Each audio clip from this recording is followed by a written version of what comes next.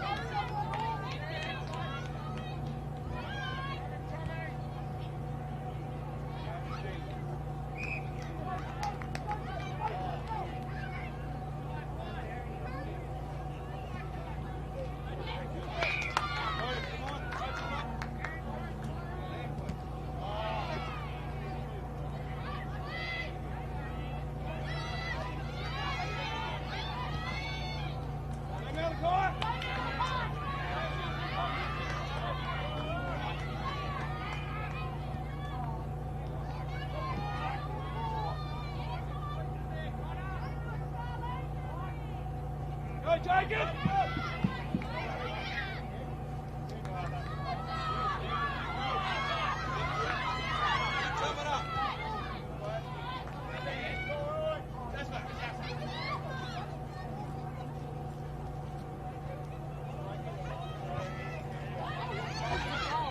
Come on, Chase! Come on! Move! Flynn! Flynn! Hold the Phoenix! In front! Get in front!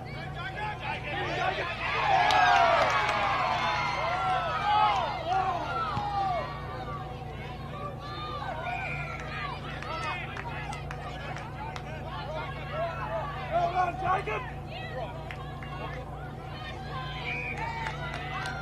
Yes, good!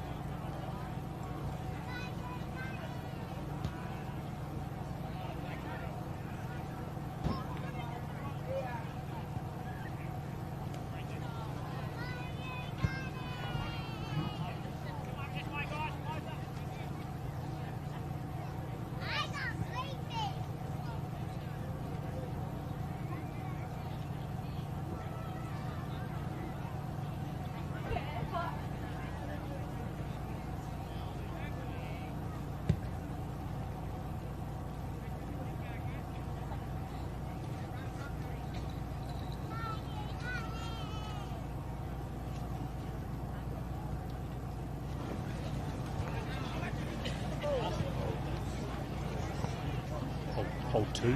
Oh, yeah, right. That's all.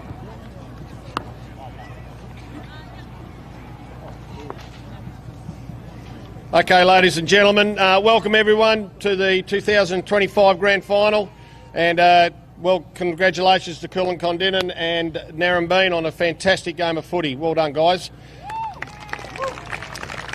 Just like to invite Gary Repashelli to come forward to present the 2025 Repashelli Medal to the fairest and best player for the whole season in the Southern Colts. You got to do both. Do I? I'll hold it. The fairest and best for the Colts 2025 season is Chase O'Neill from Narrabeen.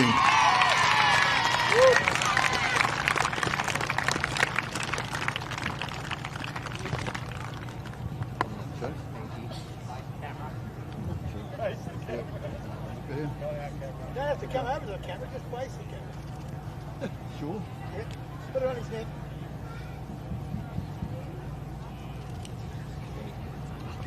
Shake hands. Thank you. Look at the phone, and runner-up, do you want me to announce that? Ty McGuinness. Top time. The runner-up to the fairest and best, we've split it up a bit, which is great to see. From Narrabeen was the fairest and best winner. From Coolin Condinin is Ty McGuinness.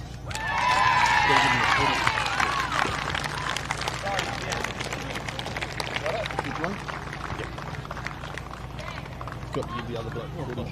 240, sorry. Oh, hang on, was that one? No, that's right. Yep. These are for best on ground for each team today. Coaches. Yep. So, All right, thanks, Rob. Yeah, thanks, Rep. Thanks to all the volunteers for the season. Football does not operate without you, driving them around and everything else and helping out during the day. I'll invite the two coaches, Brad Miller, to come up, please, to present their awards for fairest and best on ground for each team.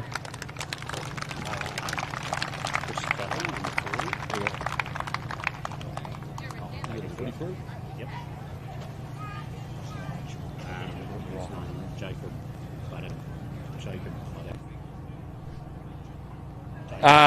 Thanks to Coolin Condinin for the day. To Brad, the standard of footy today was exceptional for a junior game of footy. Coolin Condinin, hold your heads up high because you played really, really well. The kicking, marking, shepherding, it was excellent to see.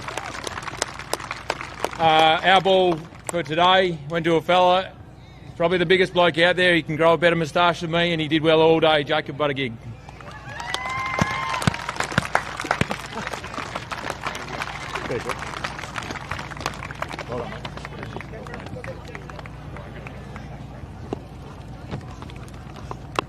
Thanks, mate.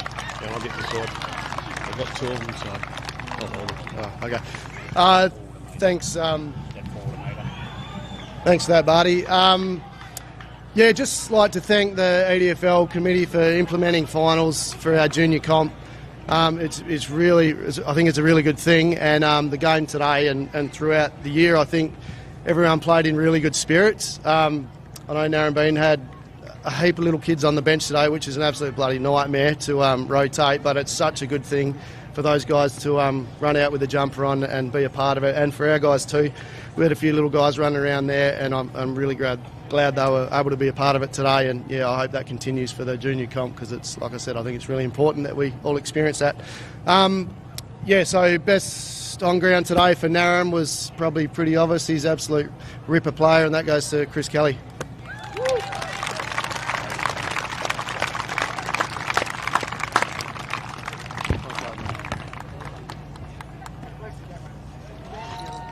Smile. Okay. Thanks, mate. Yeah, yep, you're right. Could we get all the players together for Spud to get a photo, please? Both teams get together for a photo, please. Thanks to Jack Wand, who's been director of the Southern Colts for this season. And again, thank you to the parents, volunteers and supporters of the clubs to keep this competition going year in, year out.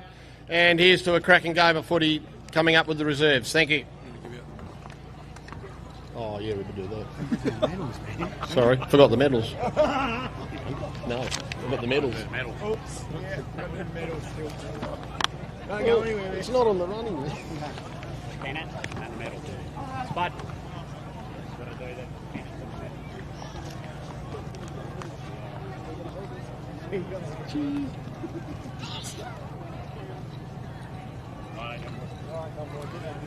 Okay, a little bit of an oopsie, but we have Rob Pauly and Cyril here from Macintosh and Sons, very great sponsors of the league. And I'll ask the coach to come forward, Barty, if you want to call the boys out as they come up. Yeah, good. You might need a half-time break. And girls. All right, I'll hand you over. Righto, kids, we haven't got medals for everyone just yet, so we'll get them organised for you because we've got so many. So, Hunter Bamford, Ollie Lynch, Rocco Federici, George Hayter, Jack Slade, Aaron Thorne, the Brown Brothers, Legion and Zealand, Alfie Cowan, Ricardo Brown, Cohen Canopo, Rabbit, Page Parsons, Theo Cheatham, Elkie Bald, Maxi Gamina, Jaden Canopo, Ollie O'Neill, Lucas O'Neill, Harry Thorne, Oscar Moroney, Toby Slade, Joe Hickey, Jai Parsons, Elliot Hunter, Dishes, Archie Federici, Toby Bold, Phoenix Kelly, Spencer Bold, Kobe Lyon, Charlie Cusack, Mason Cooney Munro, Chris Kelly, and the captain for today, Chase O'Neill. Thank you. Just while we're going, thank you to the supporters from both towns for coming out. It's a really good thing to see so many parents here. To the Condon people, it's really good. Thanks to the EDFL and Macintosh for the sponsorship. And Sam and Nick couldn't be here today, so Sam and Azza filled in and helped herd all these cats on the sideline. So thank you very much. Thanks, John Boy. No worries. Thank you. Just stay there, guys. I'll ask Rob Pauly to come forward. You get you to put your hats on. Mate, parents. Cyril.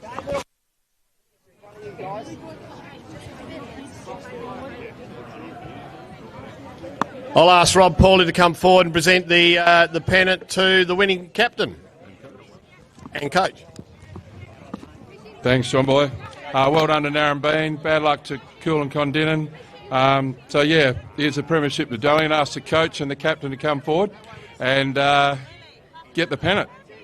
We've got to get this and put it in front for the Where he is. Well done, mate. Thanks, brother. Well done, mate. There you go, boys. There you go. Get in the front and hold that up, mate.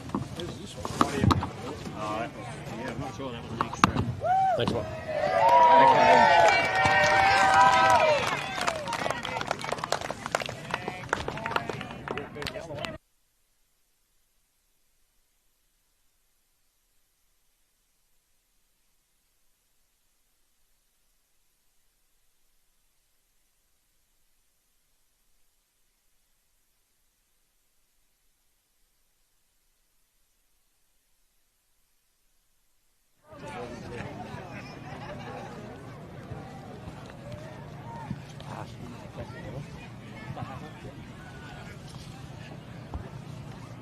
Colts grand final day at Merredin when we've got the fairest and best player from Narrabeen winners the Grinners, mate. Congratulations on winning a grand final. Thanks. No, it was very hot. The sun's out and always getting in my eyes but yeah, Coolin boys, they put up a fight and stuff. It was a really good day to play football. The weather's great and everything. And yeah, just good to our boys and we played good and, you know. Congratulations, 6 goals, mate. And so we get the player of the Delta agribusiness. So when you're buying all your chemical for when you put your crop in next year, make sure to go to Delta and a Dartfish beanie. Congratulations, 6 goals. We need to talk about the mark of the day because there's not going to be a mark better than you took today. So walk us through that one. And I just saw her coming, just feel like I just, take a jump for it and, just got my hands on it and somehow just bring it down. Chris Kelly, congratulations. That's a contender for the $3,500 first prize for the AFGRI Machinery Mark of the Year. Congratulations, Joyce. Thanks for joining us on Classic Clashes, mate. Thank you. Yeah, just, once again, thanks. Thanks your mum. That's what you need to do. Yeah, thanks mum for coming out here. Just the last game, it was good last game. Surprised, probably one of my best so far, but a lot of little kids out on our team played massive game, probably played better than me. Did you nearly hand pass one in that last quarter right at the end? You forgot to hand pass it to him? Yeah, I forgot to handball. I was going to handball it to him, but I was like, just kick it on my own. But I was like, I went up to him and apologised, saying, no, that should have been yours. But yeah, got him one in the end. But, yeah, well done, Chris Kelly. We need to cut that off. Congratulations. Best of luck, mate. thank you.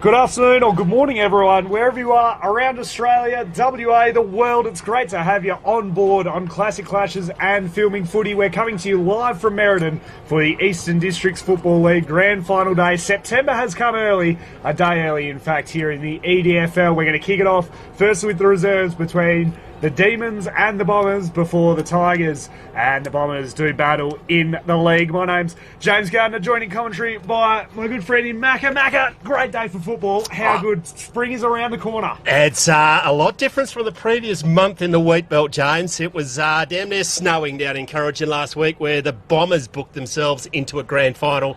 Newcarney home ground today. Perennial grand finalists, but they haven't won one for a while. Speaking to Bo Wagner, their coach, before the game, I said, it is about time, and I think he agreed with me. This will be a cracker, and it does not get any better conditions for playing footy today, James. Near on perfect, little bit of breeze around, hovering at around the 17-degree mark, not a cloud in the sky. Very different, as you mentioned, to the weather we've been experiencing recently. But driving down, how good does the countryside look at the moment? The canola is out, the crops. What a segue, James. Oh, well, no, we'll park that. We'll park that for later on. Maybe you should have been parking when you went past the men in blue. You want to enlighten the listeners, mate. I think it's a bit early to be rolling out that. We haven't even hit 12 o'clock, and you're rolling with throwing me under the bus there. So we have got a GoFundMe page to get your speeding fine. Yeah, $200 would be nice if we could get that going. Righto, we'll hit the Eastern Districts up for that in a while. Hey, parked on the other side of the oval, thanks to Macintosh and Son. James, we've got to give away 3 bits of farm equipment today for the best players out there. You get a header, a tractor and a chaser bin over there. So congratulations and thank you very much for the donation of that from Macintosh and Son. Obviously, terms and conditions are applying. I reckon Newcarney won the toss and kicking to the right of screen, mainly because Eric Enright is in the back pocket and I've never seen him kick a goal in his life. Who's going to win this one? Have you got a favourite, James? I'm going to go with the Bombers. I think that it's a big day for them. First time that they've got both the reserves and league sides in. Historic. I think they can get the job done in the Rezzies. Contractually, that makes me obliged to go for Newcarney. It'll be a cracking game. Umpire's about to get it under the way. We've got them here. Pull. And I'll get the rest of you in a minute. But underway, James Gardner. We are underway for the Reserves Grand Final in the EDFL, and it's Newcarney who win the first clearance, kicking it wide. Hayden takes a nice mark on the second attempt. Almost centre wing, broadcast side, goes laterally to a 2-on-2. There were bodies colliding everywhere. It was a recipe for disaster. Shaw got the crumbs, puts it into the pocket. It's a high up and under ball. Good luck sitting under that. Knocked away, rode beautifully off the deck by Hayden, has a shot at goal, but it's through for a minor score. So the first score of the grand final is on the board. It's a point to the Demons, early stages of the first. Ruben Hayden, keep your eye on him. Might have won a medal last year, I reckon. Played for Burracoppin in their winning side. Not a young man anymore is Ruben, but could take a hang. Getting it out from defence, getting in the hands of Brunelli in the back pocket and wasting no time to go to the outer wing. Does it keep inside? Bounces fortuitously. Brandon Swarich there. The Neville Giles medalist, Ferris and Best in the reserves, wearing the number 9. Is young Swizzle going to be thrown up right in front of the big yellow tractor. How good to have Macintosh and Son on board, as it's won away by the Bombers. Their first sort of clearance out of the middle, but they can't get it very far as it's wrapped up. At the bottom of that pack is Dalabosca. And there's been a free kick for a high tackle going the way of the Bombers. They head it out wide. Crane is the target. Couldn't get to him. He's under pressure from Belkin and happy to see it over and out on the boundary line. And a nice crowd in attendance as well. It's magnificent, isn't it? Lining right around Merredin today. Great to have so many people in attendance and great to have your company wherever you are. Hope you're enjoying the coverage as the Demons try and win it away again, going back to go forward. It's with Enright. He'll load them up off half-back. His kick was smothered. Opens the door here for the Bombers. Roved by Sabo. He gives it away, and they're inside 50 on the lead. Mark taken. And a great mark indeed by Collins. Identified the space. The delivery was good. And he'll line up for the first major of the day. Wearing the long underpants today. He's the super coach. Kicked 5 last week, I reckon. He's going to have a shot from 45. He'll take his best kick from there. Crosses the paint of 50. 48 metres out. It's a good kick off the boot. It's an absolute ripper off the boot. The Vikings there. Can't get it on the second attempt. Around the corner. High in the air. Misses to the near side. 16. Not in mine. Yeah. Spend all that time getting the numbers and he's not out there. Thanks, guys. Might be a Hilda, I reckon. Going to get kicked in by Enright. Enright wants to go straight up the staples and decides to pull it to the outer side. It wasn't the greatest of kicks. It's roved away. Dalabosca back inside 50 for the Bombers. Overcooked the kick. Might land in the lap, though, of Harwood. He tries to scrap it on the second, third attempt. Now invites a bit of pressure. Sits on top of it. And they'll get the stoppage right at the top of the goal square here for the Bombers. A great spot to be in. 2v1. They cocked that up, didn't they? Certainly did. Thrown up. Dangerous position here for the Demons defenders. They're under a bit of pressure. Just diving on top. Dalabosca applying the pressure. Edging their way closer to goal. 9 metres out. Directly in front. No breeze. Zero breeze to speak of. A beautiful day for football as it rolls toward the goal line and it's knocked through for minor score. So the Bombers take the lead on the scoreboard. They're 2 behinds while Newcarney 1 behind. Getting kicked in by Enright again. Interesting choice as the designated kicker. Here's Eric. Wilson prides the lead. Enright now plays on, goes out the grandstand side, the commentary side, in the direction through the fingertips of his teammate in Sharp. They do get it forward. Lux of Fortune taking on 2, stands up and then gets dumped. Wowee! Put some mayo on that. Picking himself up is Sam McGuinness, a strong tackle. Bobby Childs, is it? Right in front of us. Now plays on. Going to get inside 50, taking his time. It's a long, deep kick. Where's the Viking? Connor Wilkins goes back with the flight of the ball and takes a good mark. Slowing it down, don't know why. Goes to his coach. Wagner, there's a big nest of players as it come out the back. Wagner's waiting there. Fortuitously lands in the hands of Harry Sharp. He now to Zabo, goes forward. Good, read that better off the boot. Brilliantly done by Judd Dalabosca, and he takes a strong mark, and he'll have a perfect opportunity to open up the first goal on the McIntosh and Sons scoreboard. 25 metres out. No angle to speak of. And no breeze to speak of either. No excuses today for poor skills. You could not get a better day for football out here in the wheat belt. No pressure now, mate. Judd Dalabosca. It's it on the boot. He's good to look it off the boot and he likes it. He's high-fiving himself. On the McIntosh and Sons scoreboard, the Bombers take the lead. They're 1-1-7. Newcarney are 1 straight. We travelled 5 minutes gone, first term. Nice finish there by Dalabosca. A lot of poise and composure shown to put that goal through. See if they can start to win a bit of ball through the middle of the ground. They've got some big targets up forward, the Bombers. If they get enough delivery, you sense that it'll be pretty hard to stop. Umpires, Darren Paul, Coolin Con, Dinnan Publican, Father Matt Hodgson, double duties on a Sunday, and Tony Douglas. Palmy and Pint, special, $10.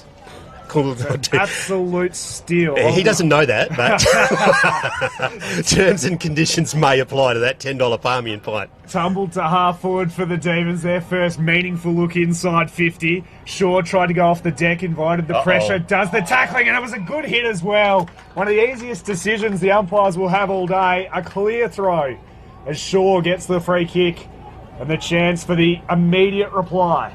Does he take his best kick from there? He'd be kicking for right on the 50, I reckon. Man on the mark stands about 47 metres out from goal. There is a pretty difficult angle for him here. This is Shaw on the approach. Find themselves down by a goal in an even opening 6 or so minutes, and that was not his best work at all. Straight off the side of the boot, over and out, and it is out of bounds on the full. Won't even register with the scorers. Fullback's got it. He might have been calling the Comanchero that made me feel uneasy, and he was a bit uneasy in Northbridge last week. He was on the weekend after the game, looking around, looking for the real Comancheros to get him. No, his surname's Baxter. Ron Burgundy's dog playing at fullback today, mate. Oh, that was high play on, says the umpire. Southern Cross are going to get the clearance. Oh, no, they don't. Desperate tackle, brilliantly done on the outer wing, right in front of the big brand new yellow tractor, and it's not nearly as funny because that hurt. Hasn't moved. Just starting. Hopefully not a head knock. Ambulance is over there. Congratulations to St John's. Yep, they're calling for a stretcher now. Not what we like to see. He's moving.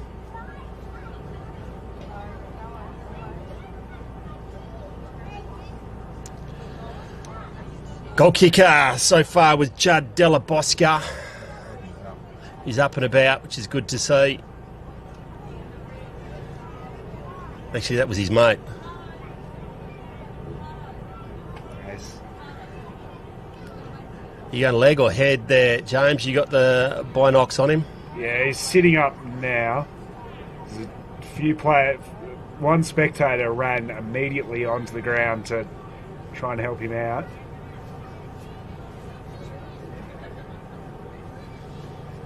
Ucarni boys now go into a huddle as we seen this out. Congratulations to the volunteers of St John. We've got the ambulance here. It's unique to country football, isn't it, James? It is country footy to have the ambulance parked up, particularly on big days like this. You're always a fixture of these sort of grand finals. And they're all volunteers. Lots of volunteers involved today. A few special guests coming up. We'll talk to Craig Gaminer. 3/4 time for the unofficial Eastern Districts Football League Facebook Awards. Sonia Barnett winning $500 for the from the West Perth Footy Club for the best woman in administrating football. One of the volunteers. And we get some more people coming over there, not standing up.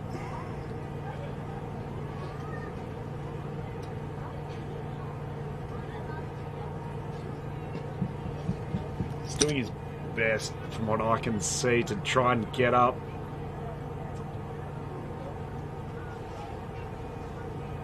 Strong tackles, one of those interesting ones. He was sort of half lifted as the strong tackle, but that was the third of the ones that we've seen.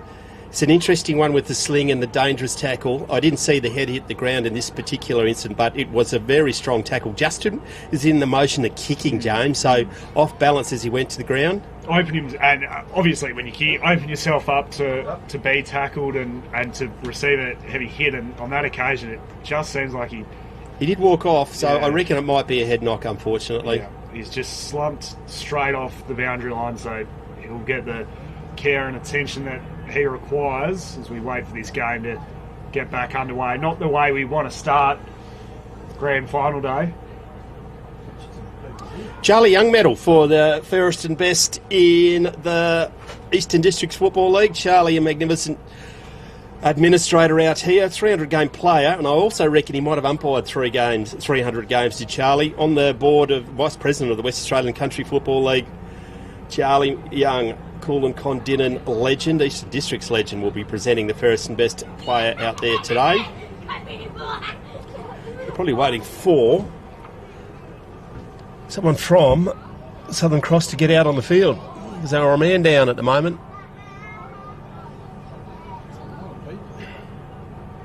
You have to get underway. No, get underway we do. You can't go with inside 50. It's all Ruben Hayden. Sells some candy, and good looking candy too. 40 metres out, stops and props and has a shot on goal. The cream rises to the top, doesn't it, Ruben? His first of the day. And if he kicks a bag, look out, Bombers 1-1 each on the Macintosh and Son scoreboard. Classy finish, lots of composure, had time and a bit of space, and he took every possible chance he could get. Good way to start for the Demons. Maybe get them kick-started again. It's been an even opening first term so far as we see the ball back in the middle of Meriden. Both teams stacked through the middle of the ground. One-on-ones right throughout. We got some bushy shovey. Bit of push and shove off the back of this contest as the two ruckmen go at it again. Both had a piece of it knocked to the front. Cruising on through was Blake and Dahl, and he was taken down in a very nice tackle. We've seen some big hits already. And you sense that will be a fixture of what's to come. Winning it decisively down was Swartz, but it was the Bombers who won the clearance. They tumble it to half forward, trying to trap it. On that occasion, Wilkins eventually does, and then with the clearing kick just to get it out of the immediate danger. All the numbers with the Demons as they again go to half forward, a bouncing ball. How does it sit for Shaw? Well, it was okay. He tried to keep it in, had the pressure from behind by Simmons. Did well to get rid of his opponent. The kick, not so good. Made his teammate in sharp work for it. Kept it in somehow. Flicked it into the congestion. Trying to get through was Fuller. Calls for holding the ball. Play on, said the umpire. Winning it Raymond! Gave it to Raymond. At the front of the contest, Hayden tried to get off the deck and he dribbles it toward goal and it's through for a minor score. The Demons take the lead by a point. I reckon Ruben might have heard us talking about a $3,500 mark of the day. It was a sensational leap from downtown. And we go to Ron Burgundy's dog. He kicks it in from full-back. Great strong mark by Blackman. Waste no time. Left foot kick out to the outer wing. It's all Southern Cross. He's been good early, has Jackson Zabo. Waste no time. Off the side of the boot to centre half forward. Harwood is there. Shrugs the tackle. Now where's his coach? Goes forward. Didn't mean it to kick it there. Fortuitously, Connor Wilkins, he's going to get met solid, goes to ground, hand passes it, finds a target in the end, goes to Wilson, who's wide. Does he get the clearing kick? It does, and goes to Brandon Swarich. Swarich at half-back for Newcarney. Not a whole lot ahead of the ground, so a few leads now being made, and one of them came in the form of Swartz, who 3-on-1. Get onto it. It was really a poor option in the end. He didn't have much else to go to. There was zero movement ahead of the ball as the Bombers go back inside 50. Knocked away to the front. Harwood tried to scrap it away. The clearing kick away from Black and Dahl, not to the effect he would have liked. Wilson is there, had a bit of support from behind, just wants to dribble it toward the boundary line and give them a chance to reset, and he does that expertly. Not as good as he would have liked as Sabo gets the free kick for deliberate out of bounds. That had deliberate written all over it. Called very well by the umpire. Push in the back, goes to the ground. Southern Cross a little bit harder at the ball at the moment, perhaps under all sorts of pressure. They go to ground. Just a little bit tentative, maybe. It's not a fair thing to say, but just better options by Southern Cross early. Newcarney, just not a lot of movement. That's what I think I'm trying to say behind the ball. Vikings there, lurking, with intent, now right on cue. Takes him to, affects the tackle. Drop that, play on, says the umpire. Swartz is there, they get it clear, they do. Bouncing, Sabo once again gets around the corner, puts into a very dangerous spot. The coach is there, eludes everyone. Socket doesn't come clear, turning into trouble. Drop that. Good decision, Mr. Umpire. Free kick is going to go to Newcarney. They go wide. Gets it into the hands of Osborne. Osborne still in the defensive 50. Now, this is where they've been breaking down, is this next kick from behind. Set up well here, the Bombers, behind this footy. It's to a 2-on-1 in favour of Southern Cross. Not the greatest of options. Off hands, cruising his way through the contest and doing well on that occasion, the Bombers, although the Demons seem to have the numbers in the immediate. Wegner came in and met him solidly, and there's a bit of push and shove after as well. A few punches being thrown. Umpire will need to sort that out. There's been a free kick in the meantime for a kicking in danger. It's going to Southern Cross, but gee whiz, we saw a bit of Bivo there. We're underway. We love a big tank impression, wasn't it? It just met him front on. It's going to be a free kick to Southern Cross. They go inside, nearly inside 50. Connor Wilkins back with the flight of the ball, takes a good mark. The switch was on, he ignored it, now he's just kicked it into a nest of Bombers, if that is the collective noun. Hilda, I think, left foot into a dangerous spot. It goes back to Wilkins. Bouncing ball. Very well done. Met the ball solidly. Going back to his teammate in Podmore. Hands over the top dangerously. Can they get it? Clear. Three of them all lining up. They spoil each other. Umpire Poole says it was a mark. They could have picked anyone. Going to Osborne, I suspect. Osborne, right on his defensive 50. Goes down the grandstand wing. It's 5v1, and the one takes an uncontested mark. Unbelievable, James. It's Sharp at centre wing, broadcast side. He just kicks it into space, sets the task for his teammate, and it lands perfectly on the chest. In the end, it was a perfect kick. Puglia looks inside 50, has the options leading for him. Knocked away, well defended at half back by the Bombers to the front of the contest. Just trying to slap it out of the immediate danger and keep this ball in motion. Going in, Dixon was dispossessed, got it back again, and then was set upon by a couple. Gone up a notch, James. Yeah, it certainly has. Since those last couple of big hits, both teams have sort of now settled into this game. Been another stoppage in play. He gets to his feet. We'll get back underway. Inside, or almost inside 50 here for the Demons. Kicking to the right of screen in this first term. At the bottom, scrapping in, Swazek. He's caught. Get a restart. This game's starting to get a little bit congested. They're set up well behind the ball here, the Demons. If the Bombers end up winning this clearance, they will now with a free kick going their way. Or rather, the Demons will win it with a free kick going to Shaw. For a high tackle, has it... Bilkin. Even Bilkin. Kale, I reckon. Has it right on the 50. Son of an absolute gun.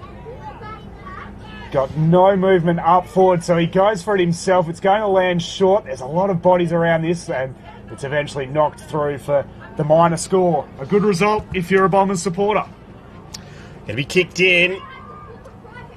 It's again by Baxter. Baxter in the square. Now goes to the grandstand side, which all commentators like. Uncontested mark. Good mark by Sharp. Sharp goes to the centre of the ground. That is not the best effort. Marked by Osborne. Plays on straight away. Back from whence it came. Ruben versus 4. Waits for it to come out the back. They might bounce through. Eludes everyone. Was it touched? Was it touched? It wasn't touched. Osborne has kicked a goal after marking into the centre of the ground and probably was in the square. On the McIntosh and Sons scoreboard, 2-3-15 plays 1-1-7. Dying stages of the first term. Important goal late for the Demons.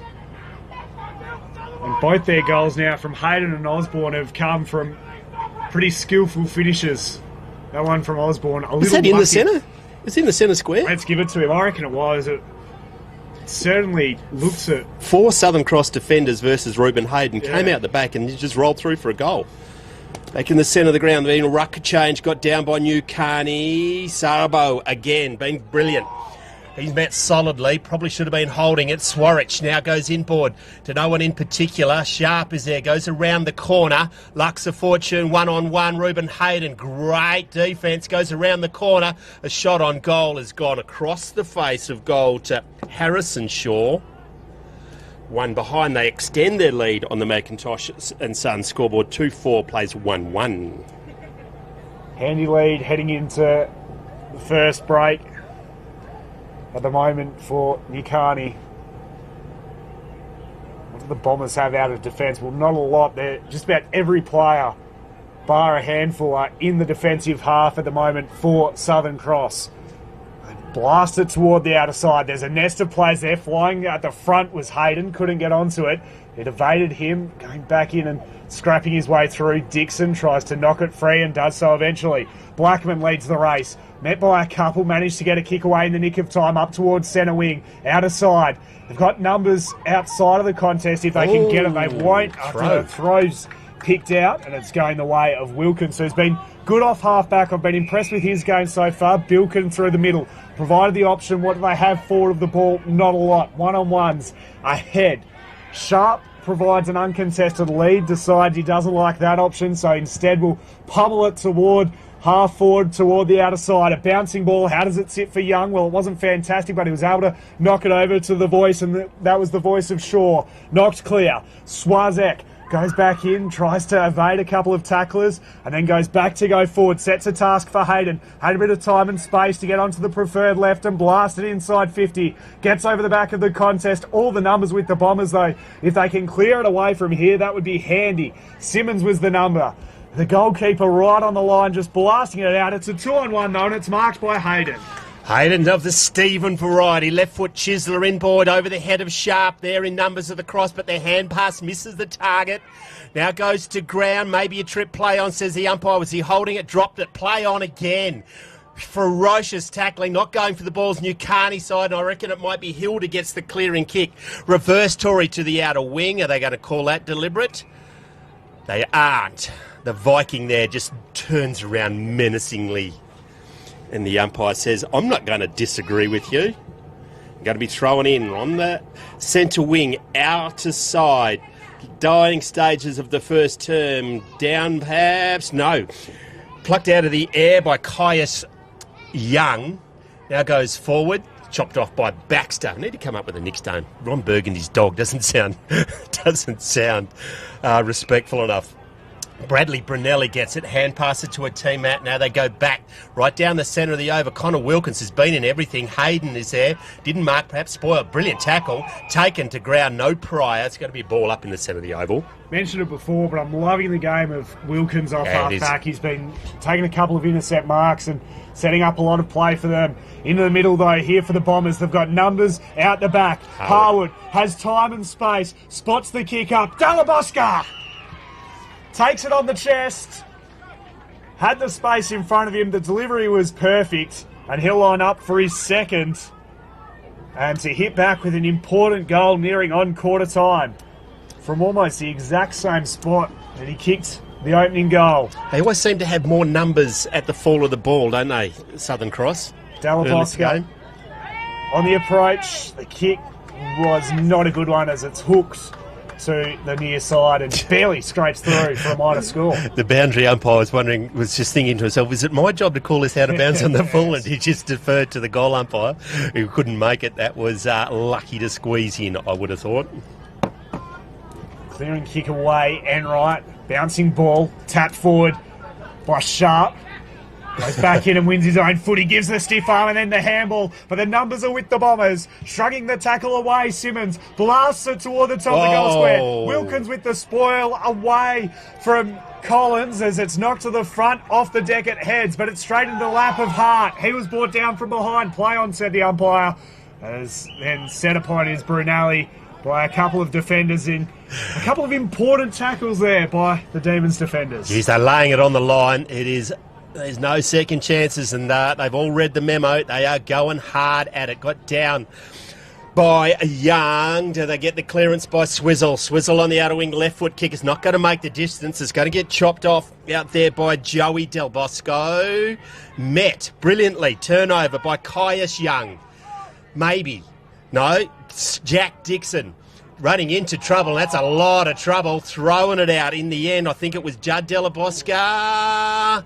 Can they get it clear? They do by Baxter. Now they go, interestingly, to the forward 50. It is all New Carney. It's marked by Aaron Osborne. His previous says it might be able to get a goal from there. Goes Sharp, who's presenting well so far this game. Michael Sharp still backwards as centre, goes long into the forward line. Perhaps a nudge out. The siren will beat them all. At the end of the first term, a cracking game of football at the Merredin Oval. New Carney lead on the Macintosh and Sons scoreboard. 2-4 plays 16, plays 1-2-8. You're on Classic Clashes.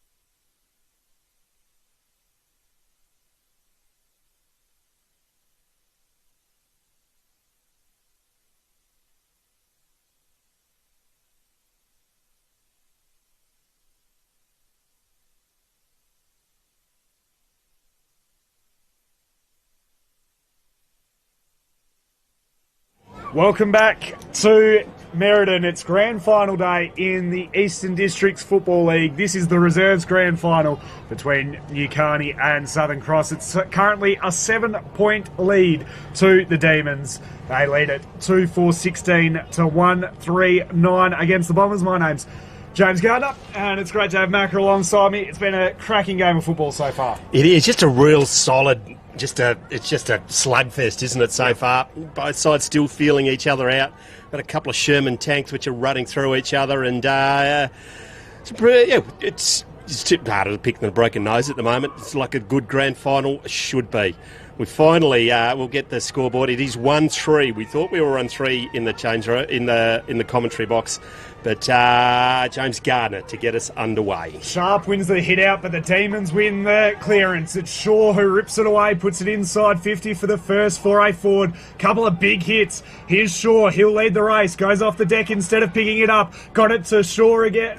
Sharp to Shaw rather. Shaw tried to get it toward the boundary line. Dixon goes in, dodged around a couple, spotted the gap, handed it away to Hayden. Quick snap toward goal. First blood Demons. Wow, that's a contender for the Kimberley Accommodation Group. No, touch ball. Well, we'll take it off him. One behind only. Southern Cross go out to the outer wing, waiting for it to come. No, smacked forward by Hayden. Now comes once again. Someone's going to have to grab hold of it, and it'll be the coach. Bo Wagner goes to the very dangerous spot. Reuben Hayden didn't jump. Sharp is there. Ron Burke and his dog slaps it out to advantage, and now Southern Cross running it out of defence. Big Childs just spears the ball up to the wing. Sabo, probably the best man out there. Well, best player for Southern Cross, now just runs away from everyone. Goes to the reverse Tory. Interesting choice. Goes to the Viking. The seas part. Viking gets it wide, gets it to a teammate, and comes back to Sabo. Sabo wastes no time, gets it to his coach in Collins. He's 40 metres, tries to evade. Does. Gets the hands over to Crane as a shot on goal. Harwood, big spoil. Touch through.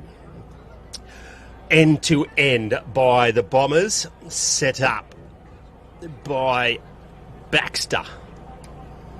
Going to be kicked in by Eric Enright. Probably the first time that we've seen either side get any real ball movement and transition going off half back.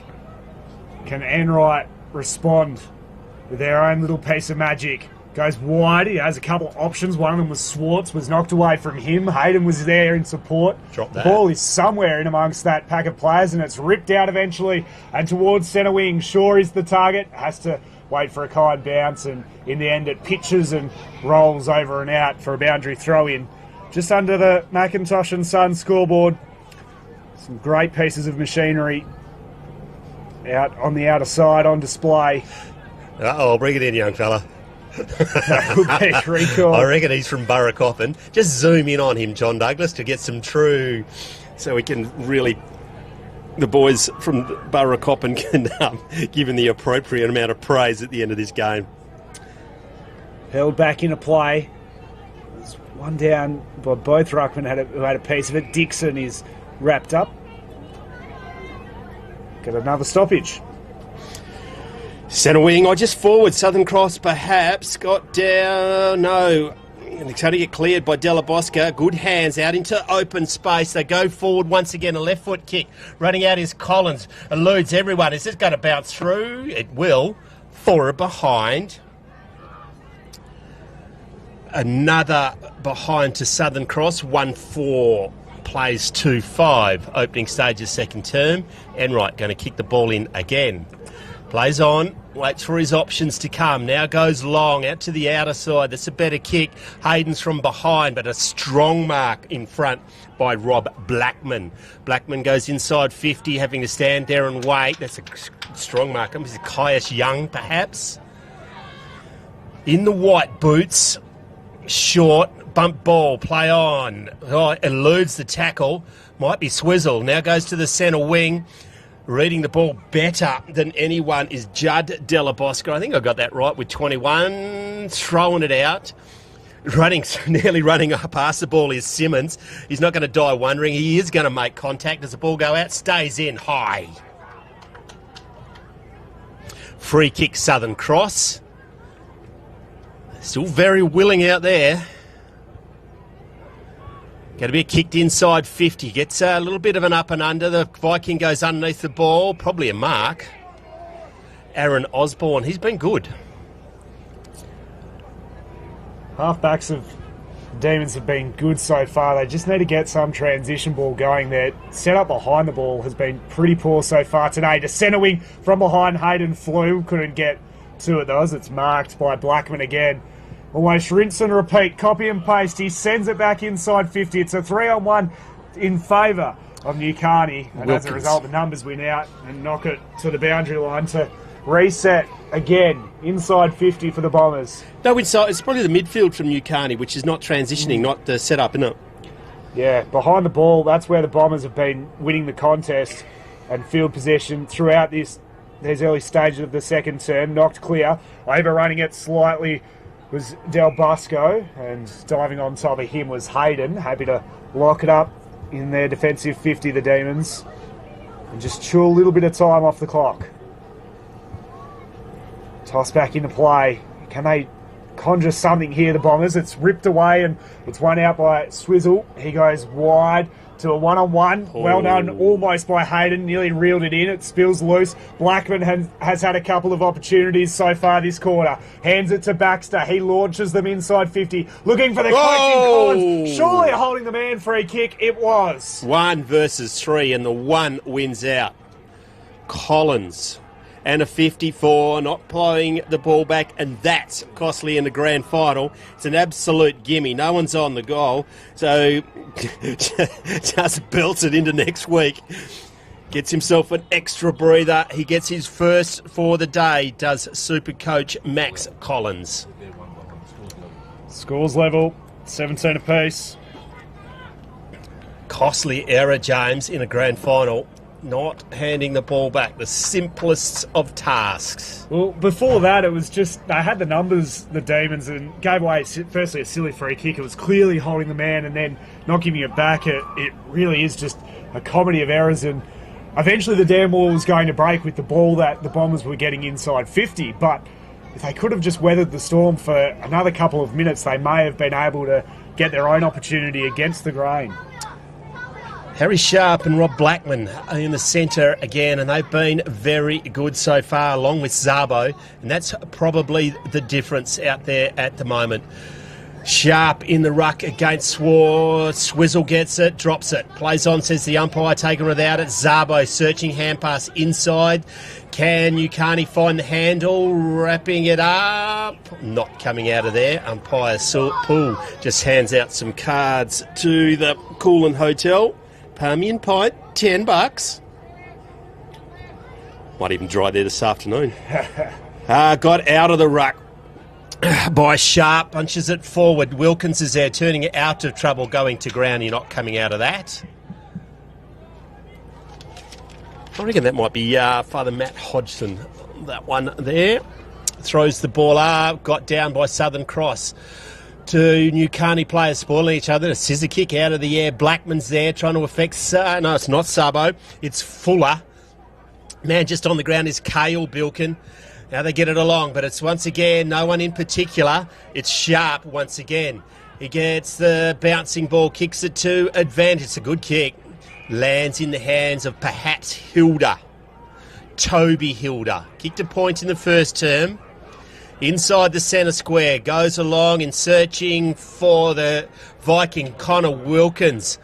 The golden fist gets it out to Zabo, goes one way then the other, good hand pass, gets it back in the hands of Fuller going forward. Collins is there, good defence by Wilkins, gets it and kicks it forward. Bouncing ball, there's no one there in particular except Hilda, making some ground, hand passes it to Harwood, turns into trouble, drop that. Incorrect disposal, good decision, umpire, free kick, New Carney. An important one as well. They need to keep this pressure up. It's going to Shaw. Right on the defensive arc. Deep in defence. He's got not a whole lot to go to, so he spots the kick to Dixon. Going short, but then as this next kick, they've set up well, the Bombers, so He spots the kick for Sharp in the middle of the ground. It had to be a better one than that. It ended up being a one-on-one, but they have the numbers on the ground, the Demons. Both sides cracking in. They do well there, the Bombers, to lock that up and ensure that it doesn't go any further, because Newcarney had all the numbers on the ground. If that ball had have gone out, they would have had a certain goal. Toss back up right in the middle of Meriden. It's one away by Dixon, who slams it inside 50. Leading the race in front was Wegner. He couldn't hold on to it. Numbers on the ground for the Bombers. A clearing kick away, trying to get rid of the immediate danger. Hayden flicked it inside. Sharp dances around a couple, sells a bit of candy, sets his sights on goals and gets it. Hello, that's a contender for the Kimberley Accommodation Group. Oh, Twinkle Toes Michael Sharp gets one, must be said, against the flow of play, but boy, did he do his best Bolshoi Valley on that one, James Gardner. Super goal. Danced around a couple, and then the poise to finish from there was extraordinary. Very good goal and a great finish, and an important one for the Demons. It's a mini. Oh, it's not a mini break. It's just a goal. 3-5 plays 2-5. Are we? Are they missing another point? 3-5, 2-5. Need to have a chat. Sonia Barnett will take her $500 off her. Back in the centre of the ground, got down by Southern Cross. Immediately wrapped up in a solid tackle was the young Newcarney player in Mitch Shaw. Secondary ball up in the centre of the oval. Prime position, gets it down to Blackman, goes through his hands, whistling, might be Bilkin. Through the pack, goes out in front of Wagner, bouncing ball, stops, prop, Twinkle Toes, picks it up and misses! All of the magic might have gone in his first shot, James. You need to leave a little magic in your wallet, Twinkle. Based on what we saw just moments ago, that's a poor miss. From the kick out, gets over the back of Osborne, who's got the pace to dive on top of it and just try and keep his ball in motion. Lots of players diving in. I reckon there's a couple of punches being thrown as well at the bottom of that pack. Yeah, I think you're right. Ball is somewhere amongst that. The umpire will come in and relieve that pressure. Bit of royalty, mate. And there's been a free kick given away, going the way of the Bombers. Going short along the boundary line, wasn't the greatest of kicks, allowed Shaw to come across and knock it into a sea of people who have lined the outer side. Plenty of passion. What do we got here? From the Corrigan Hotel. That's a very confident publican. Scotty, we've got $10 pints at the the Condinin Hotel. $10 palmy and pint combination. How are we going at the Corrigan? Is there an auction today, Scotty, or what? Just left.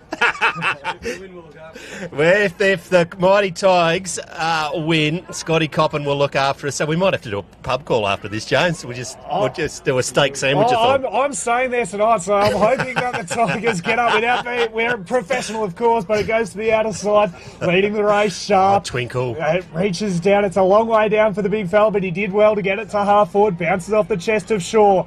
Recovered, landed like a cut. Gave it to the voice of Belkin. Up against the boundary. Puts it towards Wagner. Takes the mark. Is paid. That'll do. And the goal is given. And there's a bit of push and shove in too. Just a heads up to all the Southern Cross players out. Never pick on a shearer, okay? If you want to have a fight, maybe don't do it to a shearer. Well, he's gone on a really tight angle. I wouldn't have thought it'd be this tight, but he's going around the corner. Wagner. Uh-oh. Gets it, just. Back-to-back goals for Newcarney, opening up a nice lead now.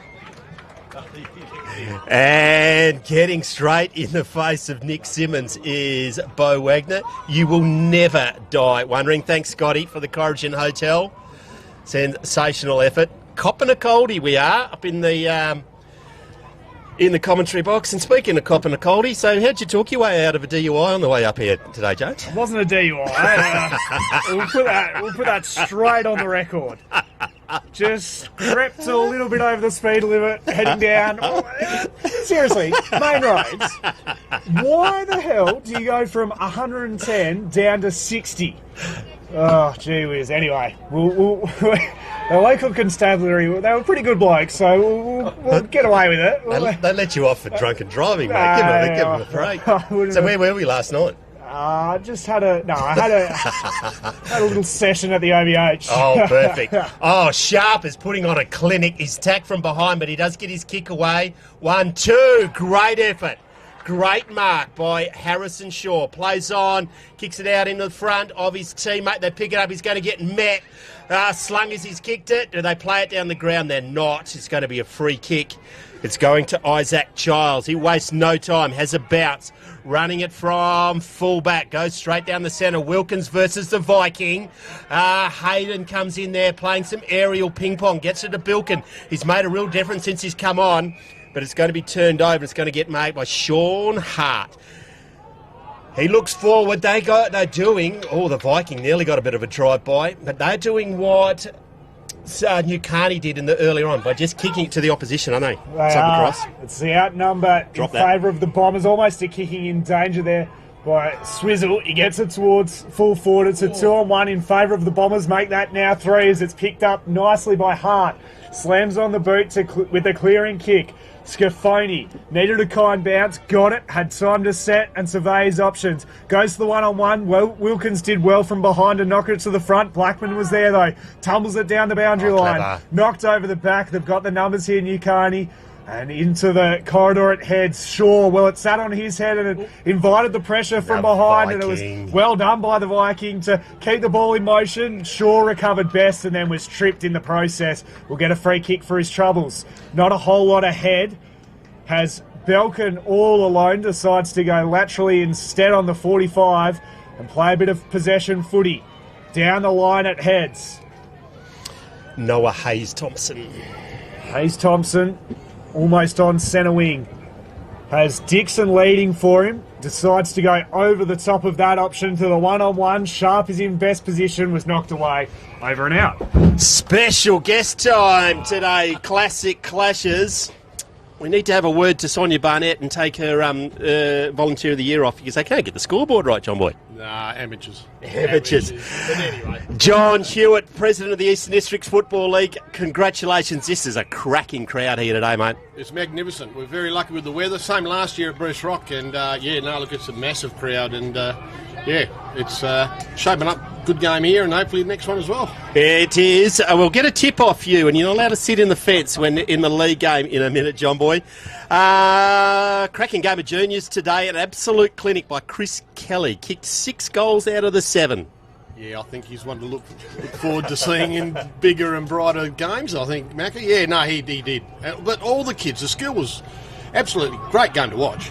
It was, and good spirit as well. Bo Wagner! Big fella. He's, he's always has a touch of the cranky pills, does Bo, doesn't he? He has been known to, yes. Has been known to have a little indulgence.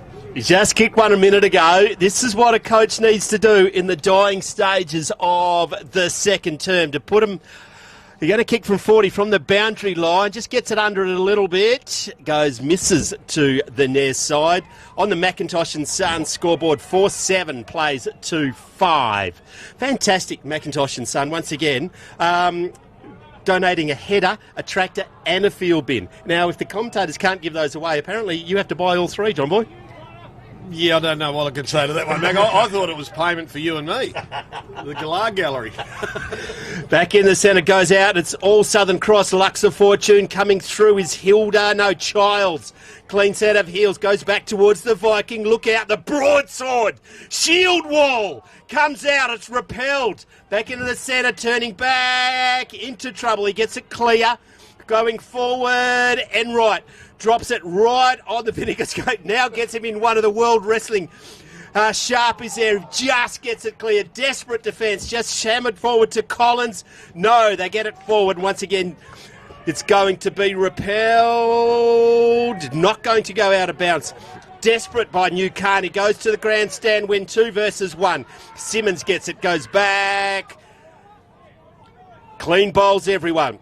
Picking it up now, searching, hand pass to no one in particular. We're waiting for a break in play so we can talk to the president of the Eastern District Football League. Shrugs the tackle, be a free kick. Big effort by all the volunteers. Borough Coppin running the day today, John Boy. Yeah, no, look, and Sonia, the president, I think, if I'm not mistaken, first Madam President of Eastern Districts of a footy club, so she's done an outstanding job, her and a merry band of helpers, and there's lots of phone calls going to and fro, but she's got it all under wraps, and now the Borough Coppin done a fantastic job. And your life got a hell of a lot easier when, John Boy, when Buckets came back from over east. Thank goodness. Thank goodness. Yeah, mate, no, he got back on, well, he blew a fuel pump out just out of Norseman, I think. So hopefully he wasn't flying. Yeah, no, thank goodness. But yeah, no, he got back and, took a bit of pressure off. But no, things were pretty much set in place, so it's like running a hot bath for him, these things. Charlie Young medal for the fairest and best in reserves. Today, Charlie Young, he's just a legend of the Eastern Districts Footy League. Yeah, unfortunately not here today. I think he had a knee replacement or something. So, we'll probably we'll get someone up there to present that on his behalf. But yeah, certainly been a great stalwart for the footy in Eastern Districts and country footy. It is. It's the Cosgrove medal. We talk to Trevor every year, so we'll give that one a miss this year. But, the Cosgrove medal, fairest and best in the league. Yep. No, big TK's his here, so he'll be presenting it. He's a goal umpire as well. This is his swan song. Okay. His swan song, Macca. This is it for him. He's retiring after this, 20 years or whatever. So, it's a good memory of great memory for his late father, who was a pretty dominant force in coaching and playing. He was. Great to see. We know Big Trev's limitations now. It's a road train coming the other way. That's all he can handle, isn't it? I'm not saying nothing. You might have it on playback. I'm not that silly. We always get a drive-by on the big red Trev. Hey, tell me before you leave, you've got to have a tip. Who's your tip for this one in the Rezzies? I came in thinking Southern Cross might do it, but it's Ucarni seem to be holding them all right. Righto, so get off the fence now, so you can stick with Southern Cross. So, what about the next game, mate? You've got to be impartial. But you also got to have an opinion, John Boy. Who's going to win the next one? The best team. We're going to need a team out here. Yeah. We need a team, John Boy. Come on. I probably shouldn't. I'm not going to say. You can keep trying and pestering me, but hopefully just a cracking game of footy, and hopefully the Tigers come up. But we'll wait and see. Southern Cross have been the form side for the year, so it all shapes up. I think both teams are pretty much full strength, so... Yeah, we look forward to it. Southern Cross have done a magnificent job looking to go back to back, and I've got two sides in the grand final. The first sling we played today has been very willing out there. John Hewitt, congratulations. We'll speak to you at the end of the day. Congratulations what you've achieved in the Eastern Districts Footy League this year, and best luck for the rest of the day. Good on you. Thank you, Macca, and thanks to you guys coming over, John, and everyone for broadcasting. It's a fantastic initiative, and I think you're getting a few hits. So, you've got the nod. So, good on you. Thanks, guys. Have a good call. Ucarni comes back in. Can they get a late one? Running in a straight line. Shrugging the tackle is Black and Dull, but it's going to get turned over. Didn't have that. Ron Burgundy's dogs had enough. Bit the head of Dixon. Dixon gets the free kick, will put them back inside 50. Options are plenty, overcook the kick. Black and Dull straight line the ball, gave it away, releases the run off halfback. And that's a pretty good option as well. Collins is there, knocked away from him with his arms chopped. It was. He's got Adele Busco deep if he wants him. He finds him. He's already kicked two today. Had it knocked away, won't get the chance for a third just yet. Wilkins does well to knock it over and out. Deliberate. It was. Wilkins has been brilliant today. Up until that point, he's been one of the better players across both teams. And right, deep. Takes a big intercept mark. Almost a 50. Is a 50. Another costly error. And this is late in the second quarter. This could be costly. Enright's running far too fast. He's going to be rooted by the time he gets to kick it. Gets out to Twinkle. He goes inside 50. Where's Wagner? It's going to come out the back. And they keep it in. No dangerous spot for Southern Cross late in this term, James. It is. That 50-metre penalty could be costly. They've gone from having it deep in attack to now deep in defence. Hurled back into play. Both ruckman tussle taking front position was Young. Almost pushed out of it. Hayden kept scrapping his way along. It's one out though by the Bombers. A handball in hope. Wagner just throws the handball in hope to no one in particular. Del Busco bodylined the ball. Wagner stood strong in the tackle, was dispossessed, and there's a bit of push and shove. He's thrown his body around a couple of times now, big Wagner, and this time he's having none of it from Blackendale, who will get the free kick after he was thrown away and into the second row of supporters. Just ragdolled him off the ball. Blackendale will kick it back in. He does, deep in defence. He's going to put a tail on it. He just tumbles it toward centre wing. Great mark by Sharp. Read it best. Good set of dukes. Malcolm Blight's going to have a shot at goal. Sharp, just under our commentary position, looks ahead. He has Wagner leading for him, decides to bypass that and go to Hayden instead. Had 3 to beat. In the end, the numbers one out. Down the line, it heads to a 2-on-1. Over the back, Hayden juggles the mark, takes it, holds it, waits it, goes into the pocket. Hayden! It's a clinic! Hayden to Hayden, he got the sit, he took the mark, and now he's ginger for it. Right on the half-time siren. This would put it out to a very nice 19-point margin. Sharp running over, seeing if he can... Don't handball it to Sharp, okay? Get himself another. We've already seen him kick one today. Sharp this time it'll be Hayden. Jimmy Morris down there trying to give him, trying to get in the camera shot and give him some advice. All the Bombers down on the goal line. Hayden's kick on its way won't make the distance. And so at half-time, the scoreboard stays as is. 4 goals 7, 31 for New Carney. 2 goals 6 for Southern Cross. They led it by 7 points at quarter time, New Carney. They're now out by a handy 13-point margin. We're going to take a break. Be back with the second half action right after this.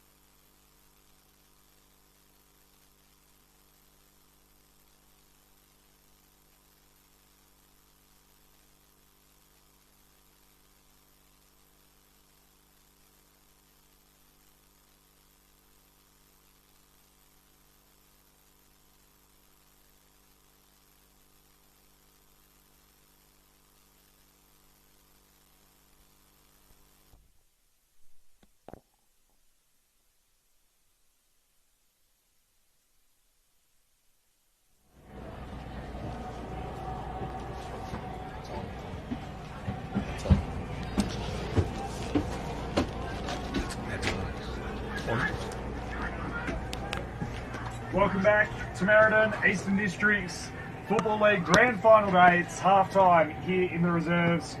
And it is currently 4-7, 31 to 2-6, 18, a 13-point margin in favour of New Carney. They led it by 7 points at quarter time, now holding a 13-point lead as we prepare for the second half. Southern Cross, can they work their way back into this game? Just kicked the 2 goals so far. That was courtesy of Dalabosca and Collins. While for New Carney, Hayden, Osborne, Sharp and Wegner, their goal scorers for their 4 goals, 7.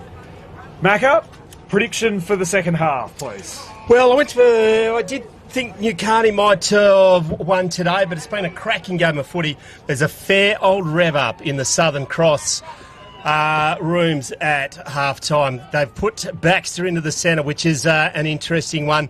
So we'll see how they go. Straight away, nearly coming out, nearly paying off. Running into a brick wall was Brunelli. There's going to be a secondary ball up. I thought they won the midfield, Southern Cross, in the first half. Swizzle gets it down after Schwartz gets in the ruck knock. Bouncing ball goes over the back, leaving his player. Childs does brilliantly. Goes inboard. There's an errant hand pass. Gets through Hayden. It was a high fend off. No, high tackle. Free kick. Might be Simmons. Goes wide. Been very good as this man in Harry Sharp. Sharp now. Half-back flank, errant kick. Will it stay in? No. Out in front of Harwood. 27 is Harwood, isn't it? Yeah. Writing all these down. Congratulations to the New Carney side for putting in their in the budget in not numerical order, James. It's a sensational effort. It was an interesting move indeed. Swartz stood tall in the tackle, got the handball away. Bit of aerial ping-pong. McGuinness tried to get it out. Harwood gave the 1-2 away to Sabo. He puts it inside 50. Collins! Oh! And Mark in the middle of a couple of defenders. Extraordinary courage shown. He was like Chautauqua, the grey flash coming from 3 deep, taking the mark, and he hurt Wilkins in the process. You had to run me back through that one again. Chautauqua, the grey flash. The grey flash? Where was that? What's it? Oh, it's just a... Have you never heard of Chautauqua? No. Where am I living? Exactly. What sport are we talking about? Horse racing. Horse racing. Gosh. That's why I'm such a tight ass. I'll never bet. The grey flash. In the middle of 2, and to protect himself, both his knees went at Connor Wilkins, and if he doesn't get up from this one, that will be a big blow to New Carney because he has been sensational in that first half. Huge. It was probably my best on across both teams in that first half. I thought the half-backs of both sides have been really impressive. Wilkins, he's properly sore. He is properly sore. Nearly as sore as a boy in the first quarter of the Southern Cross. I didn't get an update on that one. He is going to have to suck it up if they're going to win this game, because I don't reckon they'll win it without him out there, the way he's played in that first half. Big call. Collins, after the back of that mark, will have the shot at goal. 30 out directly in front. He's just making his way very gingerly off the ground here, Wilkins. Showed great courage to sit in that pack. He knew the contact was coming. So the changes will be made, and you'd have to think pretty quickly by the Demons because he's a key pillar in their back six. Collins, they've been errant with their kicking. 2-6 in front of goal. 4-7 for New Carney.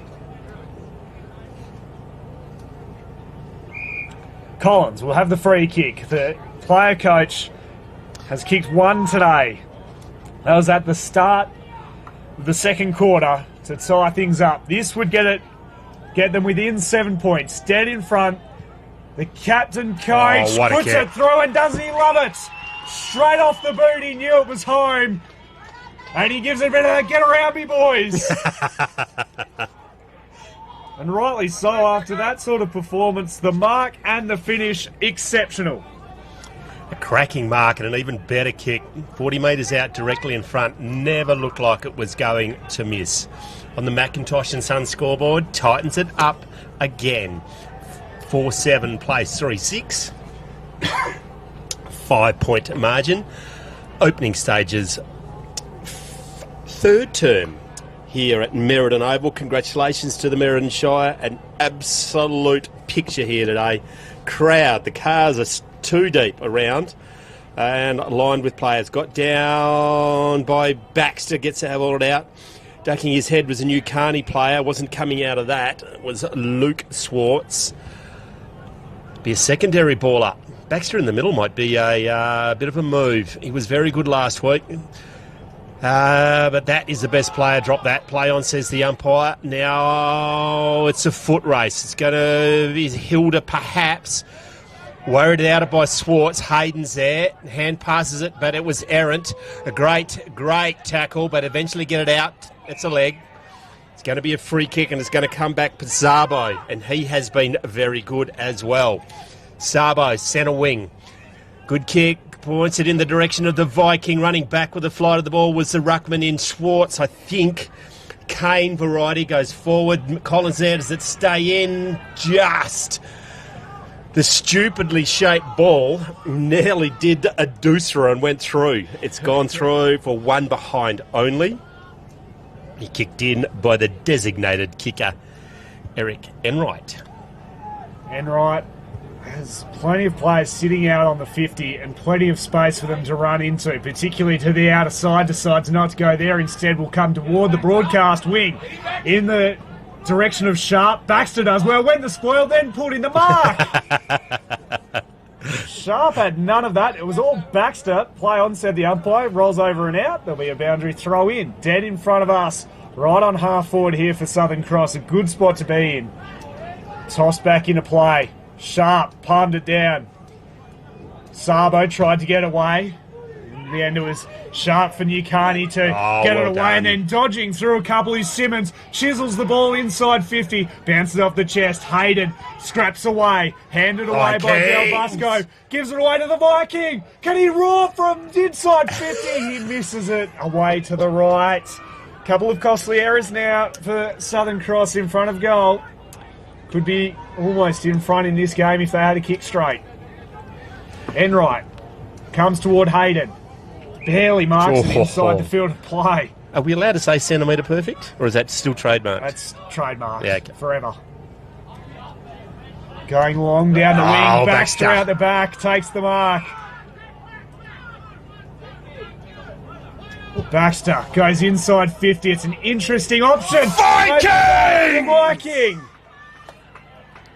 Pulls it from nowhere. He had no right to mark that. Had the right amount of distance and air. It was a perfect kick. The Viking did the rest and can now put them in front. If he kicks this one, the Shield Maidens will go wild tonight around the Viking. The Viking from just inside 50. Delightful. Never in doubt. Southern Cross, after being 13 points down at halftime, find themselves up by a point. Almost midway through this third term. Premiership quarter, and they are rising to the occasion at Southern Cross. Baxter into the centre. I thought they were dominant in there, but they've changed it up. Blackman was very good. But Harry Sharp in the ruck for Southern Cross has been a fair force today as they take the lead halfway through the third. Can the Demons respond? Swartz gets it down. Swizzle can't find the handle. Southern Cross are going to clear it through Brunelli. Goes to Sharp. His hand pass doesn't, but he follows it up brilliantly. Now they get it. Hilda around the corner. Bouncing ball goes over the top of everyone. The Vikings there. One hand. Sells some Viking candy, which tastes like fermenting fish. Goes to Collins. Misses the ball. Can they keep it in? They can. Baxter's dog does not misses the impossible. Wowee! Now Wilson's there leading the charge. Hilda slides in. That's a free kick. A calamity of errors 30 centimetres out. Extraordinary. Great pressure on the goal line. Wilson will get the free kick. Judd De La Bosca, I think it might have been. Yeah. He had a couple of cracks on it, and he's still dirty on himself. Needs to move on quickly. Belkin still in the defensive 50 for New Carney. This game has gone up a couple of notches since half-time.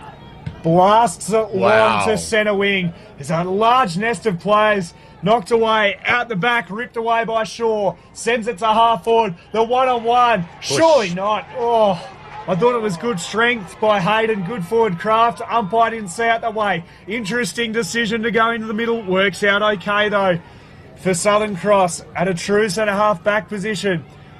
Going long and wide, and it's almost taken. Play on, said the umpire. Swazek handed it over the top. Oh, wowee. 22 on my sheet, and it's ripped up, and it's going to free kick to Southern Cross. The Isaac Childs has it, goes into the centre of the ground, finds his teammate.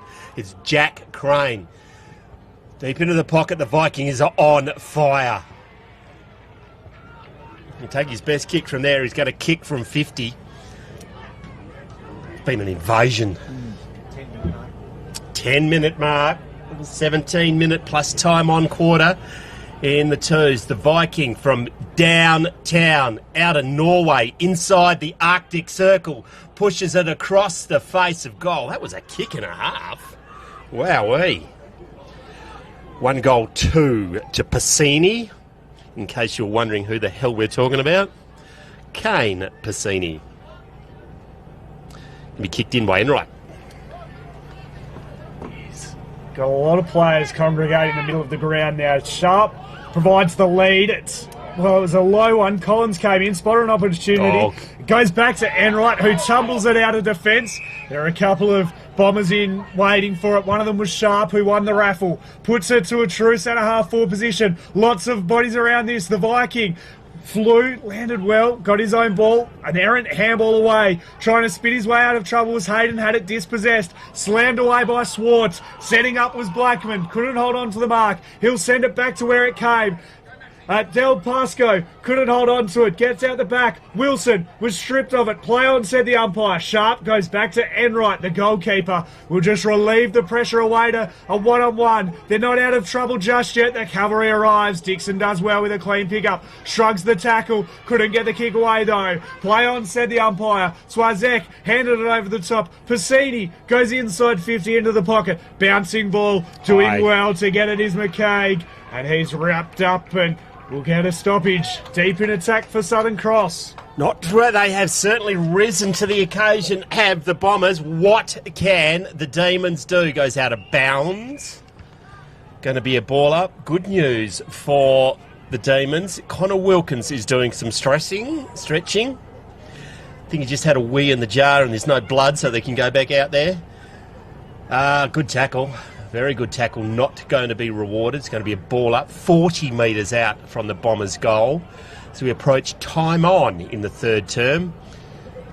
Where Southern Cross holding its block as luck's a fortune. You maintain centre ground.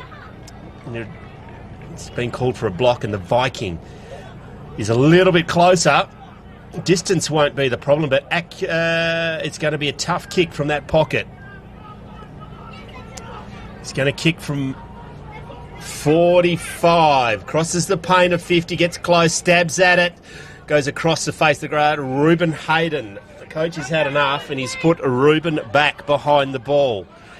The veteran. Short, finds a teammate. Wilson. Plays on, goes down the outer wing. Hilda's been good out there. Swartz is there. Shrugged the tackle, misses the hand pass. Now it's a hand pass and hope. It's a free kick off the ball, and it's going to go all the way back. It might be Blackman. There's a bit of a wrestle. Actually, it's not Blackman because Blackman's in front of us. A 50. Someone gave him a godful. Sharp. The ruckman. Not the best decision. Coach killer. Those ones. This will be their ruckman, won't it? Harry Sharp. Well within range. Will be kicking. 25, maybe 30 metres out. Umpire Pedantic says no, move around 33 centimetres. So he resets. Pushing off the sight screen, the run out. Now has a shot on goal, and he gives a double fister to himself and says, get around me, boys. And they're too scared not to. Extending their lead on the McIntosh and Sons scoreboard. 4-7 plays 5-9. Time on in the third term. Big quarter. Kicked the last 3 goals, the Southern Cross Bombers, and from what I can remember, I can't think in this quarter where Nakani were able to get it inside their forward half, or at least inside 50. Certainly hasn't, has it? It's just lived in the forward half of the Bombers. They were 13 points down at half time after they trailed by 7 at quarter time. They're now in front by 8 points.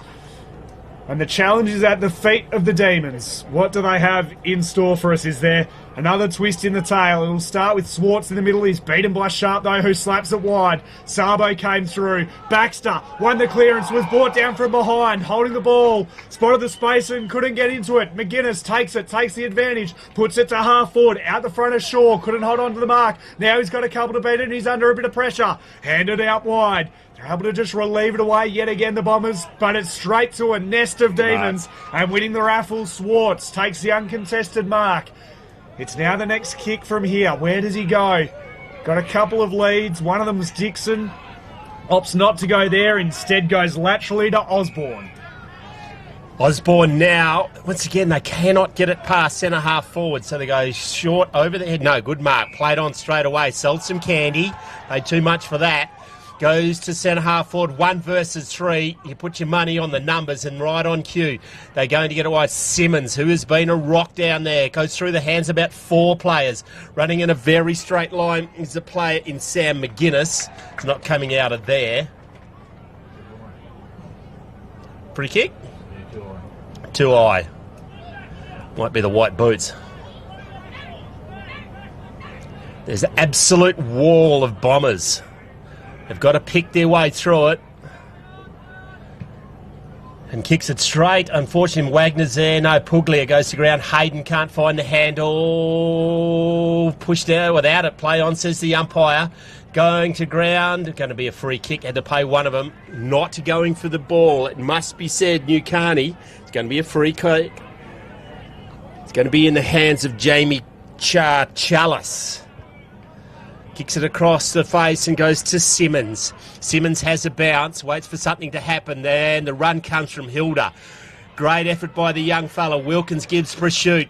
Goes back. It's a Viking versus Wilson. Comes out the back. Viking goes to ground. Jumping in his back. Got to tap it out. It's not coming.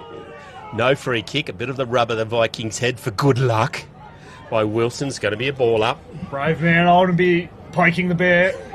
Poking Viking, more like it. Anyway, both ruckmen had a piece of it. Spills down, nearly had his head ripped off. Crane was cruising through and was fair dinkum clotheslined. No malice, but just making sure that he's still on the right way. It's not facing the wrong way, so that's always a good sign. Jack Crane, what can he do in the dying stages of this third term on the McIntosh and Son scoreboard? It's an 8-point lead. This will make you handy coming into the last. Crane from 40 metres. Kicks on its way. Kicks on its way. Points. Oh, go on. Give the celebration to the camera, Jack Crane. Who the hell do you think you are, Jack Ginnivan? Wow, he rips the top off the can and points to the camera. Tell us you got that one, John Douglas. Now, it's an important goal nonetheless. A 14-point margin. They've kicked the last 4. This has been a great turnaround from the Southern Cross Bombers. In a big day for them, of course, the main event after this. Corrigan taking on Southern Cross. Southern Cross have been the form team all year. We'll preview that in depth just before the bounce of that game. 5 in the square. Should be an automatic free kick, but they're not paying it for a 6-6-6. That's odd. given the warning instead. Now, Young's been thrown into the ruck to try and give them something here for the Demons. It's knocked down, not to great effect. Sabo wins the clearance, gets it to half forward, spills to the back. Sharp led the race, lost it in the end though. Handed away, they're back inside 50 and deep. Here's the Viking, has Collins for company, tried to go off the deck, couldn't, has a couple to beat now. They're under a bit of pressure here, the Demons defenders. Been under the pump so far this quarter. Wilson knocked off it by Collins. Well, it was an interesting handball. Could have almost been a throw toward the goal line. And out there, Wilkins gets back to his feet, back on deck and doing the job on the goal line to get it through for a minor score. Just a little bit more desperate. They just do not concede any contested ball to the Bombers at the moment. You know, they're just chasing down everyone, and once again resulted in a shot on goal. Bo Wagner's throwing the magnets around. Now he's at full back. Kicks it long. Goes Hayden, goes to ground, that everyone goes with him. Goes to Suarez, can he keep it in? Right on cue, goes through the interchange bench. It's not your day, it's not your day. Just the bounce of the ball is eluding, but pressure is creating it at the moment for Southern Cross. Going to ball in, throw up. Sabo gets a clear, searching hand pass, misses the target, goes to Wilkins, keeps his feet, waiting for an option, now kicks it to the true centre half forward position. Oh, one hand, Childs nearly comes down with it and wraps up a brilliant tackle. He's been solid without being flashy.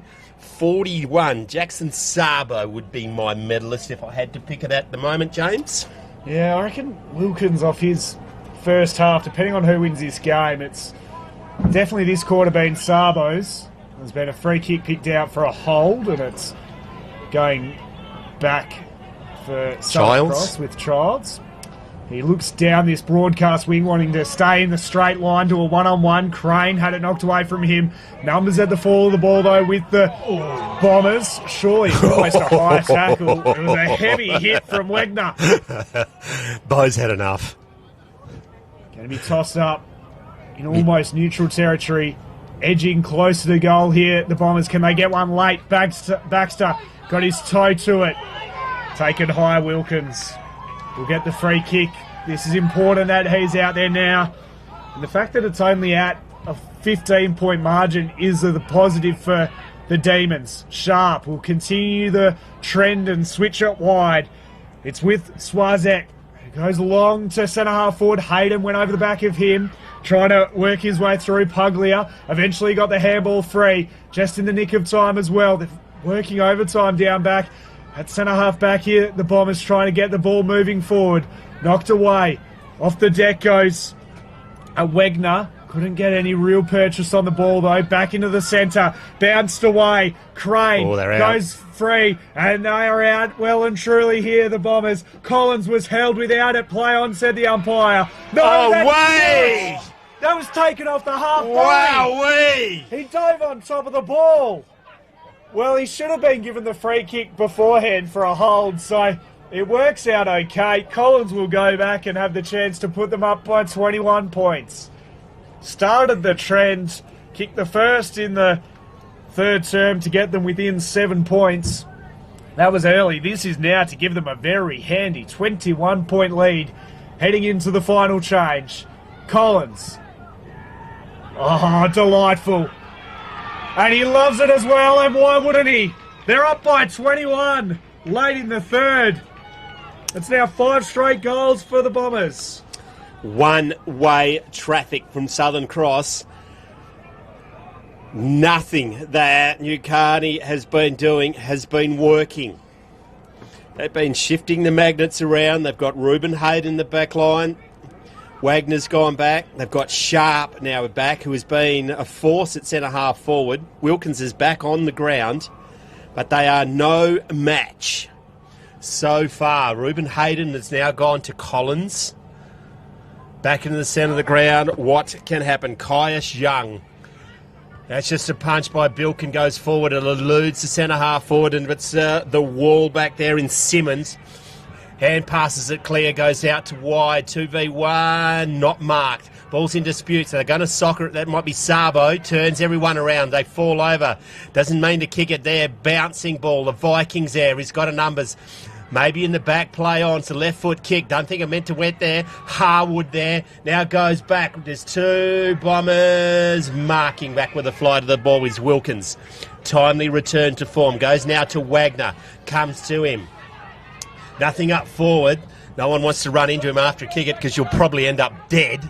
Now goes to Baxter. Ron Burgundy's dog gets it and kicks it back from whence it came. Marked by Wagner. Goes inboard, off the side of the boot, shows a fair bit of it's going to get turned over. Finally gets the free kick, the hand pass away. It's up and under. It's a whole heap of demons. Collins is there. Brilliantly done by Wilkins. Goes to Wagner, high in the head. Don't get near him. Don't get near him. Very brave man by Sam Lawrence. Talking about poking a bear, I'm scared. Yes. Wagner deep in defence. He's got nothing ahead of the ball, just stagnant. Yeah. So he goes to the 2-on-2. Hayden flew from the side, off hands, fell over the back, keeping it in play. Hayden.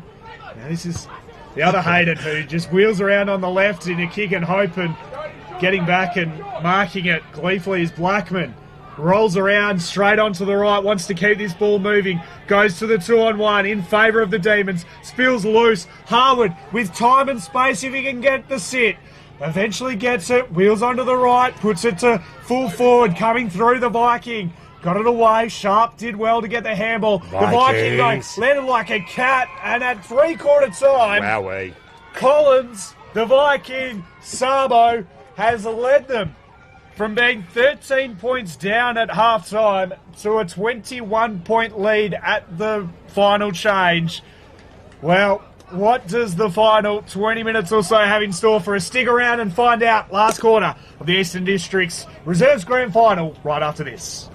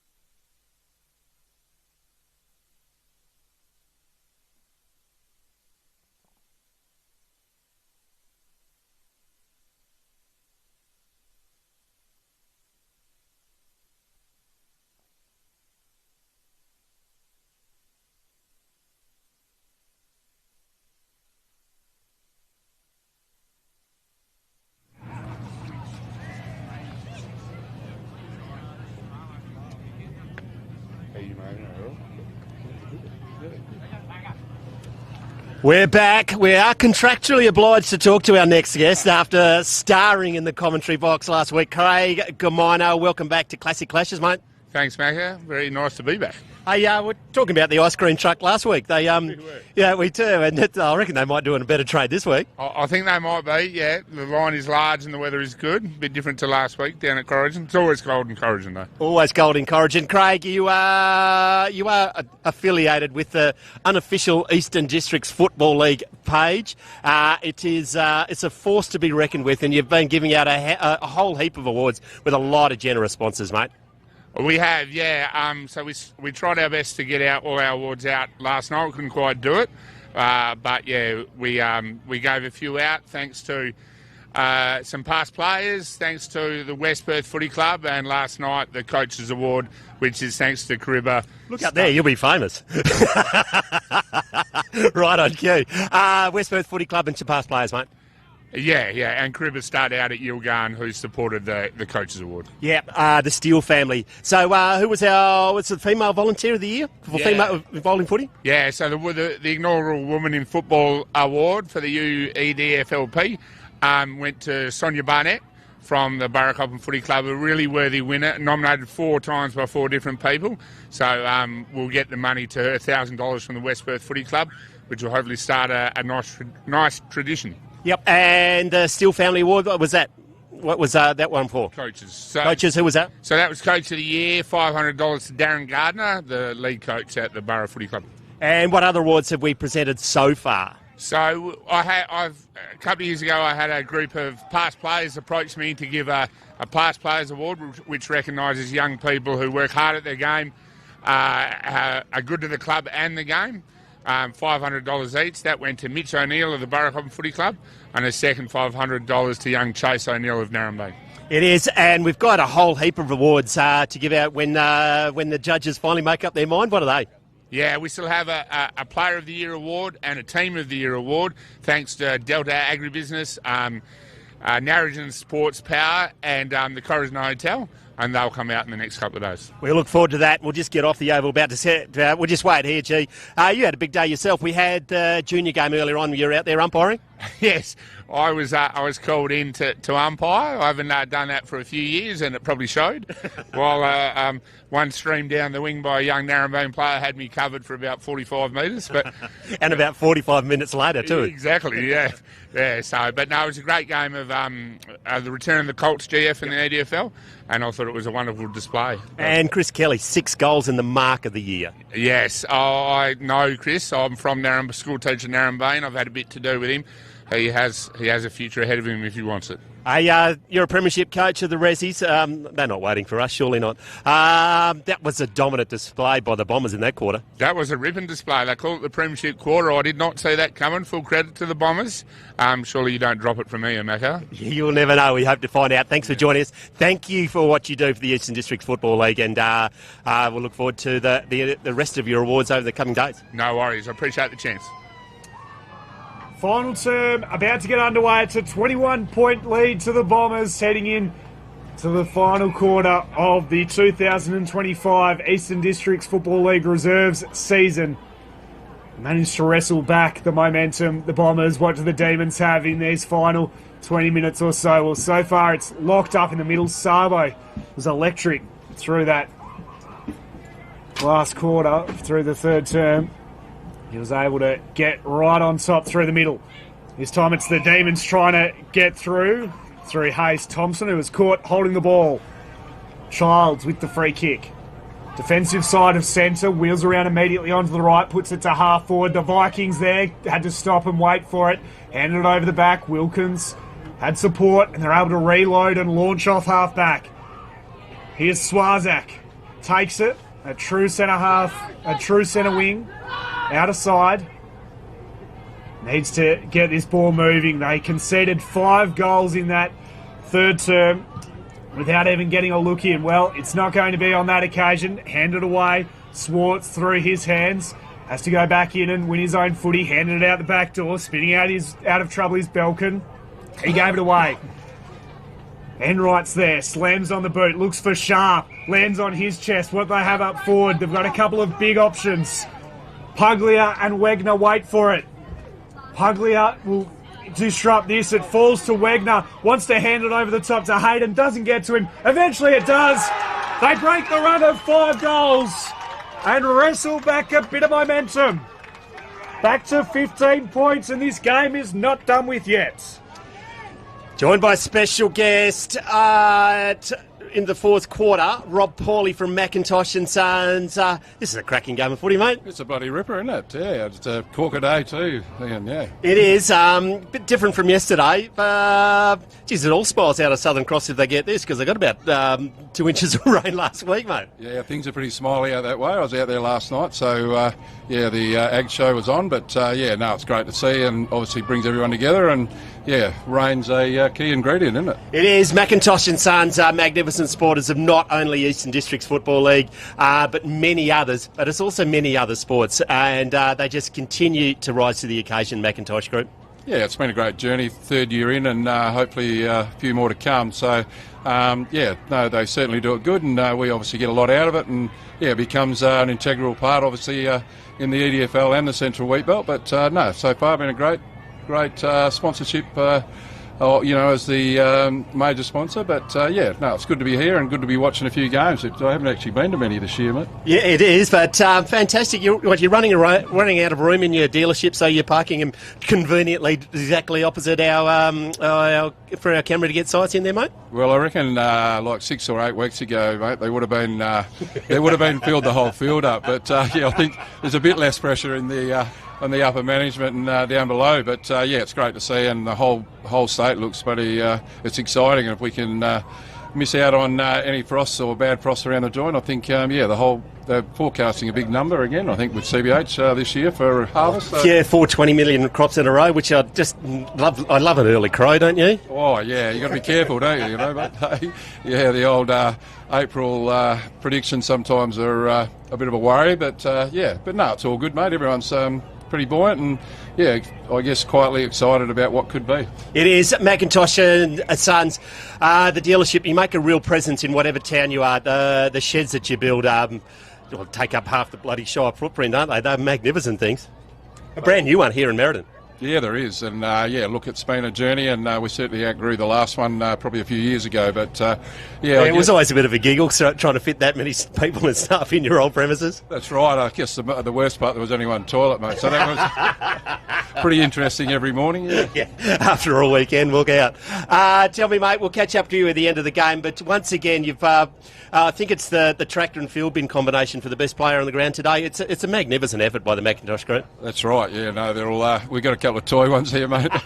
Just replicas of the ones over on the boundary there. So it should be a good prize. Hey, tell me, what's your footy story, mate? Oh, mate, I was lucky enough to spend a bit of time out at Beacon, and I grew up there, and it was very fortunate to go through a golden era out there. So they were unbeatable. Clinton Poole and all his gang out there, wasn't it? Yeah, it was a long period. So which was great, and obviously I see they snuck through yesterday. So they came from the crowds, haven't they? Yeah, and obviously it's in Beacon this week, so I guess I'll be out there and probably reminiscing with a few of the boys about how it used to be. But anyway, good luck to them, and I had a great career, and certainly with voluntary administration jobs, and then onto the league, but. And then I decided to umpire, mate, so that was interesting after and you lose all your credibility. I've been there and done that. Yeah. Stevie Wright's a magnificent supporter of country footy with his involvement from Nutrien, and he's still got his name out on the outside of the Beacon Oval there. Yeah. He left about 20 years ago, didn't he? Yeah, exactly right. It might be longer, actually. But, I see the SD and TA Wright still up there, but was actually Journey, and we were actually in... doing the merchandise while he was the stocky there. So it was there's been a lot of supporters, a great little community, and certainly they're struggling for players like everyone else, but they rally together and get a few of the locals back that have moved away, and seems to work. So good luck to them. Rob Pauly, thanks for what you do for the Eastern Districts Football League and for the other leagues around us as well. We look forward to catching up throughout the day, and also we'll be out at Beacon next week for the grand final. Thanks for joining us, and all the best. Thanks, mate. All good. In the meantime, the Bombers have been peppering toward goal. Wilkins just slams it out of trouble. Wants the boundary line, may just find it, and it is as it's escorted over by McGuinness. Good start by the Demons, but they're just rising to the occasion. Southern Cross, they can feel it, can't they? They're right on top in this contest at the moment. Goes to the one line. Great show of strength there by Sharp. Takes it with the one paw, rolls immediately onto the right. Probably gave it a little bit too much air, made it a difficult task for anyone to mark. Handball clean was good from Childs, and then it's wrapped up on the centre wing, broadcast side. Neutral territory for both sides. We've gone 7 minutes, and time is certainly not on the Demons' side. Going to be ball up right in front of Scott Dow. Twinkle came over the top and get it for Wilson's guy on the ground. Didn't have the ball. That's another move they've made. Sabo was in the thick of it, but Wilson now on the ball up from full-back. Centre wing, plays on, kicks it to the true centre half forward, but Puglia is there. Brave, strong, Hilda in a grand final. It's what you need. Knew the force was coming. Just stood there, took the mark and took the high hit. Takes the kick, goes wide. Dropped what he should have taken. Now held it. Went to the ground just a little bit too early. Might have been Harwood. Now picking it up is Sharp from Southern Cross. He goes forward. Bouncing ball. Stop and waiting for Enright. Normally dangerous to stop and wait, but he goes wide. Harwood affects the spoil to the face. So it's going to be a free kick to Swarich. Swizzle has it. A need to find a goal, says Captain Obvious in the commentary box. Nothing movement. That's been the story of the day. There hasn't been much movement forward of the ball. Hilda's there, standing, delivering. Strong mark by Bilkin. Just strolling back from the mark. The leads come, it's ignored. He's going to go to one of his bigger targets. Now it's going to go out of bounds on the full nearly. Twinkle is there. Can't get it on the second attempt. Goes out of bounds. Good defence by Southern Cross. It's going to be thrown in. Have they got a veranda set up over there? Looks like a nice setup. Yeah, it is. Couches. Definitely being sun smart as it's tossed back into play. Falls over the back, trying to get away with it was Baxter. In there was Sharp. Hands were clean and it's away. Martin gave it erratically almost to Hilda, who bounces then off half-back, hands it inboard. Brunelli goes back over the top. Well done. Finds Hilda again. He has Crane through the middle, decides not to use that option. Instead, massages it down the line. It was over the head of Scafone, who couldn't hold on to it, and now the door opens for the Demons to attack. Wilkins hands it forward, trying to get some ball movement going. Osborne goes back to go forward. Now they're under a bit of pressure. Swartz had to shrug the tackle, slammed on the boot, over the top. Belkin couldn't hold on to it, falls to the back and wrapped up is Enright, who is not going anywhere. Locks up. This is a good position to be in for the Demons. They're edging their way closer to goal, but they're going to need to start to get a wriggle on if they are to win this game. Slap forward. Baxter tried to work his way out of trouble. Held to him. He's beaten everything, hasn't he, Sabo? Sabo, yep. It's been very good. Going to be ball up on the point of the square. Tacking end for the Demons. No clear tap out. But Sharp for Harry Sharp for the Southern Cross. Swizzle gets it. Goes across the face of goal. Sets his teammate a fair task. Good hand pass. Wilkins is there. Doesn't have the ball. Going to ground is Swartz. It's got to be a free kick and it'll come back to Wilkins. Geez, they missed him in that 15-minute section. There's not a lot of leading. It'll come now to Puglia. It's got to not to his advantage. Coming back. Too strong was Blankman, not paid the mark. Standing up is Twinkles, goes in the direction of Jack Dixon. Go to Child, has been classy in behind the ball, goes wide and gets into the hand of the Harry Sharp. Waste no time, goes to centre half forward. Vikings there, Wilson with courage. Viking goes back, it's matched by Wilson. Enright has it, goes back, running back with the flight of the ball. Is he wearing a suit of armour? Everyone just bounced off him, and that's Harry Sharp, and that will get him the Charlie Young medal. He's been very good today. Him and Scarbo through the middle of the ground. I've also loved Wilkins off half-back from a Demons perspective. He blasts it long. Enright's there, bounces off his chest. Dropped one that he really should have taken, and it could be a costly error as it rolls over and out. We've ticked into past the 10-minute mark. 11 minutes gone in the last term. And you'd be a brave man at the moment to bet against the Bombers the way that they've been playing in this second half, particularly in that third term. Both ruckmen had a piece of it, falls over the back of the contest. Trying to get a clean possession and eventually doing so is Crane. Heard the voice, and that voice was the voice of Brunelli. He couldn't take it cleanly. The bounce wasn't kind. Wrapped up, not going anywhere. But it is a good spot to be in if you're a Bombers supporter, locking it inside their forward half.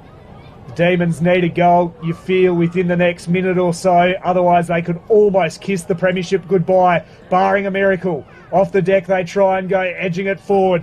Doing well there was Belkin. Goes back to Wilkins, who's been a real igniter off half-back for them. The kick wasn't fantastic. Falls loose. Hilda was there. He couldn't take it cleanly. Hayden jumps in on board, and it won't be going anywhere anytime soon. Locked up, centre wing, McIntosh and Son, side of the ground. And it is so far a very nice scoreboard for Southern Cross. 7-11 plays 5-7. Ball's in dispute. Ball comes down. Southern Cross will lead to the ball into the back of the New Carney player. And basically that was Kane Osborne. Kicked a cracking goal. No, he didn't. Can't even read my own notes.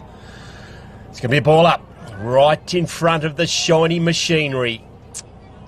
Getting the ball down. Can Hilda keep it in? Premiership player in the league side last year. If he can't get a game in the big boys, maybe they will take some beating in the second game. Going to be a ball in on the outer wing. Let's remember to buy myself a pair of binoculars, James. They're great. Tired Eye Sharp gets the ball out and the numbers are there. Goes to Baxter. Spent it before he had it. Maybe a front on tackle. Wilkins is at the bottom of that. It's going to be a ball up. The attacking side of the square for Southern Cross. Halfway through the last, are we? Slightly more? 13.5 gone. 13.5 million. If they're going to win, they're going to have to get one very soon, New Carney. And I reckon Southern Cross will know that, so they wrap him up in a tackle and it's going to be another ball up. They'd love this situation. Southern Cross take time off the clock, reset Sharp. Almost went up unopposed. Fires the handball out. Crane from 50 for the icing on the cake. It falls short and getting back Hayden right on the last line of defence takes the mark. Collins was involved in that as well. Could have been very dangerous. Swartz takes it in the back pocket. There is no time to spare. They need to just keep going and going fast. Knocked away. Baxter did well. Crane waited for it. Dixon jumped on it. He wheels around and puts it into the path. Bouncing ball down centre wing. Who leads the foot race? McGuinness did. Was taken without it. Free kick going away of McGuinness. He's going to wait. He's got Shaw leading short just in front of us. Decides to go longer to Sharp, who's been solid all day. Takes it in front. Surely a 50. Almost. No. Big indecision. Sharp with nowhere to go. Puts it inside 50 with a kick and hope. Wegner came from behind, couldn't hold on to it to the front. Simmons does well, fires the handball away to Sharp. He just slams on the boot, gets it to centre wing, and I reckon they're just about home here, the Bombers. Taken by Hart on centre wing, goes short, and a nice mark taken by Harwood. Could almost get a 50, umpire decides not to. Enright needs to be careful not to give it away. He goes shorter still, almost into the half-forward line. Yeah. And it's a 50-metre penalty. Protected area. You can see it from here. Costly mistake. This would just about do it for the Bombers. Could get agricultural from here. Just starting to get a little bit willing, a little bit errant. One from here, it'll be Blackman. He shouldn't be kicking it. It'll come back to Hilda, who's had a big last quarter. Going to kick it from the top of the square. No, it is. It's going to be Judd Della Bosca.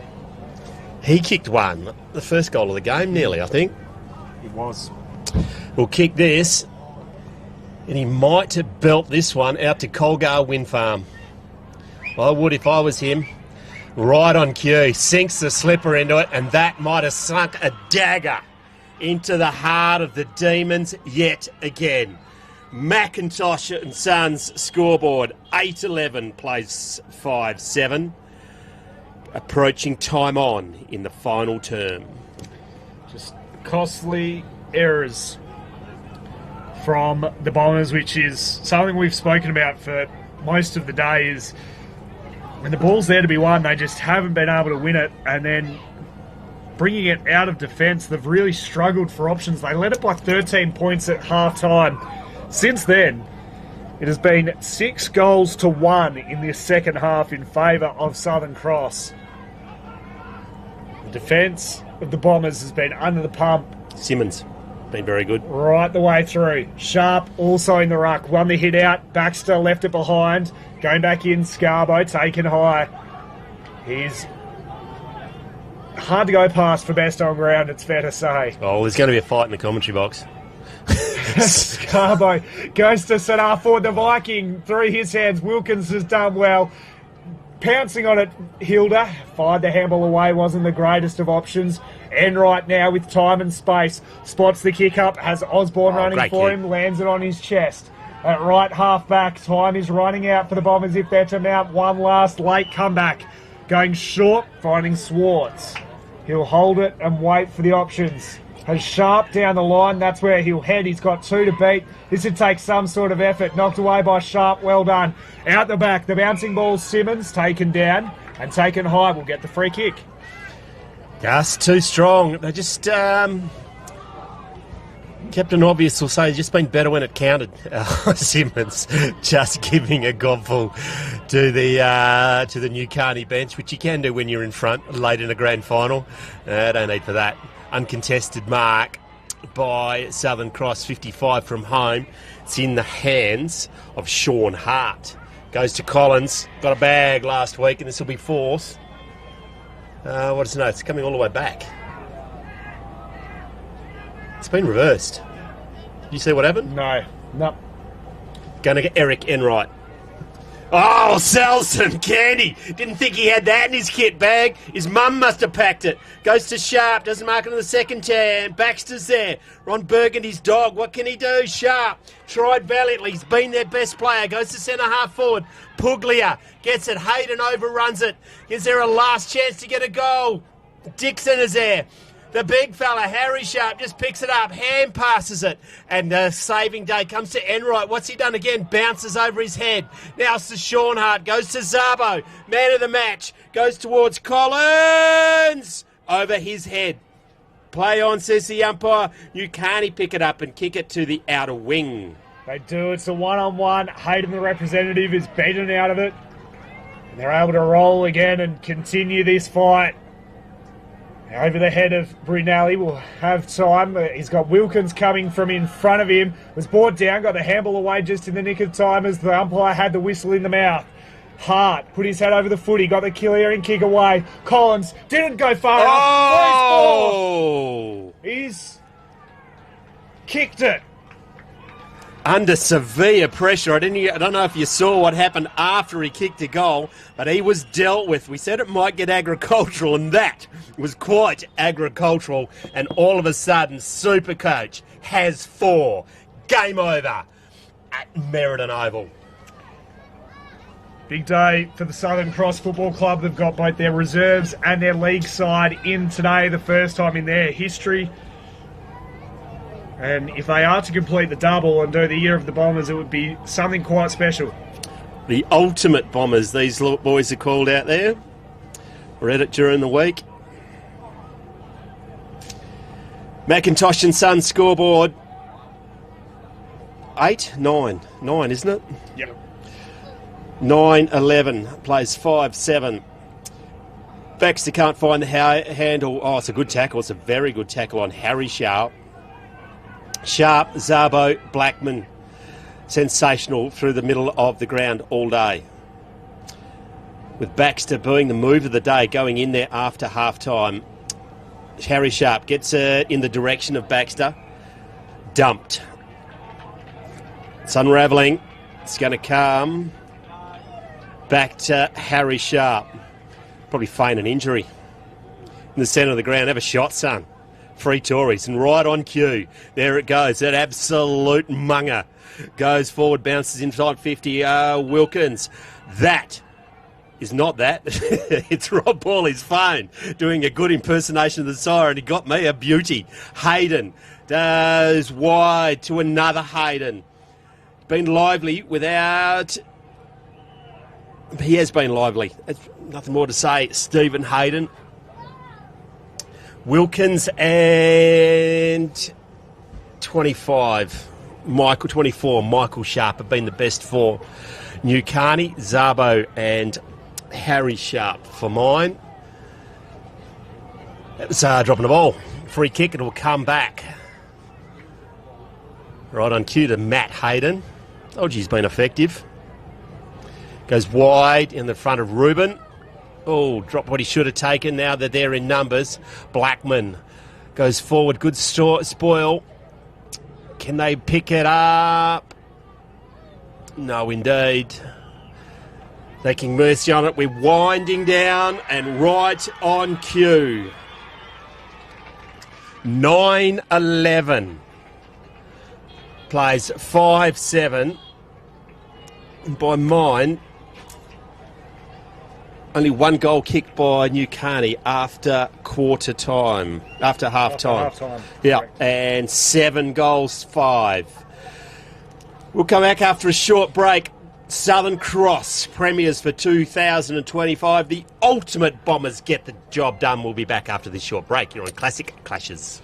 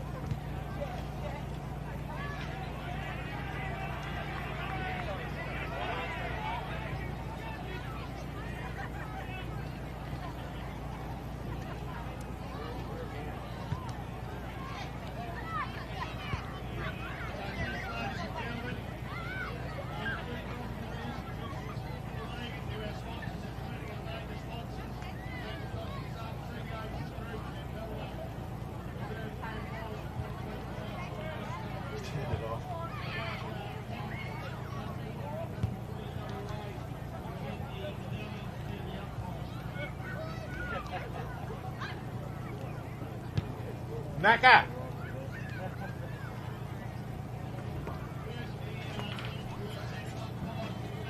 Macca. You turned it off. You turned it off.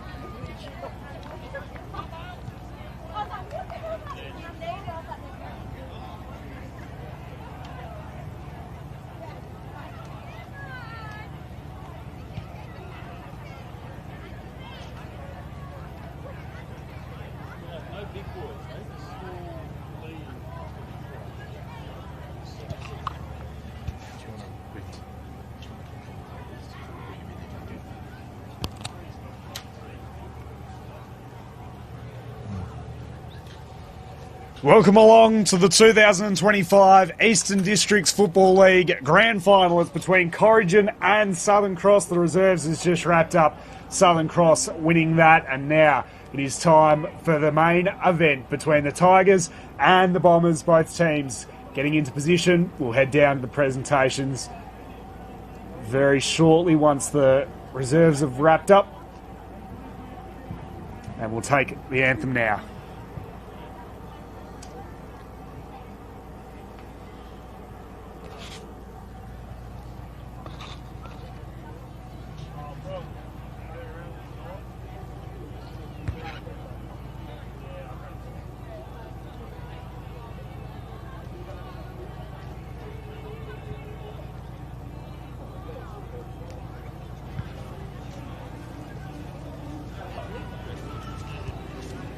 Half-time sprint. Yeah, he wants to sing.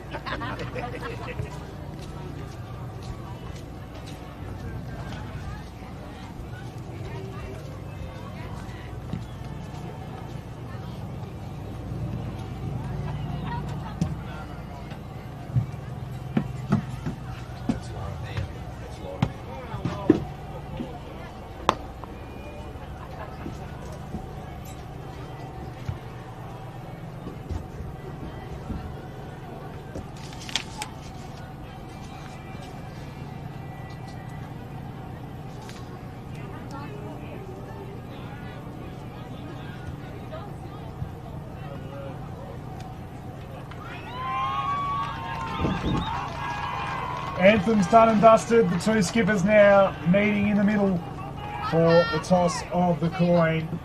It's now time for the main event, the biggest game of the year here in the Eastern Districts Football League. Coming to you live from Meriden as we await the toss of the coin. And it has been won by Southern Cross. They'll be kicking to the right of screen in the first term here at Meriden. James Carter's my name, joined by Magger in the commentary box. Who's your tip? Who wins it? Why? And what are the keys to the game?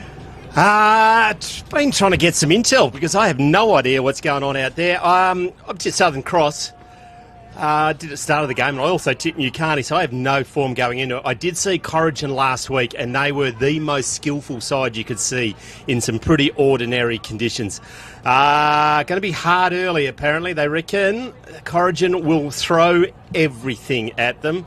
Keep an eye at the centre half forward, Kendall Whitwer.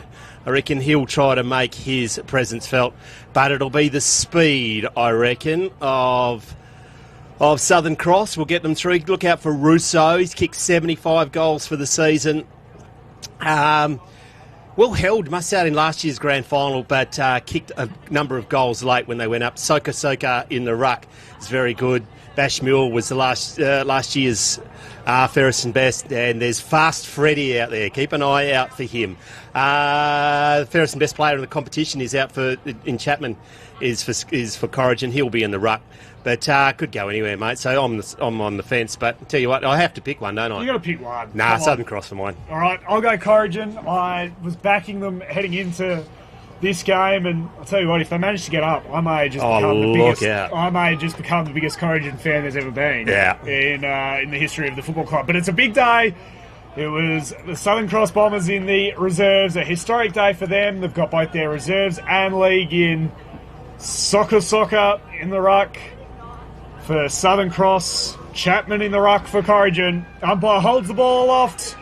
Grand final for 2025 in the Eastern Districts. Take it away, Macca. Chapman in the ruck, gets first tap down, then follows it up. Met solidly front on. And a bit of a sling and a head to the ground, which we don't like to see, but nice and tough early. Wrapping it up there, Ben Doyle for Corrigan. So can maybe get down. He was brilliant last week with Zach Sprigg. Going to be stood by Dane Stephen, who's a highly credentialed player for Southern Cross. That's an interesting move straight up as well. Chapman gets it down, feeling each other out. It's high. It's going back to Corrigan in the hands of Rendell. Rendell still in the centre square, goes long, goes forward, some holding on going on. It's going to go to College. As Tassie's arm wrapped around him, Brant College kicked 5 last week. Former West Coast Eagle, and he will have the first shot on goal, 30 metres out. Not a lot of angle to speak of. And no breeze either here at Meriden. Perfect day for football. Kick's on its way. He's trying to nurse it home. Umpire says 1 behind only. One point on the Macintosh and Sons scoreboard. It's going to be kicked in by Bashmule, I reckon. Down the centre of the ground to Soka. Oh, drops what he should have taken. Now there's 3. They sweep it. Coppin, I think, goes wide. Left foot shot on goal. Spears it. Hands to the head. It was Declan Hughes, the vice captain. All the attacking early. It's going to be kicked in by Bayok. Bayok now finds a teammate. Jesse Harvey plays on straight away, goes wide. Waiting for something to happen, so it comes back to Harvey. Now another short kick over the head. 3v1 goes out of bounds. Nervous start, it must be said by Southern Cross, James. Both teams just feeling their way into this game, as you'd expect. Grand final, plenty on the line. That will be called back. I think we're all a bit nervous. I don't think Zach Sprigg was expecting to end up with a potential hit out. In the end, it's thrown back in. Chapman palms it down, wanting Sprigg, couldn't find him. It will be locked up, almost, as it's just tumbled toward half forward for Southern Cross. There's been a free kick picked out. A lot more free kicks played in this game than the first one. Jackson, the recipient, goes laterally. Happy to play a little bit of possession footy here. Corrigan finds its way to Peniza, who holds it at centre wing and then wants to wheel and go onto the right. Looking for Guinness, who's there. It's knocked away from him. It falls to the front. Webster cruising through, goes into the pocket, looking for College, was knocked away from him. Well defended. Good pressure from behind by Bayok. As the umpire circles, we'll get a stoppage in attack for Courage, and a good spot to be in early in the grand final. They've won the territory battle so far. As the Ruckman tussle again. This time it's knocked well clear by Soccer, and we'll do it all again deep in the pocket for Corrigan. Geez, this Corrigan Hotel stubby cold was working particularly well. Yeah, says the man who wants a free pint and palmy when later on this afternoon. Holding the ball, it's going to call advantage. Goes inboard, look out, there's Fast Freddy. Wasting no time, gets it on the boost, an underground hand pass, not the best effort. Walton there, I think. Wrapped up in a tackle, good tackle as well by Josh Delaboscos, not coming out of that one. Broderick Walton was also solid last week. And Bartlett as well. Southern Cross get it, shrugs the tackle, does brilliantly. Searching hand pass, misses Stephen. Now it's a turnover. Run back on it, Harvey. Kicks it back towards Delabosco. Bashmule is there. It's Bartlett, I think. Hand passes it. Back to Walton. Now to Bartlett. Now they've got some space. Waiting for something to happen. So hit and hope. Forward in the direction of Chapman. Fast Freddy's there. Hand passes it. Comes back. Gets it into the hands of Hayes. Forward. Russo perhaps. Goes forward. Big spoil from behind. In everything is Bartlett. Oh, over the top. Doing calisthenics, the umpire. It's going to be a free kick and it's going to come back to Bartlett. Bartlett, deep in defence. Now it's Southern Cross's turn to do some of the attacking and have a bit of ball in their forward half. Just launches it long. Sprigg takes front position. Almost manhandled out of by Chapman, who receives it now. Stephen manhandled, and Chapman got the crumb. Went toward half forward, came back to College. He went inside. Now they're getting some run going.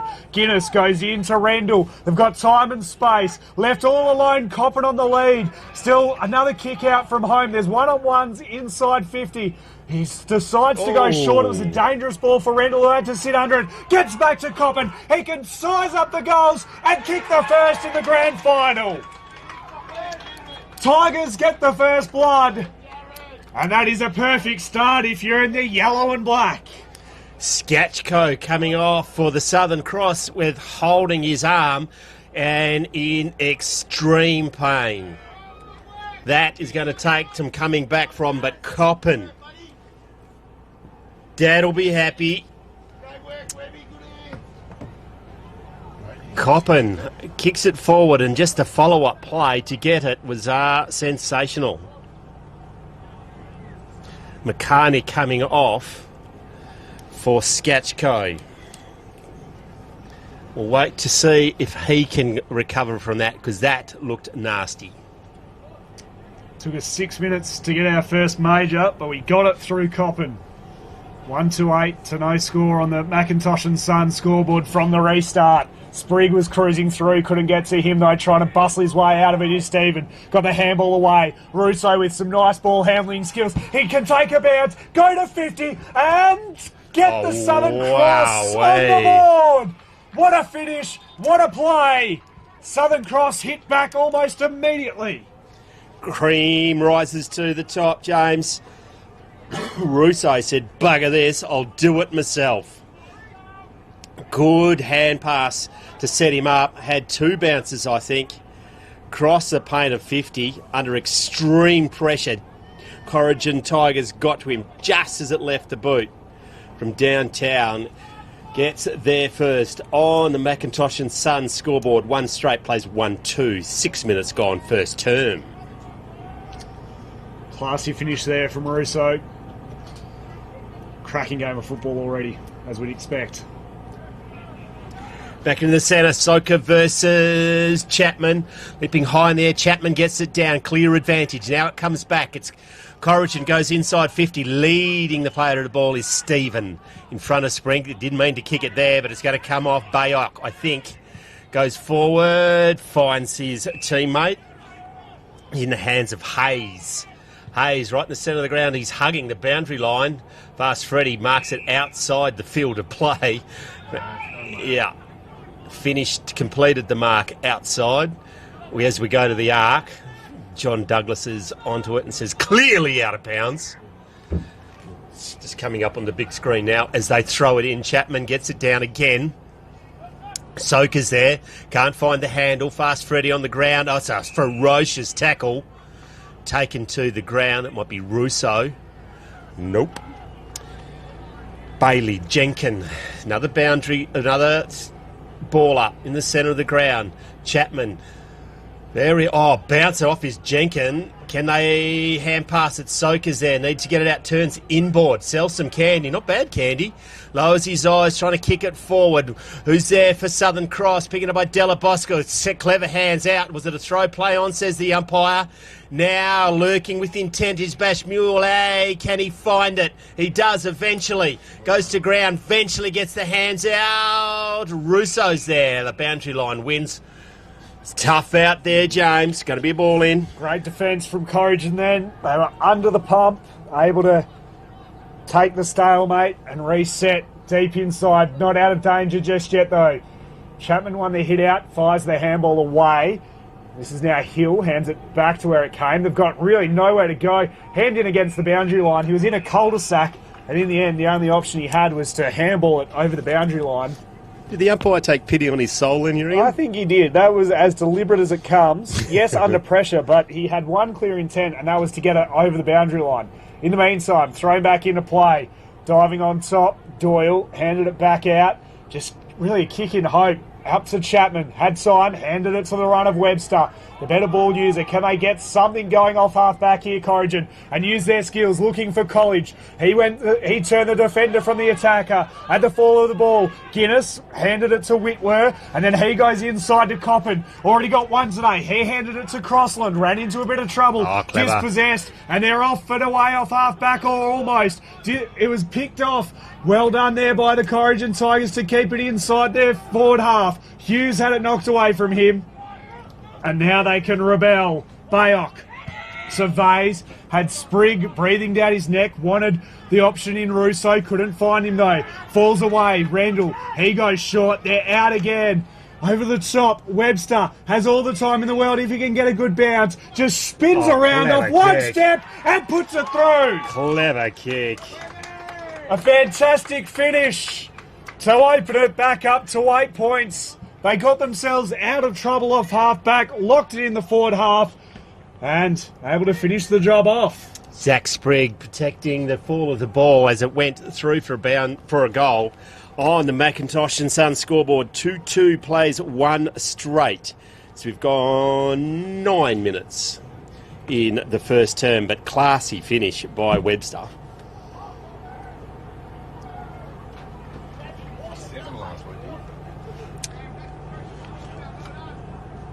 Chapman versus Soka in the ruck. Chapman has got the better of the battle so far.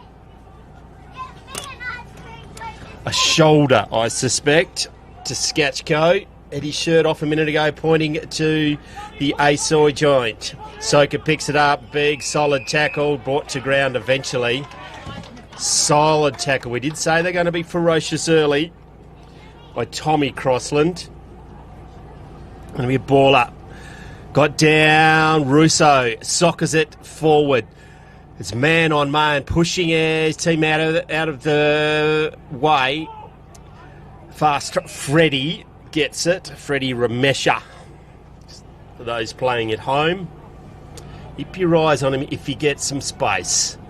Umpire England throws it in the air. No clear tap. Him passing it to himself was Luke Williams. High. Everyone's calling ball, so it's going to come back. It's going to be a free kick. Might be Jesse Harvey, I think. Goes to Russo. Left foot forward. Ramesh is there. No, it's not. It's Beshmule. I'll get it right eventually. Keeping it in. Does brilliant. Right in front of the Tigers faithful and get a cheer and go cheer. And goes forward and find it in the hands of Hughes. Left foot inboard. Pinpoints the last goal kicker in Webster. Centre wing, outer side. Switches on. That's where the ball comes to. Gets into the hands of Rendell.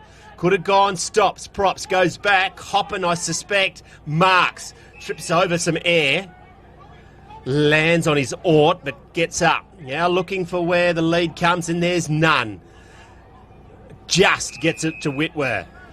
Nearly over his head. Kenny, straight out of South Park. The two double hand dropper goes forward, reading it better. Whoa, nearly dropped it. Kane Hughes, he goes forward and finds Bayok.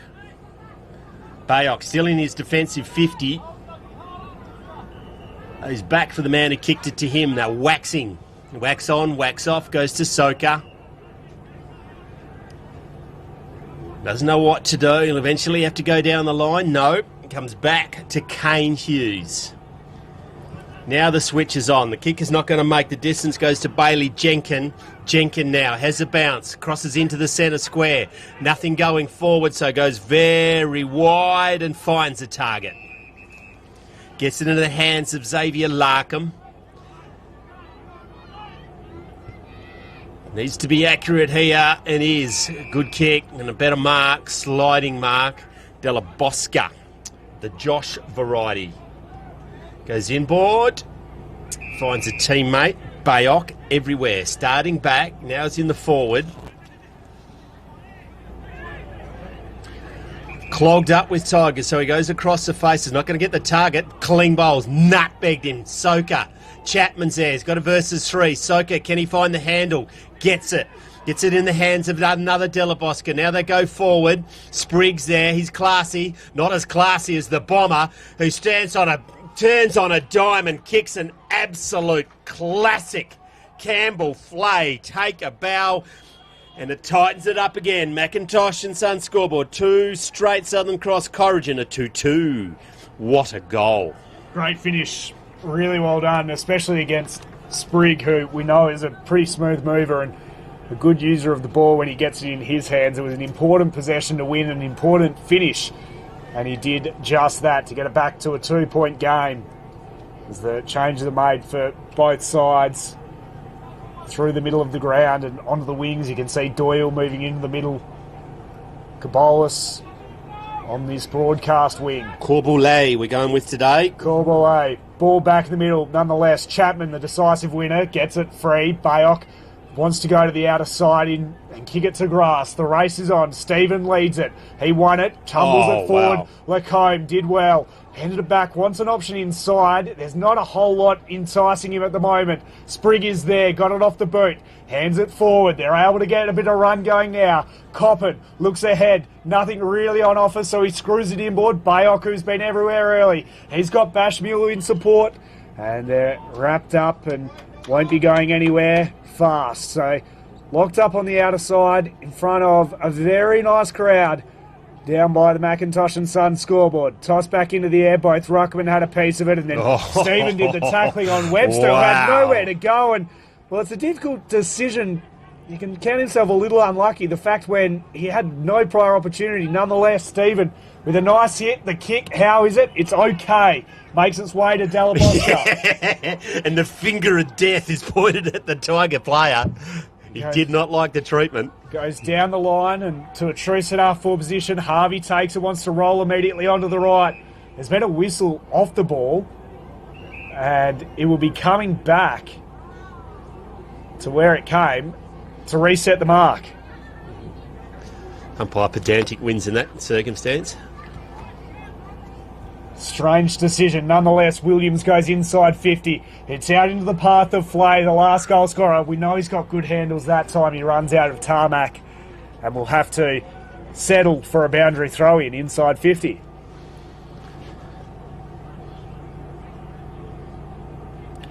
Held back into play. Sprigg does the ruck work, knocks it down. He'll get it back and then lost it again.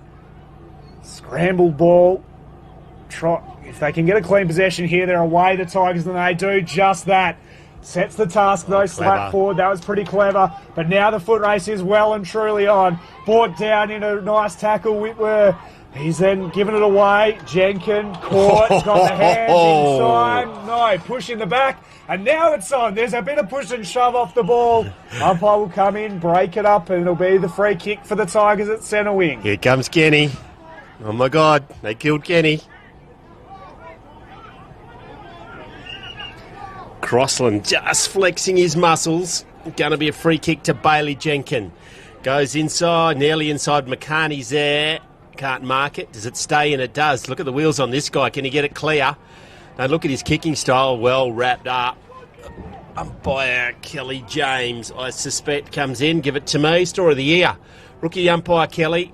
The Umpire Appreciation Award, and he's umpiring his first game and in the grand final. Great story. Can be a free kick out of bounds on the full. Bayok.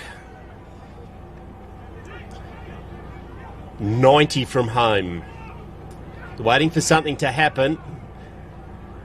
Soka's there. Chapman too big. Just stands tall and then just shrugs off everyone. Does the tumble punt forward. College. Strong hands. Marks in front of Beaton. College. Centre wing. Grandstand side. Goes inboard. Finds the target and runs straight through the centre square and spears it forward. I don't think it meant to go there. Goes to Whitwer, clean bowls him. Going to get picked up by Harvey.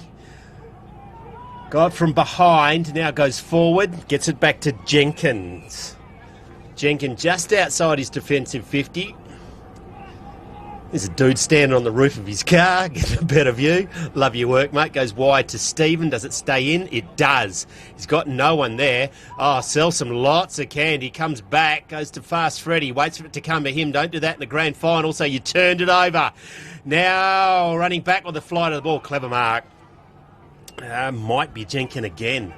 Comes back. Teammate calls him to him. Goes into the direction of Bayok. Good mark. McCartney's there, goes inboard, just makes the difference. Bashmule is there. He's got some wheels as well. Now goes forward back to McCartney. Gets it out in front of him. That's the way he likes. Can he find the handle? No, he can't. Corrigan there, does brilliantly. Now McCartney, can they keep it in? Taps it out, goes out of bounds. Thought he nearly said it was deliberate. Now the umpire's going to throw it in right on the attacking 50 for Southern Cross. 50 out from home here for the Bombers, trailing it by 2 points currently as we enter time on. 20 minutes gone here in this first term. Chapman rips it out of the ruck, slams it on the boot. No real plan behind it, and Hughes picks it off. He goes in short. Bayok releases the run of Jenkin. He's looking forward, and there's just a wall of black and yellow jumpers, so he goes back to Dalaposca, who will then pump them inside 50 into the pocket. It's a 3-on-1. Interesting decision. The numbers with the Corrigan Tigers. Sturgis tries to be clean with it, couldn't. Invited the pressure, wanted the line, finds it, and it will be another boundary throw-in. But Southern Cross have set this ground up really well. Just about all players in their forward half and all down this broadcast side of the ground. They won't be able to get away from their fast here, Corrigan. Ball thrown back in. Taken by Scasso, and he's a soccer other, and he's wrapped up. We'll get another restart. In the exact same spot, about 40 metres from home. Chapman and Seiko wrestle again. Down the front, Webster fired the handball out, trying to spin his way out of trouble. It's eventually won, though, for Corrigan. Towards centre wing, Guinness. Handed it away to Coppin, who then throws it on the boot going forward, looking for Whitwer. And all players run out of room, and it goes over and out as we tig around toward quarter time. It'll be thrown in right in front of the grandstand. A magnificent crowd witnessing the grand final we deserved. High in the air, Chapman probably gets it down. It's going to get chopped off by Bashmule. He just fenders off and then runs, turns Sprigg inside out, which is no mean feat. It's a clever kick in the direction of Stevens, front on, but not paid. Can they get it clear? Corrigan. They do now to Walton. Comes back to the Corrigan player who lowers his eyes and gets it in the hand to Rendell. He's been busy early. They're going to be 50 in a minute. Should have been 50 before that. They had about 3 whistles. Kick by Rendell, goes to forward, pushed out of it. It was. There's Noah Delabosco. It's going to be a free kick to Damon Guinness. Gets it now to Rendell, the bloke from whence it came, to Sprigg, who's drifted forward. Takes a classy mark, will have a shot on goal. Very well done there by Bashmule, who's cribbed about 5 metres on the mark. Loving the work of Rendell at the moment through the middle of the ground, setting up a lot of play off half-back and through the middle, and that kick was just exquisite to Sprigg. No way you can defend that. Sprigg, have a shot from 45. He's looking at the shot clock. If he keeps on looking, it'll be 6:30. Now he starts his run, crosses the paint of 50, will kick from 45. It's a little bit underneath it, but he likes it off the boot. Points to the air and says, that was all me. Third goal for the Tigers on the McIntosh and Sons scoreboard. 3-2 plays 2 straight. Time on, first term. Red time goals here. 24 minutes gone. It could come back to bite the Bombers if they don't hit back and hit back quickly. It's been a very, very good first quarter from both sides, but Corrigan just seemed to be taking their opportunities a little bit more. That one, it's fair to say, was against the grain with the amount of ball that Southern Cross had in their forward half. For then Corrigan to go down and kick a goal would hurt. Back in the middle now. As Whitwer goes in the ruck against Soccer. Back underway. Soka with the clear advantage, rips it out of the ruck, tries to tumble it forward. Sprigg will run into trouble. Got the handball free in the nick of time. Trying to get around it is Rendell. He's been good that time. Wasn't his greatest moment. Followed up with a tackle on Soka. As a result, the kick went straight up. Harvey bustling his way through. Couldn't be clean. Saying a little bit of candy and doing well. Sprigg got the bounce he was after, gave it over the top to Webster. Has a bit of time and space, options on in the middle. This is a dangerous ball. Stephen was coming like a freight train, but it's a great mark and a 50. Costly errors. And with time on their side, right on the quarter side, that is a very short 50. Umpire not being kind today. The kick wasn't great.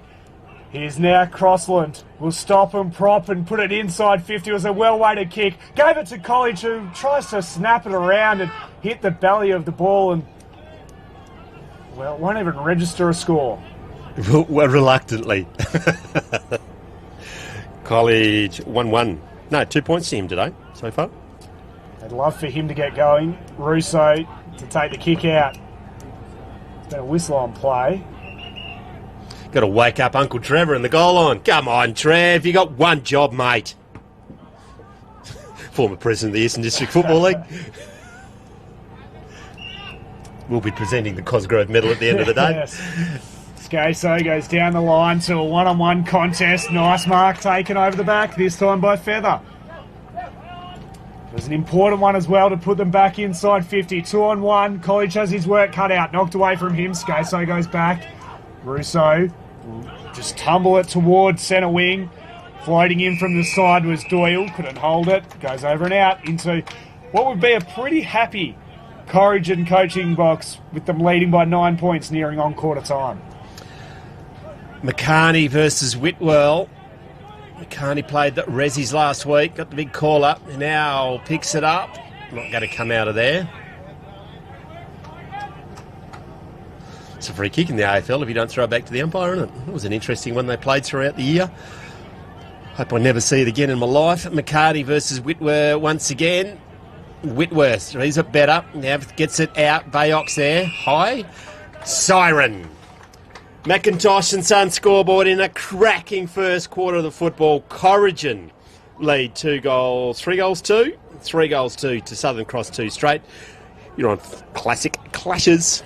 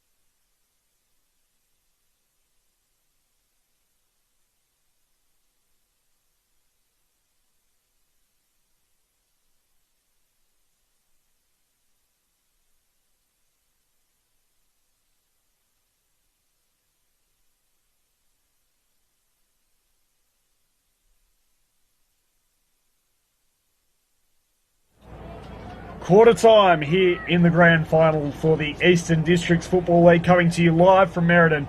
And at quarter time, it is the Corrigan Tigers 3-3-21 leading the Southern Cross Bombers 2 straight 12. Goal scorers Coppin, Webster and Sprigg, while for Southern Cross, Russo and Flay have their 2 majors. It's been a very tight battle early, 9 points the margin, and the scoreboard really reflects how this game's been playing out. It is. It's been hard at it. Some big hits, big tackles, and some real class from both sides. Sprigg and Bayok. No, Sprigg from Corrigan. Declan Hughes through the midfield. I think you've liked his game as well. But, just the pace of Southern Cross. Maybe just they're not as efficient going inside 50. They need to just tighten that up a little bit. They probably had more of the ball inside their forward 50 and forward half, but they were unable to score, to only get 2 scoring opportunities out of the amount of dominance they had. Just the sheer weight of numbers is really would be, I think, something that would have been addressed at quarter time. Corrigan loving the work of Rendell at the moment through the middle. I think he's really leading the way, along with Big Chapman in the ruck. I think has been very impressive. Thanks Classic Clashes, thanks to Premium Grains, Ori and the crew, Great Southern Fuels, AFGRI, $3,500 for Mark of the Year, Kimberley Accommodation Group, and of course for the Goal of the Year, and Archies. We all love our Archies. James Gardner to get the action underway. Back underway in the second quarter, and it's ripped away by Jenkins, trying to ignite something through the middle of the ground for Southern Cross, up towards half forward. Bashmill, he has the pace, he has the skills, does he have the time? Well, he ran into a brick wall, umpire almost got in the way of things. It's been a high tackle paid, an important free kick in the context of this game. Hands it back, Harvey goes inside 50, leading the race. Dalaboska won it and then was brought down. Play on, said the umpire, nothing in it. Began tried to get it free, holding the ball. Great defensive work from the Tigers, which was a hallmark of that first quarter, was their ability to withstand the pressure and the entries. It's Rendell again, I think. Rendell has been everywhere throughout this game so far. He'll go back to go forward, and they'll complete a full switch of Merredin. It's a dangerous looking ball. Great mark taken though in front that time by Feather. He goes down the line, and the mark's taken by Coppin. Kicked the opener of the game. Took us 6 minutes to see the first goal in the first term. Let's see how long it takes in this one. Sprigg is the target. He sat and waited and ended up getting the chocolates. Looks inside 50. Plenty of options and plenty of space. The kick wasn't his best work. Puts his team under pressure. Dalaboska doing the tackling. Still they work it out into the forward pocket. The Tigers, and it's wrapped up with Guinness, tackle, who's laid under immense pressure, and he's happy to take the stoppage. Just a little bit more desperate at the fall of the ball, Corrigan. Just the Southern Cross boys seem to be waiting for the ball to come to them. Soka gets the ball out of the ruck, goes to a dangerous spot. Chapman does brilliantly, gets it down, turning one way, then the other, comes back to Chapman. Won't try and kick it. Eventually it does get him to reluctantly. Has a fresh airy. Play on, says the umpire. Southern Cross clear at Sprigg. Cops a gun fair in the guts, and he's down. Rendell is clever. Goes round the corner and finds Coppin. That hurt Sprigg. Won't hurt as much if they manage to get up in this game, and it would help if Coppin could continue this momentum rolling. A 15-point margin early in the second in a grand final is pretty good. Bayok, so it was Sprigg, just opened up and it was just wide open, and then just cop a heavy hit to the midriff, and he's still down. Coppin didn't like it off the boot, and it's going to miss the whole barn door. He's up, Sprigg. If they kick it towards him, he's not going to be happy. No. Good to see these up and about. Wouldn't be surprised if he gets targeted. Yeah, real genuine class. McCarney or Soka? Soka gets it, goes across the face of goal, gets in maintained possession. Now goes Skatchko on the outer side. Runs a fair way, then just holds a kick and gets it to his teammate. Good kick in, ball finds fast Freddie Ramesha. Centre wing, outer side. tumble punt to Bayok does well. It doesn't have the ball. Play on, says the umpire. Della Bosca's there. Bayok, can he find the handle? Stands up. Not coming out of there. Umpire says, give it to me. Going to be a ball up. Centre wing, outer side. By James, throws the ball in the air. Soka. Chapman gets it down, then does the follow-up ruck work. Just shovels it out. Stephen there. That's a big tackle taken to ground. No prior. Out of bounds and going to be thrown in. Thrown right under the Macintosh and Sons scoreboard, which is good reading if you're a Corrigan supporter. Chapman took back position, and in the end it was palmed down to Bayok, who slams it on the boot, trying to look for Roberts up forward. Couldn't find it. And it's now locked in away again, and the umpire circles and will eventually pull it in. Tell you what, the Corrigan Hotel tonight will be absolutely pumping if the Tigers are to get up today. And Chapman takes it away, tries to release the hands, found Bayok instead, who was then wrapped up almost immediately. Umpire will go and try and relieve this again in front of the Southern Cross supporters, down by the beautiful Macintosh and Son machinery. Chapman over the backs, palmed it down. Bayok again. That's his third clearance in as many possessions. That time, though, he just dropped it on the ground, and the free kick going back. He's been good. For Corrigan. Goes wide, gets it into the hands. The right side, mate. Tom Crossland. Centre half forward. That's clever. Very clever. It might be college, I reckon. Just pushed his Skachko out of the way. Take a good kick, but he's up for it. I think he's going to go the snap. All right, pocket for a right footer, if that makes any sense. Going to kick 25, maybe 30 metres out. On the boundary line, in front of the Tigers faithful, who arrived in mass at quarter time. He gets underneath that, not his best effort, sets it up in the end. Standing too tall, it might be beaten, takes the mark. Uncontested in the end. Goes across the face of goal, maintains possession. Russo gets it to Bayok. Bayok goes back to Russo, not 15, called to play on. From inside his defensive 50 goes to Fast Freddy. Jay Delabosca's there. Ball comes to ground with numbers. Hand pass out by Flay. Now goes back. Not Stephen, but they go forward with the tumble punt, but it's all Corrigan. Does the don't argue brilliantly by Jackson. Comes back to Jackson. Goes forward. Pushed out play on, says the umpire. Belated whistle. But it's going to come back and go to the Corrigan player. Which is Damon Guinness, maybe? No one's claiming it. Yeah, it is Guinness. Yeah. Just a little nudge. Outside 50. Spriggs lurking with intent. Ignored. Set a fair old target and copped one in the back, and that hurts. Both players are down, but I reckon one's hurt more than the other. Bashmule.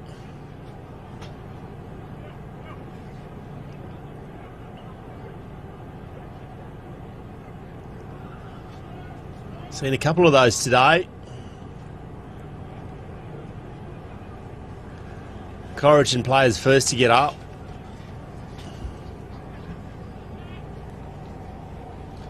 It's not college.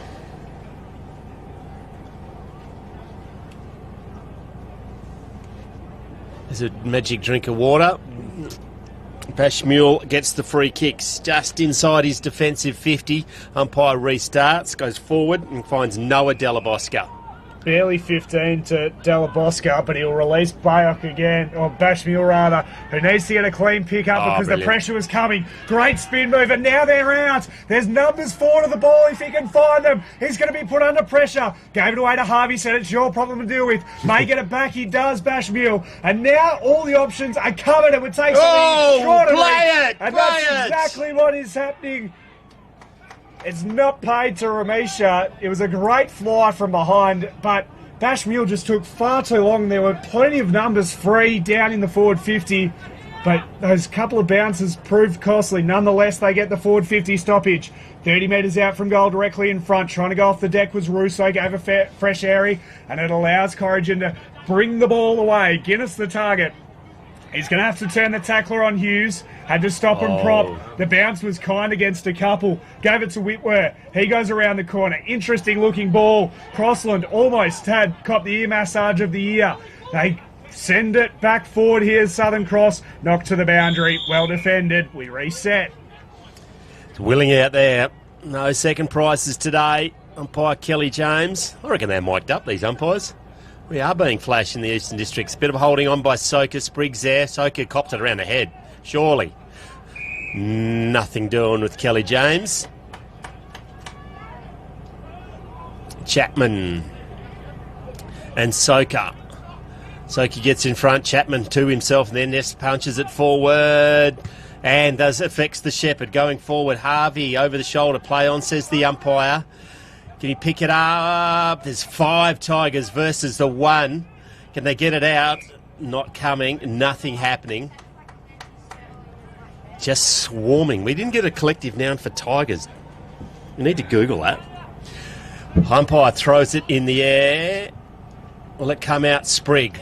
She gets it to his teammate, hands it over. Can they get it there? Webster. Soka meets him. He's been good. Wetworth said, no, I'm having enough of this.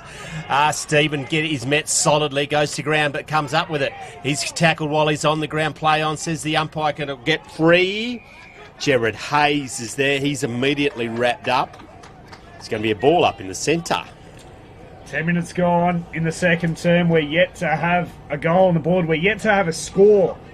The scoreboard stays the exact same as it was at the first change. A 9-point advantage to the Tigers. Sprigg got the handball away. Webster has the run. The kick was solid, knocked away. They've got the Crummers there on ground level.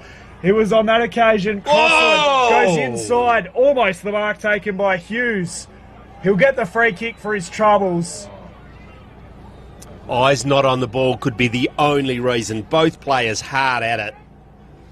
It's going to be coming back. Hughes will get the free kick. Against Kane Hughes too, I think. Kane Hughes was the infringing player. Declan Hughes, the vice-captain. Hands it to Sprigg. We know he's got the journey in. Does he have the accuracy? It's swinging late. It won't carry. It's touched on the goal line and it's knocked into the woodwork. First score of the second quarter is a behind to Corrigan. What a kick. Set play. Bayok. The lead comes and is ignored by Larkham. Then waits for another and goes down centre of the ground. He's got to find the targets. Luke Williams. Run comes, might be Russo. He's met. Throw to drop. Great tackle. Great tackle. Russo's not liking it. Oh, it's on. There's a lot of jumperies going on there. Riley Hill has just gone, I'm going to take on the world.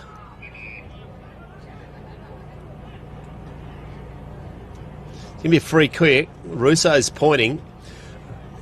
Going for a high fend off. It's going to be a free kick and it's in the hands of Damon Guinness, is it? Or is it Chapman? I think it's Chapman.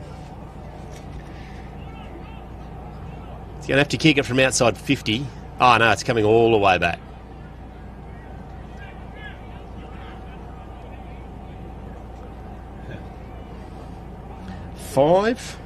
Ben Doyle, maybe. It's 50 from home. 6. Riley Hill forward. Southern Cross going to get it. Goes out through. Bayok goes wide. Bashmul attacks the ball. This is where they're breaking down. A slow ball movement. Takes him on, runs inboard. Poor kick. Chop off Chapman. 60 from home. Goes on a chance. As a flying shot of goal, Brodie Roberts tracks the ball. It's gone out of bounds on the full.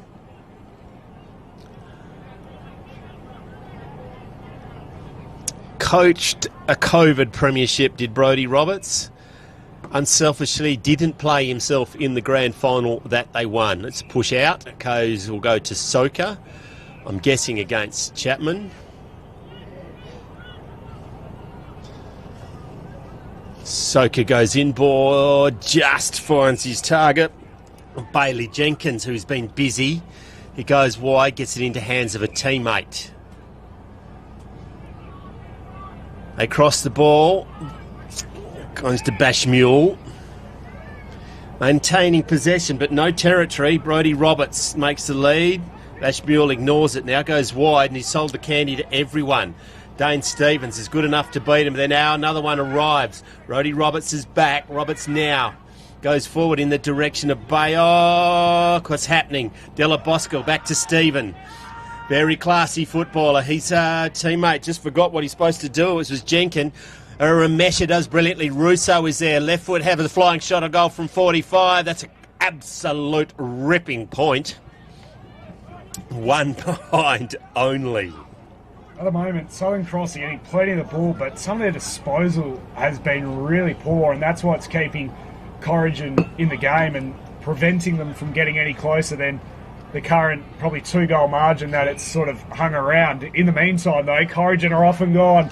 Kabules, he's off. He takes a bounce. He's got nothing that really likes him, so he gives the shake and bake. Almost caught by Bayok. Got the handball free. Sprigged through the middle of the ground. Had to work for it. Went to fend off. Went a second fend off. Shrugged a couple of tackles. Then went a bounce. Spriggy, you've gone 3 steps. You don't need a bounce it. Kick was smothered. Got it back. Handed it over the top. Flying shot from Webster. There's 3 to beat. There's a free kick. What was going on with Sprigg? He's gone 2 steps and taking a bounce. Gee whiz. He was just going for the highlight reel. Sketchko. Give me a spell. Sketchko. Good to see him back out there. He's probably been one of their best, but that was not the best kick. Absolutely cocked that up. Goes to Webster. Goes forward, running back with a flight of the ball. Might be our man Sketchko. Wrapped up his shoulder, goes wide across the face of goal, maintains possession a long way into Bailey Jenkin. Jenkin deep in defence. Static once again. Kick and hope in the direction of, Ramesha from behind. Soka's there. Can he find the ball on the second attempt? Indeed he can't. I reckon it's the Dowran last year was Soka.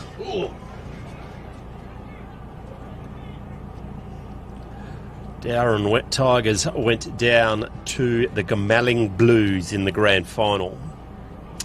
Going to be a ball up, out of wing. Tossed up. Chapman won it down decisively. There's lots of numbers around this for both sides well represented. At the bottom of it, he's beaten. Tell you who's at the moment needs to lift his Bashmule. He's getting plenty of the ball, but he's really personifying where Southern Cross are at the moment. His disposal efficiency has been pretty poor, and some of his decision-making I'd like to see a little bit better. In the meantime, both ruckmen had a piece of it. Sprigg will jump on the loose ball from the scramble. Shrugged one tackle, couldn't shrug the next. And caught holding the ball. Just needs to get the first option, doesn't he? Yeah.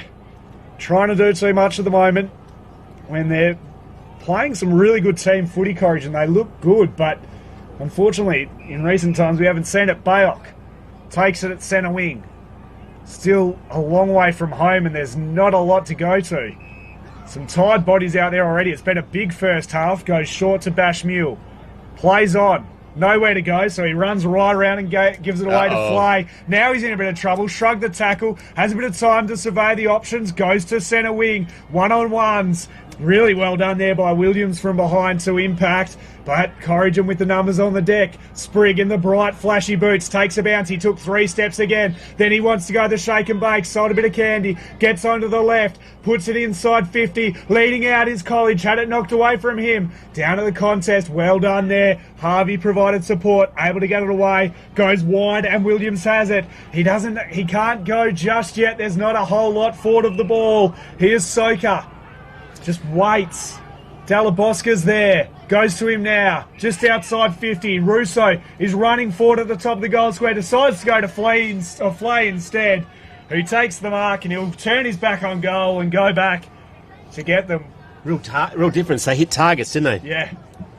To get them within 3 points. That was what I was talking about. They're getting enough of the ball, but they just need to clean up that disposal efficiency, which they've done.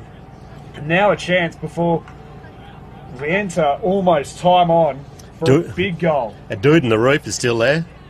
For the first in the second term, Flay misses to the near side.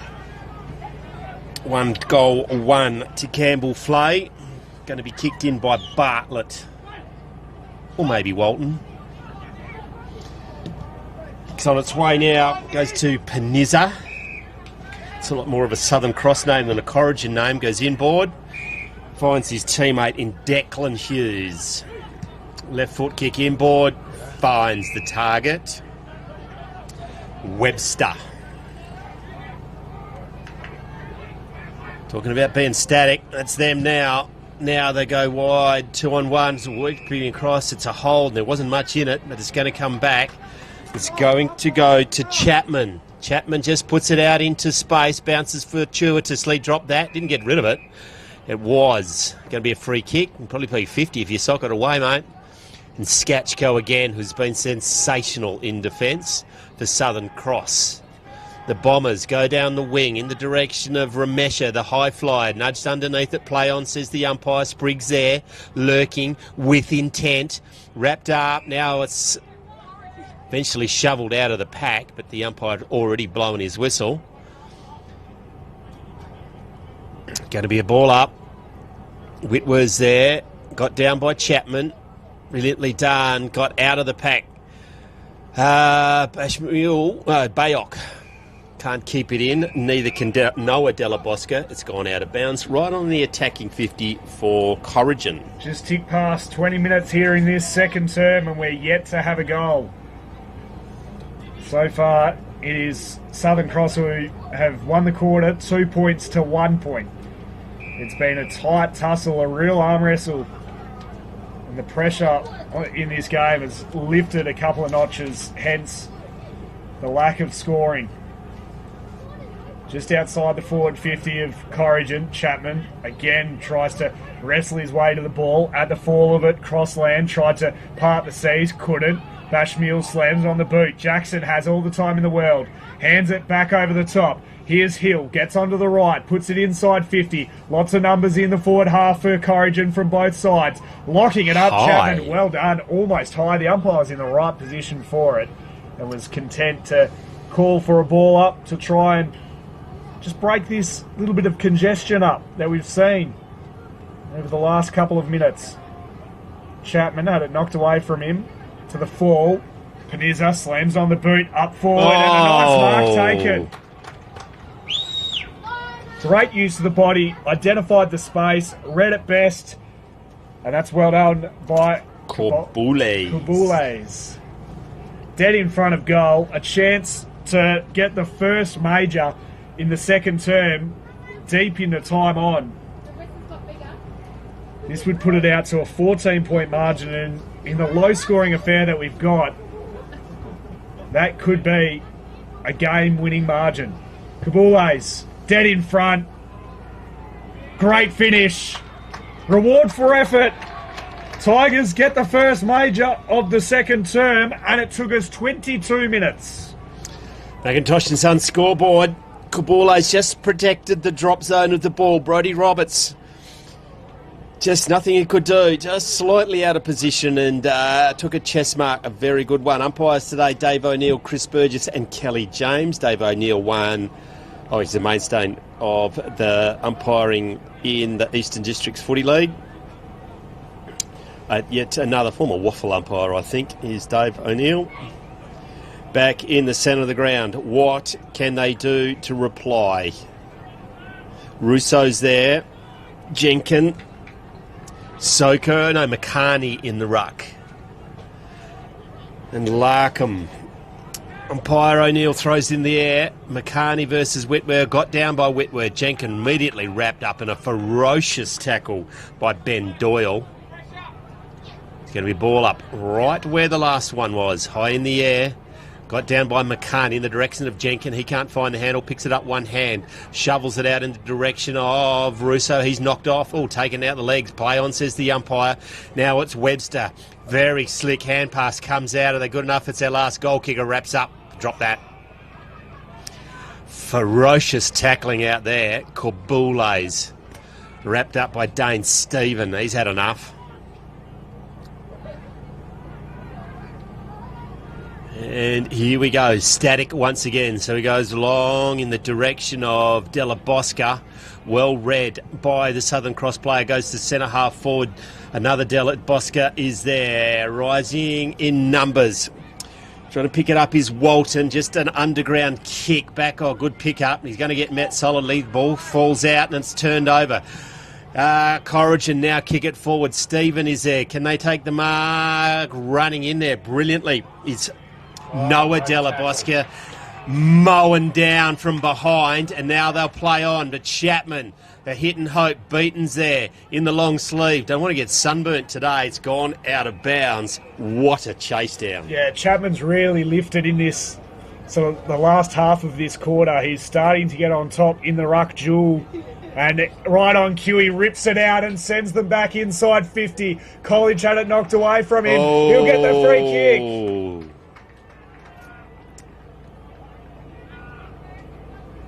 Took the front position. I don't think that's College. It's Guinness, in fact.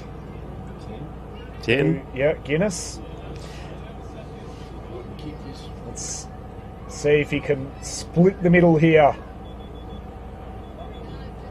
Right on the halftime siren. This would be massive. To put it out to a 20-point margin. Guinness. He likes it. Never in doubt. A great finish. That's now 3 unanswered goals for Corrigan. And the siren sounds for half-time. That is a coach killer. Corrigan head into the main break with all the momentum in this game. They take the lead by 20 points. Plenty of work to do for Southern Cross after a tight affair in the second quarter. Just the 2 goals scored, both of them going to Corrigan, and they head into the main break. 5-2, 34 to 5-4 to 2-2. We'll take a break and be back with the second half after this.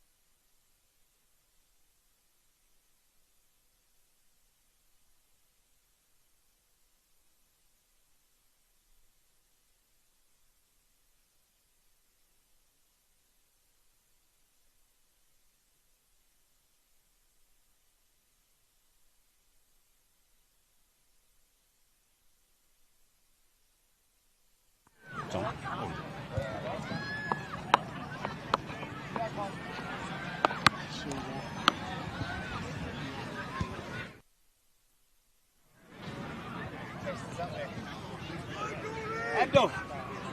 Abdul, that way, mate.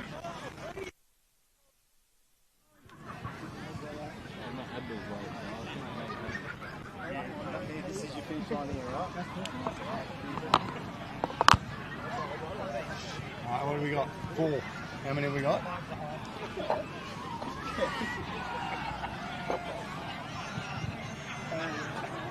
Put 2, stand behind us on one of those companies, so we're going to run. Ladies and gentlemen, we've got the Maxi Point Dash for Cash $500 to the winner. Thanks to Ed Judd and the team at Maxi Point.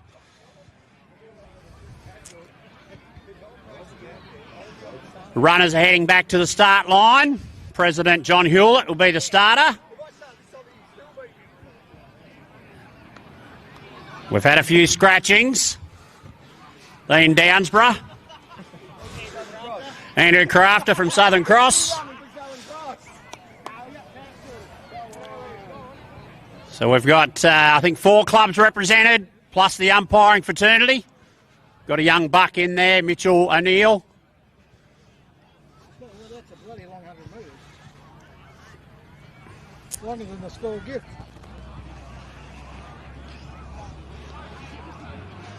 They'll be dead by the time I get the white line. Right, we've got no more starters for the 100 metre dash for cash. $500 dash for cash. We're on ready to go. Starters orders at the other end.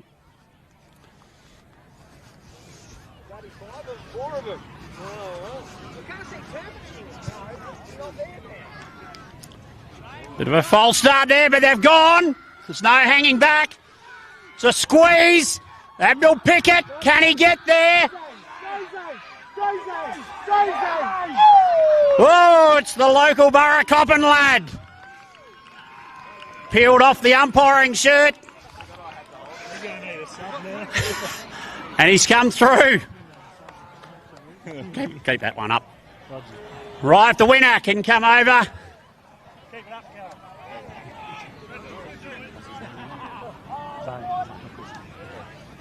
Zane McQuiston, the winner from Borough Coppin. Congratulations, Zane. You've won the Maxi Point $500 dash for cash. $250 to yourself and $250 to the club, but that's negotiable, of course. We've got a couple of extra prizes here for you, mate. The Eagle seating bars, which is one of their products that Maxi Point are promoting and doing a good job with. They've also got you the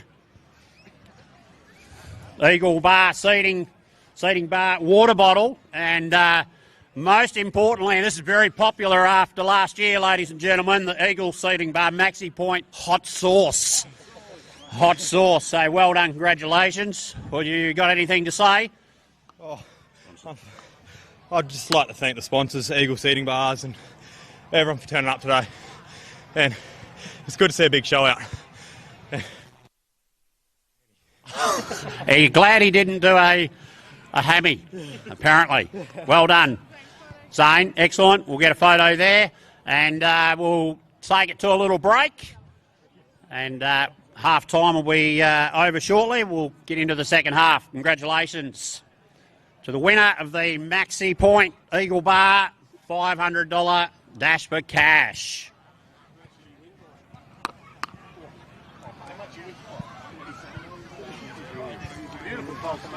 Oh, yeah. The only reason I think the same.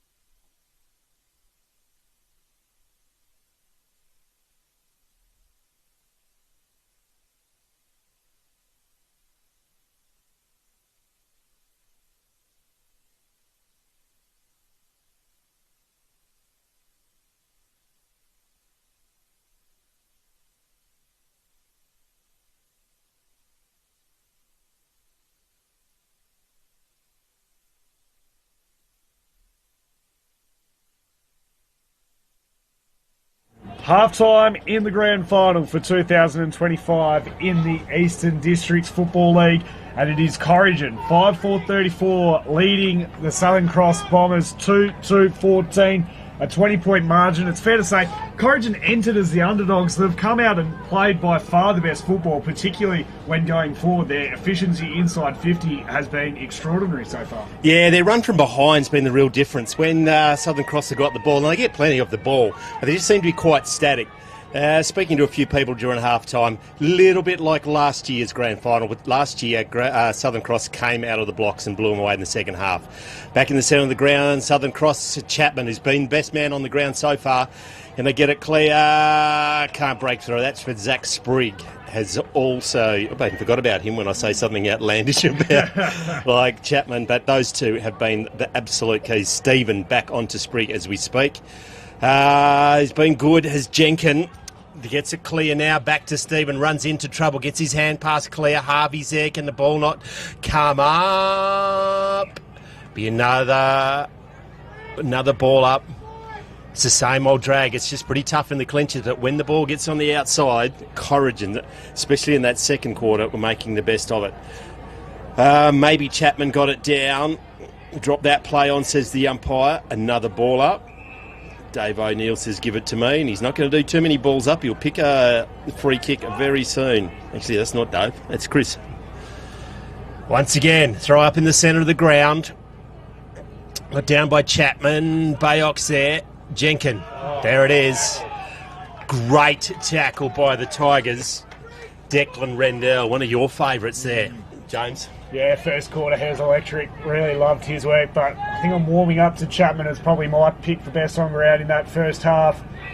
Personified in the change in ruckman with Hughes going in for Southern Cross. Big kick up toward full forward. It was knocked away from Guinness, and it falls to Beaton, who goes with the Chinana out toward the wing. Leading the race, Flay will get it. Has to go right around to get a bit of time and space. Got the 1-2, and now he's out. He spots the kick up, looking for Dalabosca. Couldn't quite find him. Well defended. They've got numbers here, Corrigan, if they can either hold it in or get it out. And in the end, the former is chosen, and they decide to just lock it in and reset in front of a large number of yellow and black Guernseys and scarves. Lots of Tiger supporters in attendance today. Spinning his way out of trouble was Hughes. Did well to get it forward and found Webster, who goes further, looking for Sprigg in the one-on-one. Does well. Great mark there by Sprigg.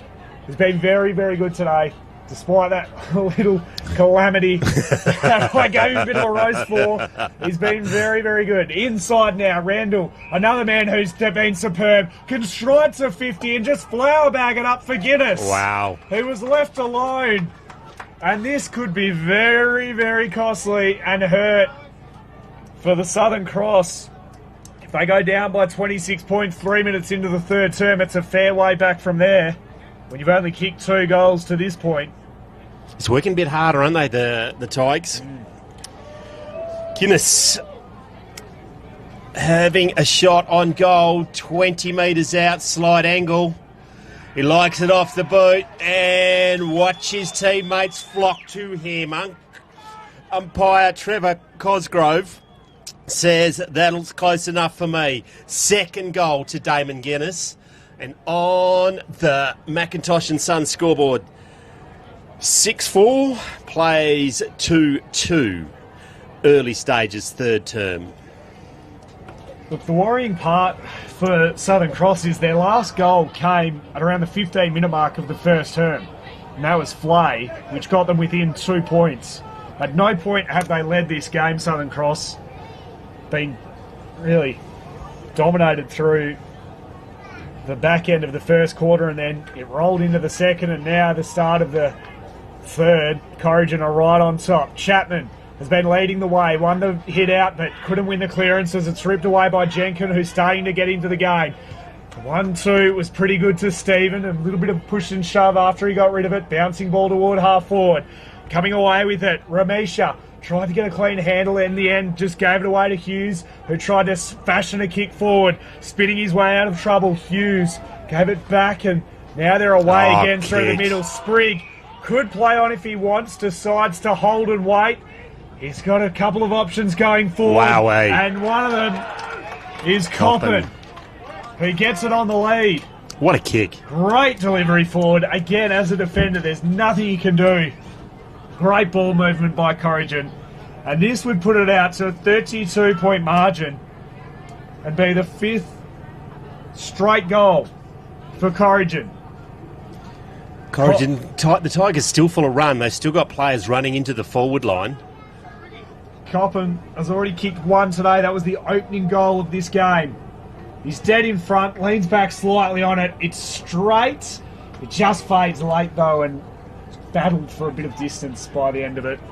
So Southern Cross get let off the hook there with just the minor score. Going to be kicked in.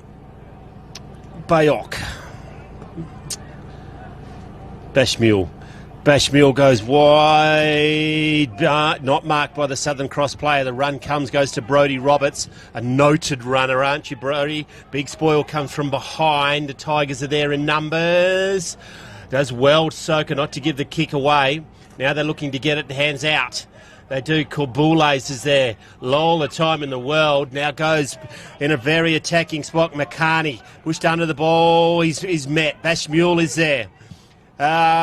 Kicks forward to Soka, goes overhead. Bayok goes to kick it and then loses the handle. Goes back into Roberts. Roberts, what can he do?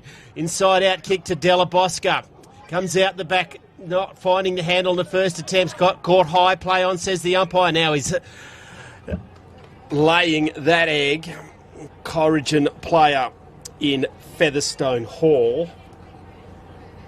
There's going to be a ball up. 60 out from the Southern Cross goal. They need one here. Chapman probably gets it away. Bit of holding on, play on, says the umpire. Jenkins has been good. Now inside 50. Who's there? Lurking. Great.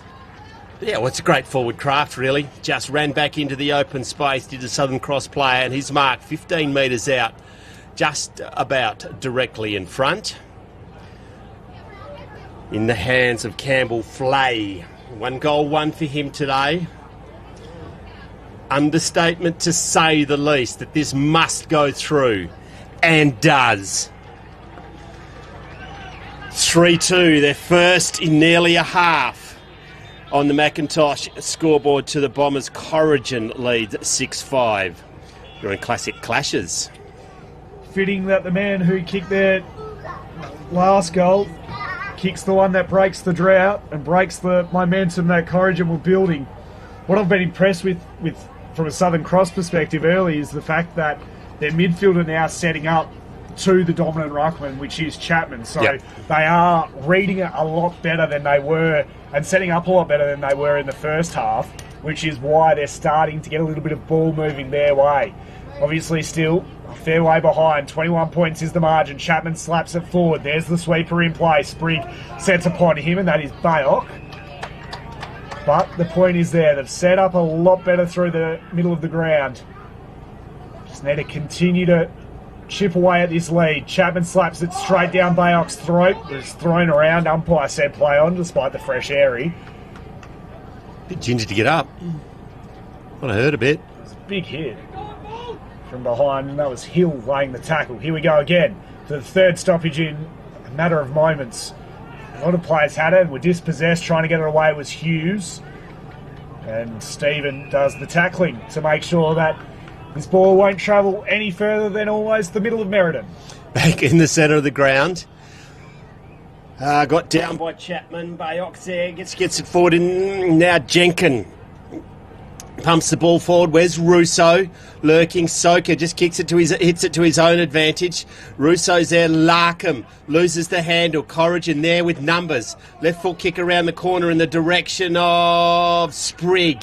Good spoil by Stephen. He goes to ground. The numbers there. Brilliantly picked up by our last goal kicker. Comes back to Brodie Roberts. Get it on the boot, son. And he does. Goes to Soka. A long way from home. And no one in the square. Just drifting back now. Perhaps Russo. It's going to go in that direction. A long kick. A lot of Tigers there. Spoilt. Goes in the ground. Harvey's there. Can he keep it in? Does he want to keep it in? The Tigers do. Chain of hand passes. Looked like he dropped that one. Now how did he get rid of it? He did. He threw it.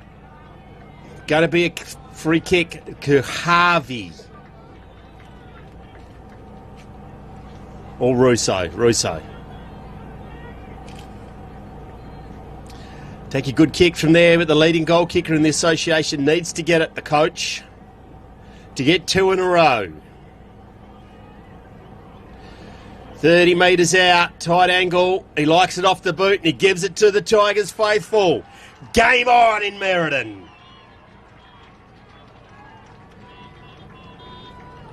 Two goals, 1 to the coach, Matt Russo. 4-2 plays 6-5 on the Macintosh and Sons scoreboard. The goal the game deserved. James? That's it. 15 points down the margin. Bit of reward for effort. That's the first time in this game that they've been able to score consecutive goals, Southern Cross. Their only other 2 goals before the last 2 came in the first quarter. Russo kicked his first at the 7-minute mark of the first term, and then Flay at about the 14-minute mark of the first quarter. So they're starting to get a little bit of momentum. There's going to be a 666 warning against Southern Cross as Bash Mule makes his way into the middle, setting up as the sweeper behind Chapman for that dominant ruckman. Knocked down, this time they win it out. Crossland, had it, lost it, got it back again. They go towards half forward, one-on-ones ahead of the footy. There's been a free kick. Wow. Interesting decision. Whitware at centre half forward, still a kick from home. Decides laterally is the best option to Rendell. Was very good through the opening quarter. Went a little quiet in the second. That wasn't his best work. Hands it straight back to Roberts in the long sleeves. And now Southern Cross are the ones with a bit of momentum. Bash Mule would love to have a bit more impact on this game. Plays on. Goes down the line. Soka leads out. Takes the mark. And now suddenly they're the ones with a bit of run and carry. Hands it. Probably delayed the handball a little too long to Lacombe. He then was put under pressure. And locked up, holding the ball. The whole Corrigan bench went up to the umpire. Just Jenkin put under way too much pressure by his teammates, taking too long with the ball. Crossland takes a kick right in front of Sprigg, leaps up, doesn't come down with the ball. Webster's been good. Doesn't get an effective kick. Hughes now gets it to Soka. Comes back to Larkin. What can he do this time? Comes back. Misses his target. Hughes is there. Now gets the kick down the line. Does it stay in? Della Bosca just, perhaps, maybe. Not called by the umpire. Hands on his head is Walton or Bartlett. Della Bosca, long way from home. Needs to centre it. Julie does. 40 metres out. Soka's there. Leaping high, but a mark of the day! That's a Campbell Flay. Big leap by Soka, but over the top. Flay. He got this ball rolling from a closer in with a clever mark about 3 minutes ago. And this one to get him back within 2 kicks. 25 metres out, we got the perfect angle to ride this one home. No breeze whatsoever. Ball's on the boot. Never going to miss. Titans up again. 5-2 plays 6-5 on the Macintosh and Sons scoreboard. Over the halfway point in this third term, and this game has had it all. Had some big hits, had some good goals, and a great mark then. Good reward for effort. That's 3 goals now for Flay. And they're starting to get this running game going again, Southern Cross. They get it back to the quarter-time margin of 9 points. At one point at the start of this quarter, when Guinness put through his second, they were trailing by 26 points. Now we've got a 9-point game on our hands. But you'd still be a brave man to bet against Corrigan at this point from what we've seen through the opening half and a bit. Winning the ball out, Jenkin fired the handball. Bashmule starting to get into this game. Hands it to Hughes. He goes back. Lacombe puts it up for Soka. He's been lively up forward in this second half, and then the kick, delightful. Honours the lead. And they are coming with a real swell. Soka out of the ruck forward has been the big key in this quarter, hasn't it? Hughes, I think, has gone into the ruck, an undersized ruckman, but they weren't winning it anyway. And it's made a real difference. Soka's been lively. Sasko has it. This would be some sort of kick. To put it to 3 points, it looks good off the boot. It just holds its line to the near side. 8 points the margin now. 15 minutes gone here in this third quarter, and Williams, I think. it is a very tight game. 28, I reckon, kicked that. Hughes receives it. Looks down the line, and there's not a whole lot. Chapman is sitting deep against Hughes. He has the mismatch, but over the back. Great mark taken by Doyle. Probably the shortest man in the pack ends up with the contested mark. Looking further ahead, he's got a 2-on-1 to go to. Oh. Well done by McCarney, but he's given away the free kick after he took the mark, and, well, he's played on there. Guinness has to hurriedly throw it on the boot up to half forward, knocked away. Roberts got the crumb, handed it to Bayok. He looks through the middle of the ground, and they're full of run and carry yet again. Soka hands it back to Bayok. He goes wider. Stephen has a lot of time out on the outer side to stop and prop, go long. Oh, clever. And almost the mark taken. Play on, said the umpire. Dangerous times here for Corrigan. And they're under the pump, but they're able to again, as they've done so often, find it to Rendell and get themselves out of a bit of trouble as it goes to Chapman. Chapman there, then they were in the box seat. I think it was Williams. Very nearly executed that goal, but desperate defence by the Tigers. Maintained possession. Goes to Doyle back again, crosses the ball back to, not Walton. Goes further field, bounces before he gets there. Beaton wraps him up, but then they elude the tackle. That not Coppin goes forward. Big punch from behind, but was ineffective. And Tom Crossland has taken the mark in front of Brad Skatchko, and Crossland now will have a shot from goal. It'll take his best kick from there. He'll be kicking from 48. Where's College? Whitworth's down there.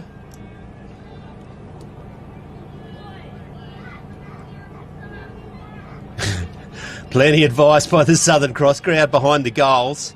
Crosses 50 now. And a kick from 45. Winds up on the right. It's going to go right to the teeth. That's a great mark. Not paid. Through for a behind. Umpire Cosgroves goes, not on my watch. Going to be kicked in by Bashmule. Bashmule to Roberts. Still in deep in defence. He's been good this quarter. Really starting to lift off half-back and leading that ball use. Soka's the clever target. He's really lifted in his second half. He was soundly beaten in the first, but he's come to play in the second. Goes into the middle of the ground, the one-on-one. Knocked to the front. Rendell was at the fall of the ball. Handed it back to go forward, and then they can reload. Oh, great kick. Down to Kabules. Crossland, I reckon. Takes the mark. At half forward, still a fair way from home. It's a very congested forward line from probably the 50 to the 30 mark. On the lead, Hughes takes the mark. Wheels and goes. In deep. Good mark out the back taken. It's a push. It's a push. Well, they were taken from that mark before, and now Guinness will get the free kick. Must admit, did look pushy from where I sat. Chapman. Guinness. Kicked one in the second, one in the third, just to put some more pressure on the Bombers. He's going to kick from 20 metres out, 45-degree angle. Plenty advice from the crowd, and ignores all of it, and he's got his third.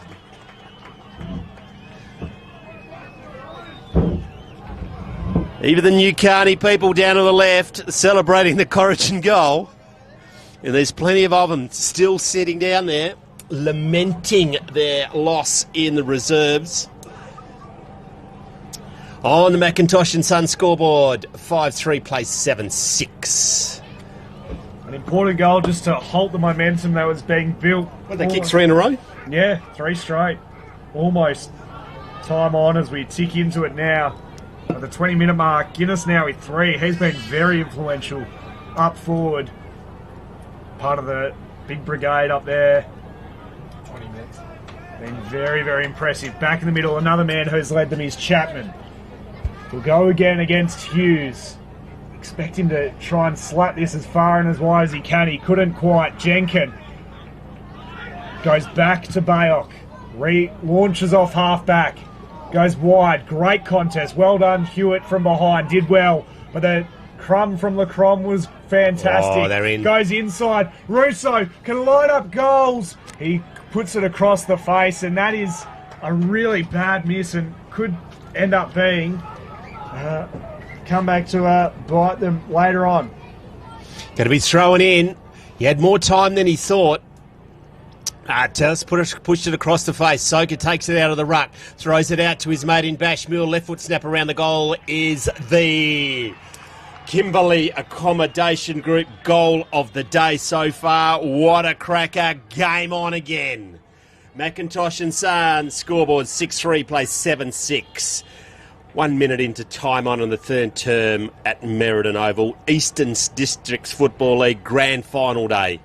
James Gardner, Ian McNeil bringing you all the action. John Douglas on the camera. Thanks to our sponsors, Premium Grains, Great Southern Fuels, Archie's, Dartfish, Classic Clutches. Still can't get that out. Never will. Back in the centre of the ground. Hughes against Chapman. It's been the move of the day. Non-competing Ruttman, just Chapman trying to bulldoze his way through, but he didn't dispose of it, so he got away with one there. Finally he does. Gets it forward now. Whitworth bounces Roberts once again. Just taps it very intelligently to Bayok. Goes to Harvey. Marks.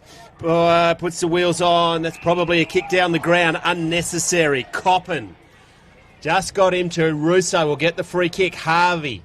The run's coming from behind in the direction of Bashmule. He marks. The last goal kicker.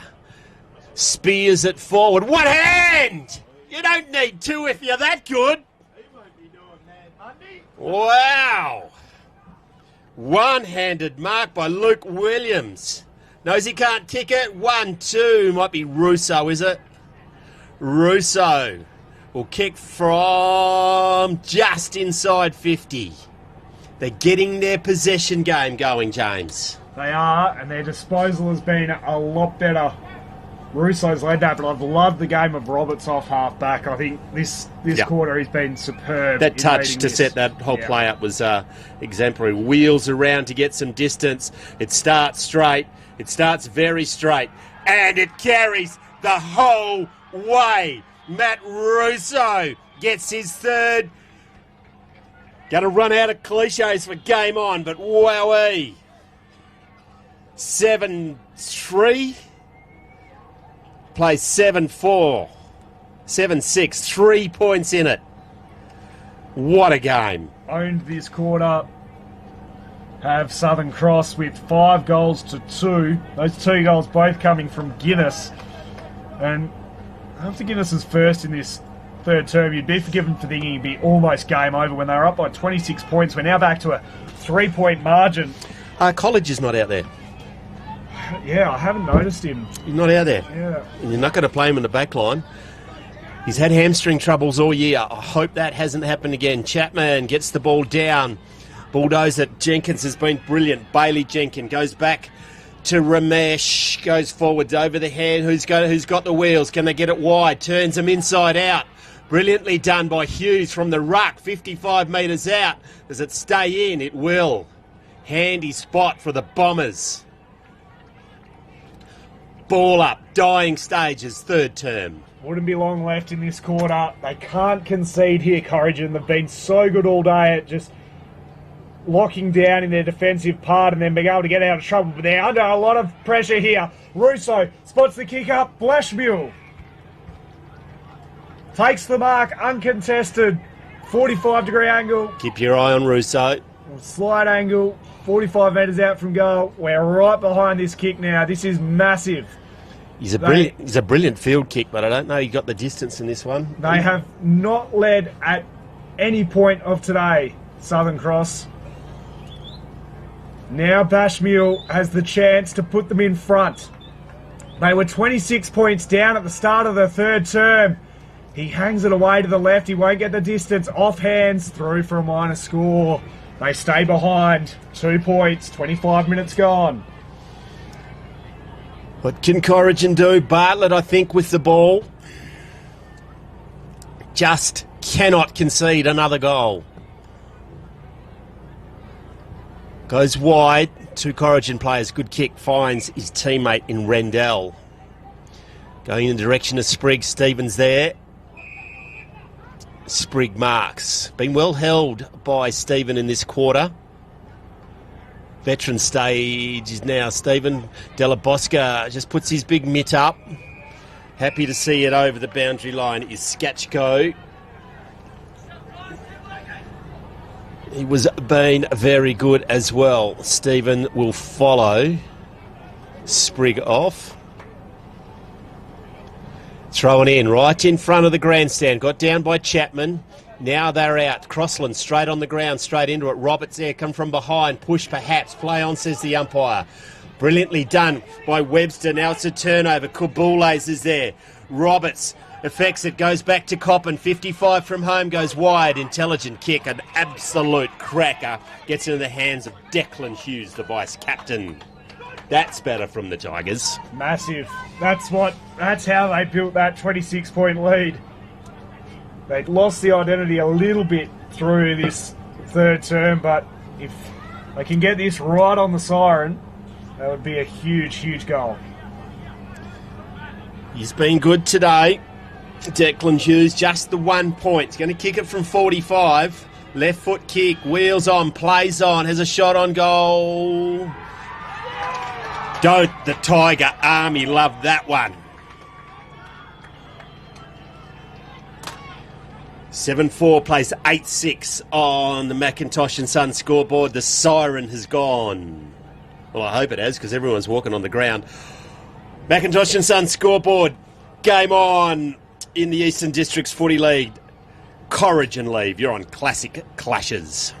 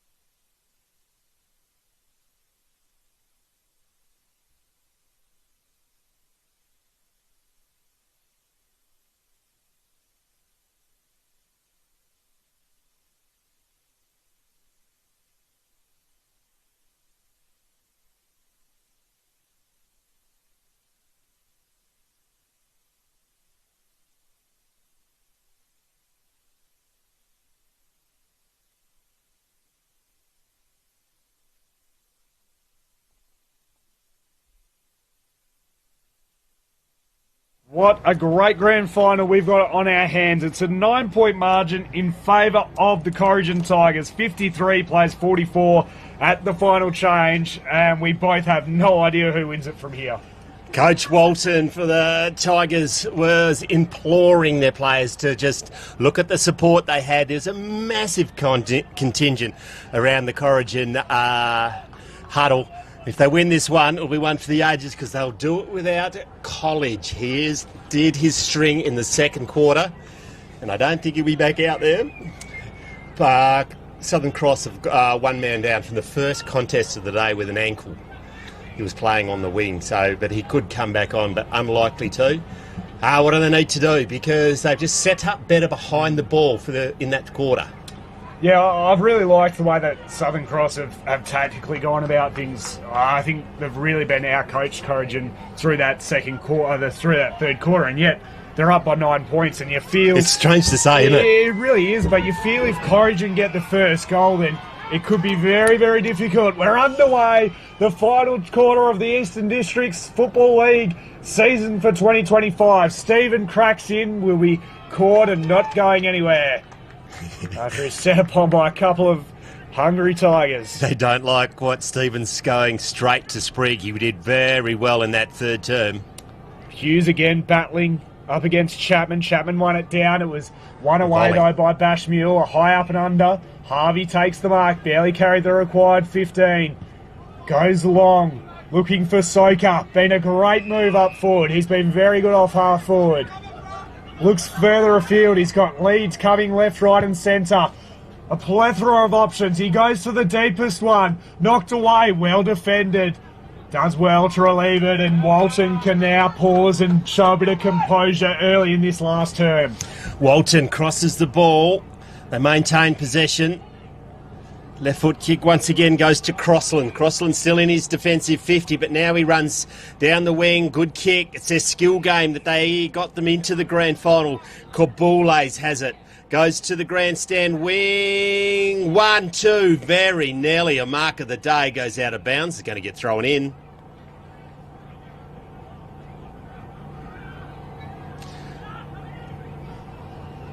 Just be careful driving home today, James Gardner. You know, safety speed kills. Back, high. Agricultural. Didn't need to happen. Corbules, I suggest. Wendell. Centre wing. Give him plenty of time. Goes wide and finds his captain, Whitwer. Two-hand drop goes, fast Freddy, right on cue. Now Corbules goes forward, no one in particular. Bayok does brilliantly, loses the handle, affects the tackle. Umpire says give it to me, but they've gone from one end to the other. Right in front of the Corrigan faithful, and I reckon the girls might have won the hockey yesterday because there is a lot of Corrigan jumpers with medals on them on the outer side. With suspicious-looking sippy cups in hand. Corbules turns into trouble. Let's drop in the ball. Play on, says the umpire. What's he seen now? That was the one they didn't pay just a minute ago. It'll be free kick. It's in the hands of Noah Delabosca, I think. Deep in defence. Brodie Roberts was free. It's ignored. Goes down the outer wing. Soka and Jackson. It's going to be a free kick to Soka. Looks for his mate inside in Bayok. Doesn't make the distance. It's a poor kick. Bayok's there. He's got to plan it to do. Harvey, brilliantly, gets on the end of the free kick, of the hand pass. Goes wider to a teammate. Goes inside 50. Who's there? Who's brave enough? Comes out the back to Russo. He misses the tackle. Goes back to Jackson. His hand pass takes a while, but it gets to Rendell. Goes further. Goes to Sprigg. All cops a little tummy punch. That one, they all hurt. I've identified him as the biggest threat. Goes down the wing. Soka up in front. Doesn't come down with the ball. I think that's Chapman. Does. Inside out he goes to Roberts. Through his hand. It's a push. Wacko, they're a lot closer than me, but they paid a lot of them today, so the Southern Cross boys might as well get one. Roberts crosses the ball to the dangerous Bashmule. Big run from Larkham. Marks it. Bayok is now running. It's got to go to him. The poor kick. It sets him a target. Has to wait for him to come. The cavalry arrives. Now goes to Bashmule. Waited an eternity to get it to him. Bashmule goes forward. Delabosca. Good footy by the Bombers. Bartlett just all over him. Russo's just stationary, just wants it over the back. Goes now to Soka. Big kick. We're all eyes on Soka. Just mark. Wowee. In the playbook of genius moves, that is the play of the day. Soka out of the ruck forward. He has been unstoppable.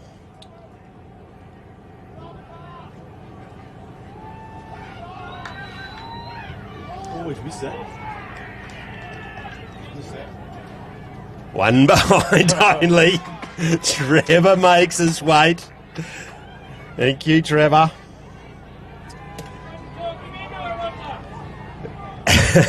Plenty of advice from the Corrigan bench. Not a costly miss, but it would have been handy if they'd got it. This boy's been good in Rendell. Goes wide into the sun. They maintain possession. Got to be brave to win a grand final, and they're being conservative. Right on cue. Big spoil from comes from behind. Does well. Might be not Rendell. Goes wider. Bouncing ball. Does it stay in? Brilliantly done. Brilliantly read by Corbules. Might be Coppin just as he kicks it. Running back with a flight of the ball. That's a strong grab. Damon McGuinness is rising to the occasion in the absence of college. He's kicked 2 in the third, 1 in the second. This'll bring the house down. I feel this could almost be a dagger in the hearts of the Southern Cross boys, because to put it up by 15 points or close to it, it'd be a massive kick. 25 metres out directly in front. He likes it off the boot. He loves it off the boot. And the Tiger Army goes berserk. Now the leading scorer on the oval, Damon Guinness, hasn't missed today, kicking 4 goals. On the McIntosh and Sons scoreboard, 9-6 plays 7-5. 8 and 9 minutes gone. Southern Cross have not led at all in this game. 7 minutes gone, sorry. And even then, to get the lead in this game, they'll need to kick 3 straight goals unanswered within the next, let's say 13 minutes or just over. It's a big ask.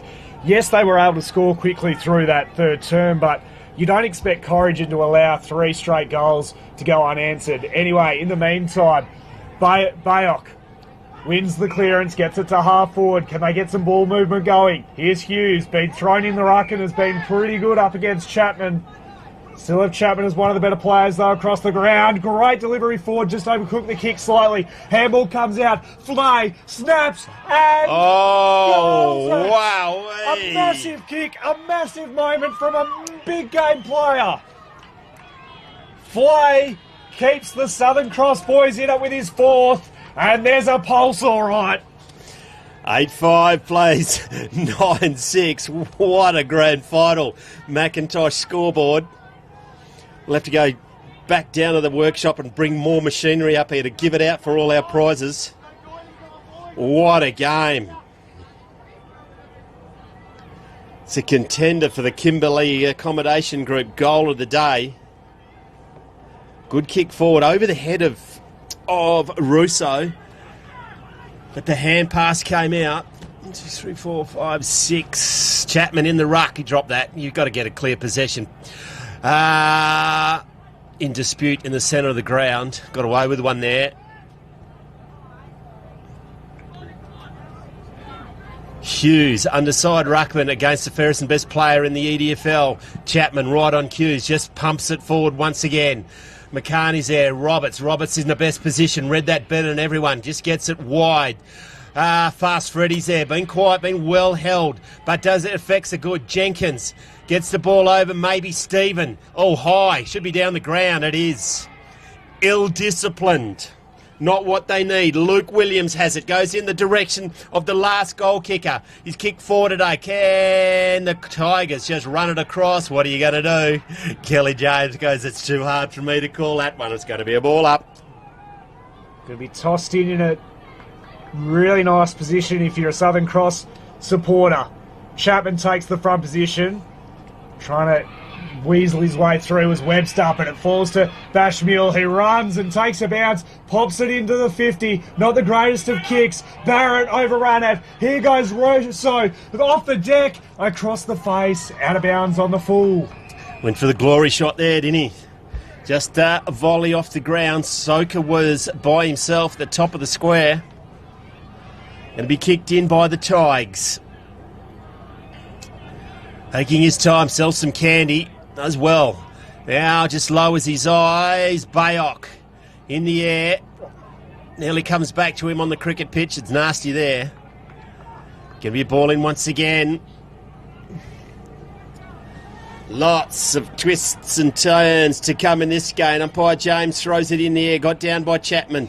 Falcon off one of the players there. Stephen is there. He goes to ground. Gauss goes to Bayok. Bashmule not coming out. Umpire James says, give it to me. It's going to be a ball up. In front of the Southern Cross supporters, decked out in their blue and red, lining that part of the outer side. Chapman managed to palm it down. Bayot overrun it, and then taking it over the line is Rendell. They'd love for him to get into this game a little bit more. He was electric in the first half. He's been very quiet through the second part of this game, though. Chapman again, wrestling. Hughes won the hit out. Corrigan will win the clearance, though. It's a high up and under ball. Harvey read the bounce best and then just slams it inside 50 and hope. The target originally was Soka. It won't get to him. It's knocked back toward the 50. They're now a long way from home. Surely almost taking his legs out there, Jackson. Umpire didn't see it that way. Gets away with one. It's an interesting one because it definitely took the legs out, but it was By the more. letter of the law, that's a free kick. It probably was. He didn't have his eyes on the.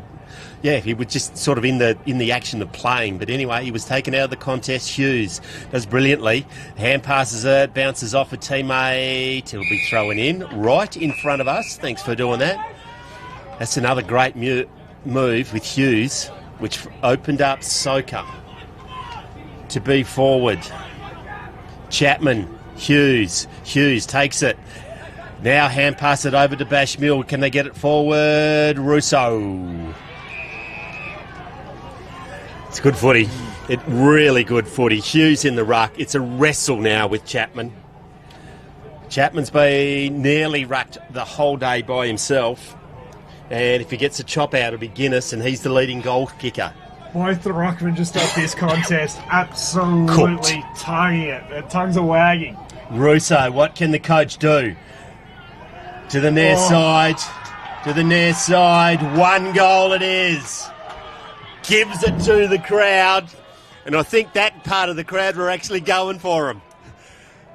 Russo kicks a cracking goal for him to get his 4th. There's 4 players out there.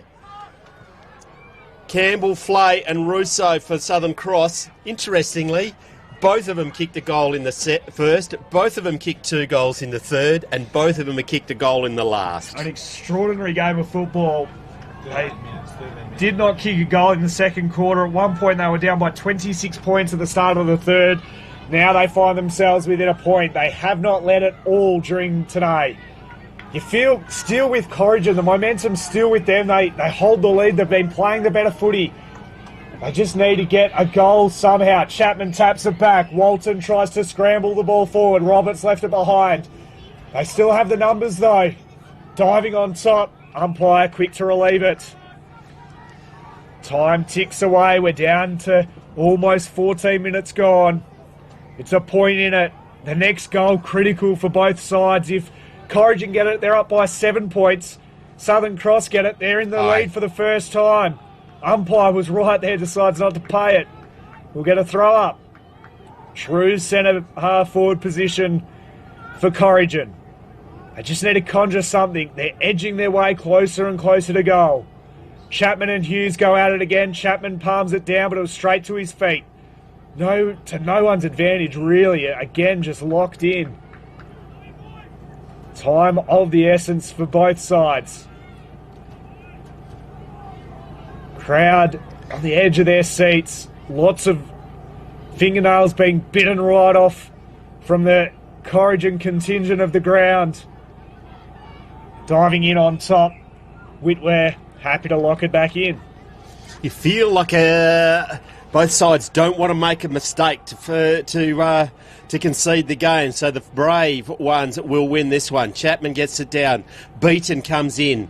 It's cleared by Corrigan. The fast Freddy gets it. Now just punched forward. Who's there? Crossland gets it high. There's a van all alone. Marked by Declan Hughes, the vice-captain, and he'll take his time to give some breathing space to the Tigers. I was just thinking, Zach Sprigger's gone very quiet in this final quarter. Barely sighted him. Is he out there? I'm just looking down.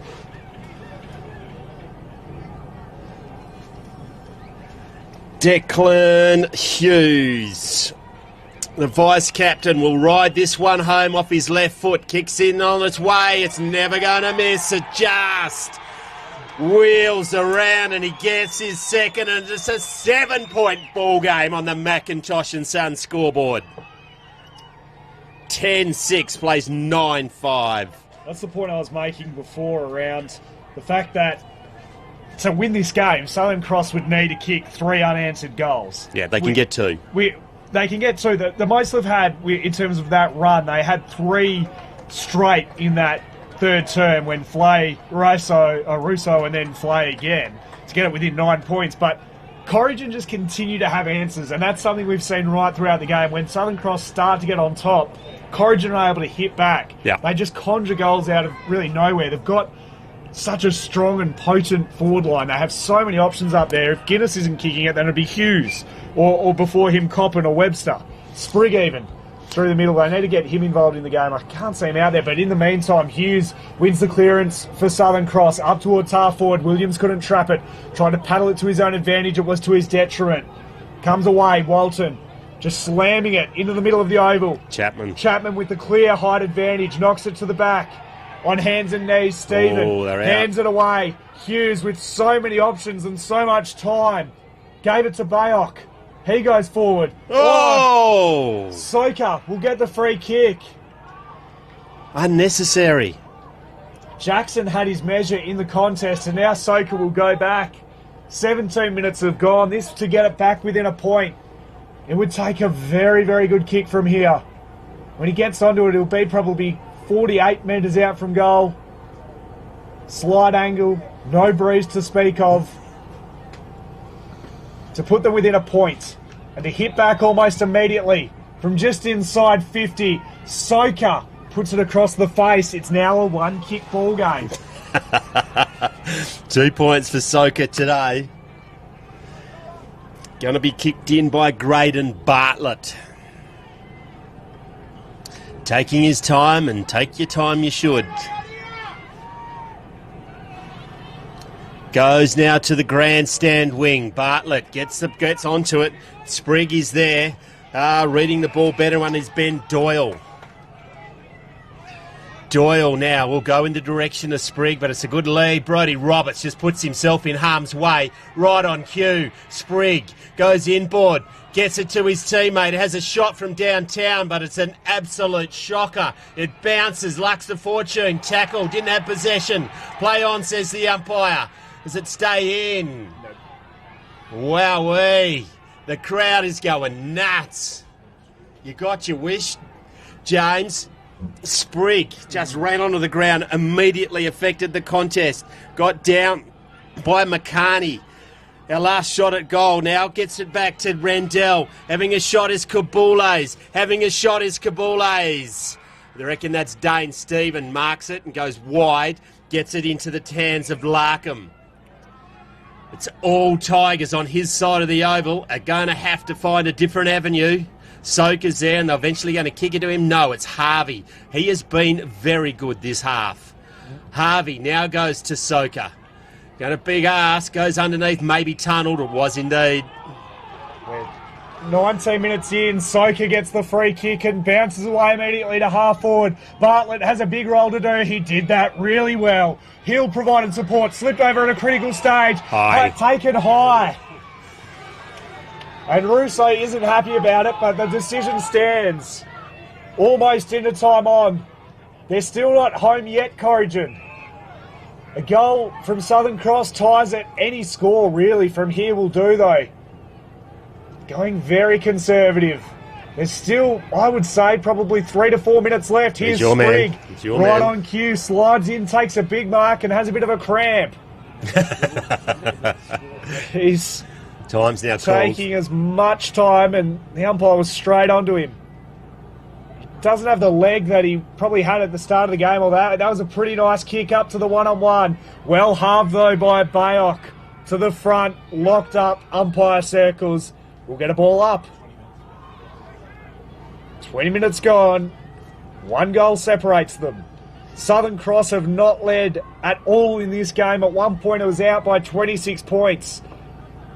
Bayok goes down the wing. Soka bounces over everyone's head. Didn't give it the free kick away. Soka doing well. Now it's against Jackson. Does he get the hand away?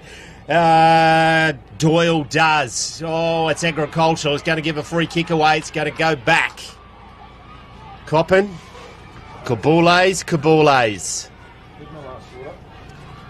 Kabules goes in. Finds Rendell. Not to 15. That's holding the ball. Don't know what he was thinking. Free kick. It's going to go to Jenkin. It was for holding the ball. That was what it was for. Now goes in the direction. 1 hand, 2. They arrive in numbers. Fending off brilliantly is Bartlett. The big tired legs of Jackson. He picks it up now.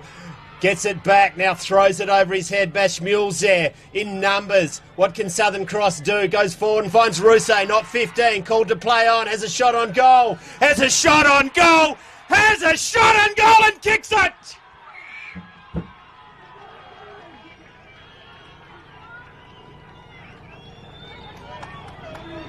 Wowee! 5 goals to the coach. Rising to the occasion. What can the Tigers do? They just have to score. We're time on. The time is going. There's probably a couple of minutes left at a guess. There hasn't been a whole lot of scoring in this last quarter. 5 goals. All squared up, 10-6 apiece on the Macintosh and Sons scoreboard. They're closing. They are closing in on them here, Southern Cross. As we've said a few times, they have not led at any point today. Is there one warning a quarter, is there? Oh, yeah. Now they are closing in and giving the Tigers an almighty fright. Hughes tries to rip it out of the contest. Couldn't. It's like rocks up again. We're going to restart. There's a faceplant in there. Time continues to tick. Thrown back up. Chapman needs to just get this to the outside. It's run away. Bayok got it wide. Bashmule inside. Lacombe can go inside 50. Here's Russo. Jackson floats in. Brilliant. Takes a mark. Brilliant. Has to go. The scores are level. Goes to the outer wing. And finds Webster on the lead. They have to continue to move this ball here, Corrigan. They've got nowhere to go. Too many men standing still in the middle of the ground. There's still time for either side to win this contest. Chapman. Great mark taken by Chapman. He stood up in the big moments. Sprigg provides the lead up forward. Opts not to go there. Instead sticks down the line. Guinness had it knocked away from him. Bayot goes in, sliding. Locked up. How does the umpire view it? He's going to ball it up. Wow. Massive indecision. The crowd all on the edge of their seats. We don't know where this game is going to land. Chapman slaps it wide. Probably not as far as he would have liked. Webster Oh, what a wrapped tackle. up. Great tackle. Could we be set for extra time? Hope so. We get time and a half in, or double time. As it goes over full time. Come on, the draw. Go the draw. Have to review the contract. Wrapped up again. We're set for a draw, I reckon. 24 gone. Surely not. 50 metres out. Inside the last, minute and a half, I would suggest. Right on Corrigan's 50. Chapman gets it down. Whitworth just pumps it forward. Good kick. Good strong mark by Skachko. You don't want to lose it from here. Goes wide into Soka. But everyone, they just fall down around him. Now, the long legs, has a bounce, runs away from everyone. They fall over.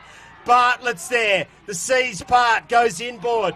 Gets his teammate in Walton. Walton searching kick, goes to the vice captain and finds him. Hughes, left foot forward, goes forward. Brilliantly done by both sides.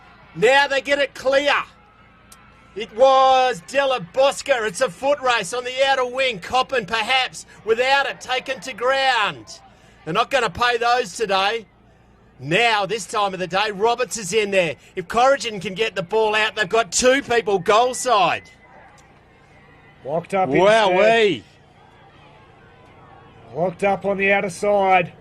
Right in front of the Corrigan contingent of this crowd. It's been a great game of football. It's one away. Hill inside. Guinness is there. Hughes also. Slapped wide. What does the vice-captain have? He farms it back. The quick kick comes from Crossland. It floats toward goal. They need to keep it out of there. 1 point. It's gone through from behind. Perhaps the greatest point in Corrigan's history. Now they need to go from end to end. Time is against them. Southern Cross, they need to go straight up the middle. Roberts continues that way. Finds Soka. He's been superb up forward. Hands it to the run. Here's Hughes. Looks inboard. Jenkin continues the run. Goes inside 50. Has it. The mark's not paid. In extraordinary circumstances, what a win. Corrigan has won by a point. They led all day. They were given an almighty fright. And on the siren, the mark isn't paid to Flay. An extraordinary grand final that will live long in the memory of all here. What a play by Southern Cross at the death. To Roberts, to the outer wing, to Soka with the bounce. Brilliantly done, I think, by Williams on the outer side to take them on and kicks it into a very dangerous spot. And while the ball was in the air, what a game of footy. We're joined up here. We'll keep on talking. Rob Pauly, can you describe that game for us, mate? Well, they don't get much closer, do they? But, yeah, what a game. What a ripper day for football. And, yeah, well done to everyone involved. But congratulations to Corrigan. Doesn't get a lot closer, doesn't it? You know, the golden point by Crossland and then Southern Cross. Last chance saloon, end to end, ball in the air. He did mark it, but siren had gone. Split second, yeah, and he would have had a shot on goal, probably 20 metres out, I guess. But, absolutely, what a gripper game. It was. McIntosh fingerprints are all over this one as well, Rob. It's it's all great to be involved in football, isn't it? Yeah, absolutely, yeah. No, so this is what everyone comes along for, and I guess with the community spirit and, you know, how it is out in the bush, but... yeah, this brings a lot of memories back for everyone, and yeah, so well done to you guys too for your broadcast, and yeah, it's another 2025's over for EDFL. Yeah, what do you reckon the chances of the Corrigan school actually not having many kids in it tomorrow? Yeah, well, I reckon Narrabeen won the C grade, so maybe they have a Mad Monday, mate. It'd be pretty handy coming in on the bus, going to Mad Monday and home on the bus in the Arvo, wouldn't it? It will indeed, because I think the Corrigan girls might have won the hockey. There might be a population explosion, you reckon? Yeah, I think so, mate. Yeah, first time, I think, for however long, but I was talking to a mate of mine who said he only sort of put the head down at 6 this morning, so he'll be finding it hard to back it up tonight, I would have thought, mate. But, yeah, look... yeah, it's just great, and yeah, commiserations to Southern Cross. Yeah, 2 ripping years of footy, and yeah, it's just unfortunately that's the way it falls, and yeah, it'll be one of the most memorable games, I reckon, that Corrigan's ever played in or won. So yeah, 1 point grand finals. They just you can't script it. No, we lost a couple by a point or two, but certainly memories of those ones. But it's really good. So yeah. Rob Pawley from McIntosh and Sons, thanks for joining us in the commentary box. We've got some official stuff to get to in a minute. On the McIntosh and Sons scoreboard, 10-6 plays 10-7. We got our man out there, have we? James Gardner. Let's take our stuff down there and we will be back in a while. Thanks, Rob, for joining us. Thank you for what you do for football in the Eastern District Footy League. Get as many as you can down there and just wave and pull them out and wave to me. And then when I go like that, I'm bringing it down. Origin boys, about extraordinary grand final.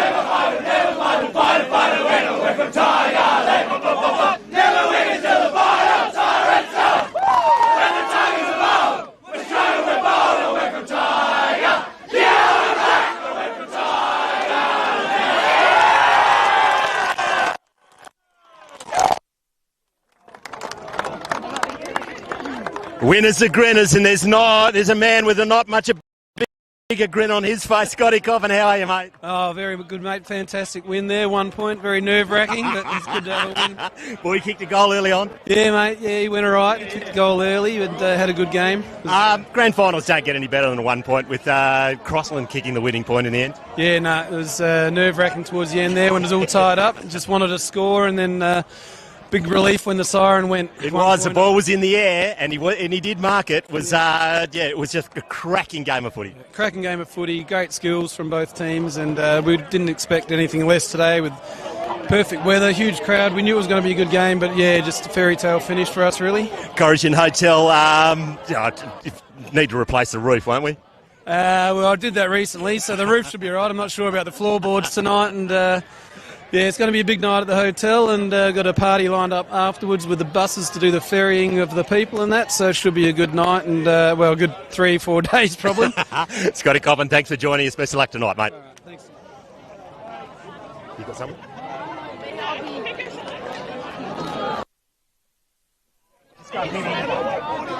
Joined by the president of the Football Club, Daryl. How you going, mate?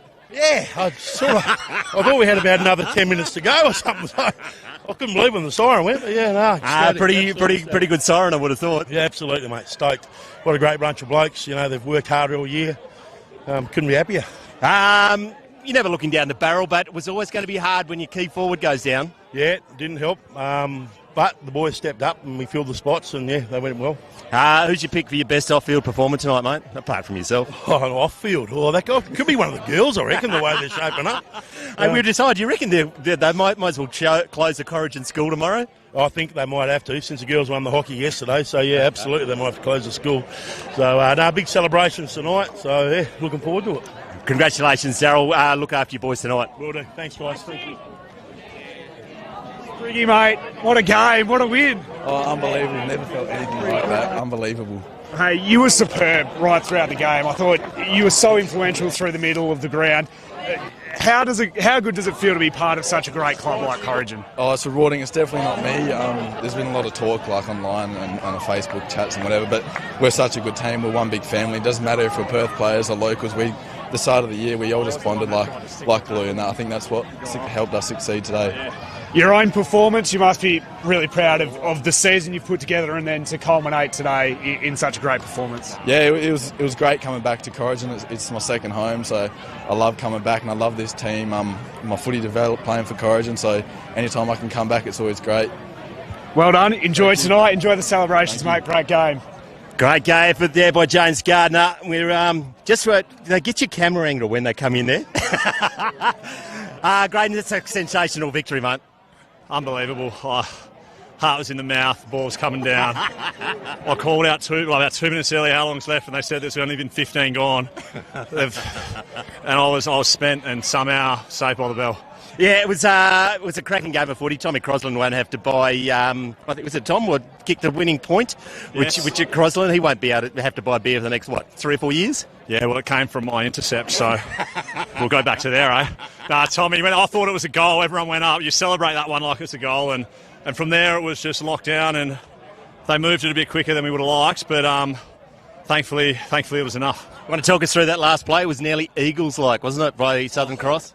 Yeah, I'm an Eagles man. It's been dark days, and I remember that well. But I wish I stuck that tackle. It would have been a good ending on the bell, sticking that tackle when he got past having the ball in your hand. Yeah, when Jenkins got past me, I thought, don't do this to me. I've been 14 years out here, and you can't do it to me like that. And somehow got through.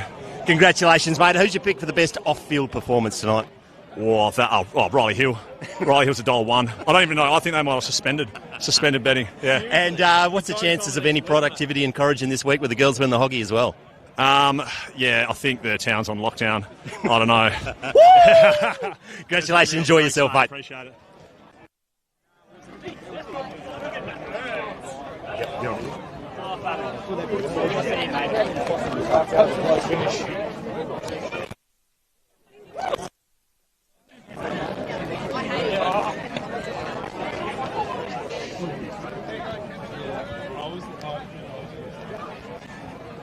Kendall Whitwer, Premiership captain, mate. That's wild. It was someone come at the right time, didn't it? You will look at that grand final replay, I'm sure, and it came at exactly the right time. The ball was in the air. Yeah, well, it's been a big year. We fucking worked. Sorry, we worked. Just to bother us, really. We worked so hard for this, and look at everyone out here, like all wearing the yellow and black. It's just a massive effort. It's pretty emotional for everyone involved. You did it without your full forward as well. Yeah, he went down. I think Travis Hewitt I think he might have broke a rib or something. I'm sure he'll tell us about that over the next few days. But yeah, a couple down on the bench, but it just shows the true fucking grit of us. Yeah. Absolutely. We're about 25 points up at some stage, and they were never going to be denied, the Bombers, were they? Oh, they're a good side. Have a look at them. Russo's a good player, and how they keep getting the players out there is a credit to the people who run that club, but they were never going to give up. We knew that. So congratulations. We asked this question a bit. Dan Hutchie in the background there. What's he? He's good for nothing. Good for nothing. We don't have to tell everyone that. We all know that one. Hey, not a lot of productivity encouraging this week, you wouldn't have thought, with the girls winning the hockey as well? I think the only one we're working hard would be Scotty and his staff, I reckon. Yeah, he's pretty happy. Yeah, he would be, yeah. Hey, tell me, who's your pick for best off-field performance? I reckon young Riley Hill will be all right, but big Ben Doyle, I reckon, will be a real smoky. Congratulations, Kendall. We did it. We'll do the Premier League Awards in a bit.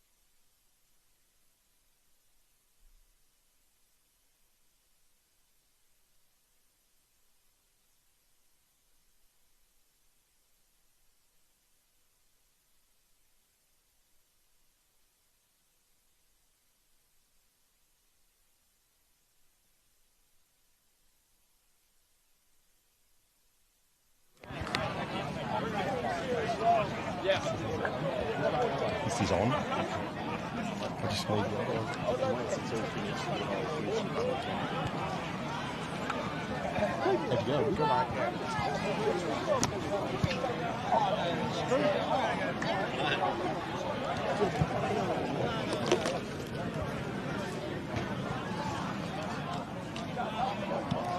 It's on now. Well.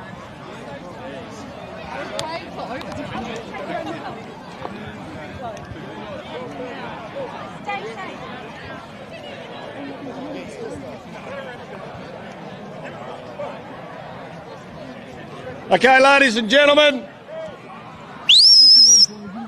we're going to do the awards, please.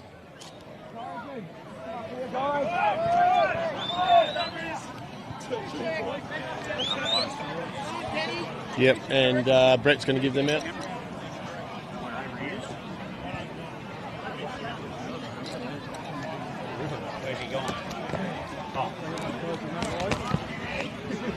Okay, ladies and gentlemen, we'll move on. Many thanks for your attendance today, and I don't think you get a better grand final than that. It was an absolute battle, so congratulations to both clubs. First of all, I'd like to take this opportunity to congratulate and thank our central umpires for the match. Thanks, guys. A big thank you for our goal umpires and also our boundary umpires. If you could show your appreciation, please. And I will ask Brett Hetty to come forward, Executive Manager of Country Footy WA, to present the umpires with their medallions, please.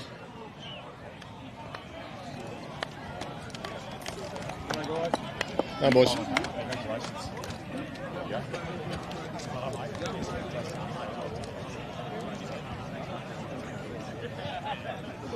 Thanks, guys. Much appreciated. Trevor Cozzy, where are you? Welcome to Trevor Cosgrove on behalf of the Cosgrove family to present the Cosgrove Medal for the fairest and best on the ground for the grand final.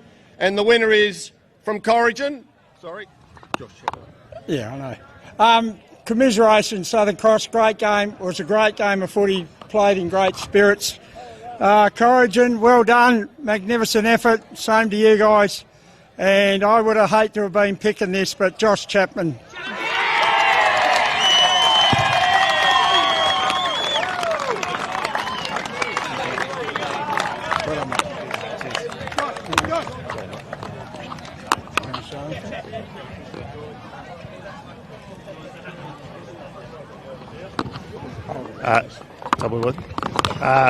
Well done. Thank you. Thanks for everyone coming down. Great to see so many people down here supporting. It was a great game. Well fought, Southern Cross. That's really a good game. Loved every minute of it. Just unfortunate in the last couple of seconds there. Well done to our boys. Tough year. We've had some ups and downs, but most of all, that was the best one yet. Good work. You.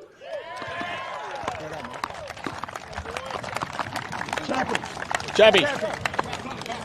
Yeah, well done, Dane. Sorry, Josh. I'd like to acknowledge the Southern Cross Football Club. They've been the benchmark all year. It was a terrific effort today, and although you haven't taken home the ultimate prize, be proud, guys. That was just an absolute war out there. Well done.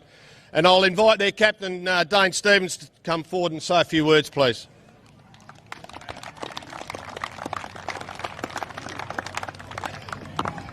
Congratulations, boys. You deserved it. Real hard-fought game. The scoreboard shows it. So, yeah, enjoy it.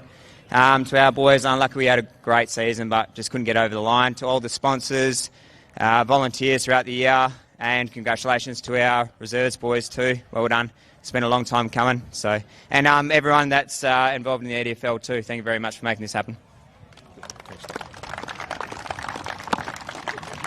I'd like to invite Chris Barnett to come forward, please, to assist with the presentation of the Seven Oaks Premiership Shield, and Rob Pauly from McIntosh & Son to present the pennant and cup. So I better invite the winning captain, one Kendall Whitwell, and Broderick Walton, the coach.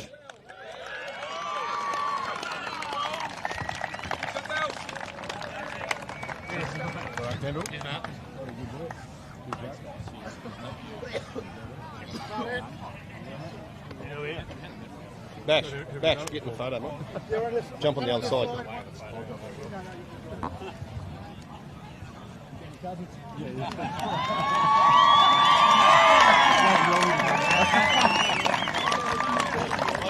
mate. Yeah.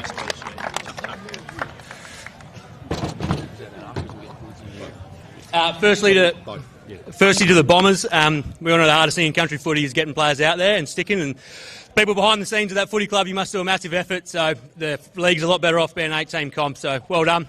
It's the ADFL, and everyone who makes the club, the association run, thank you. But the Tigers, not only the blokes who played today, everyone who rocks up week in, week out, this is for us, boys.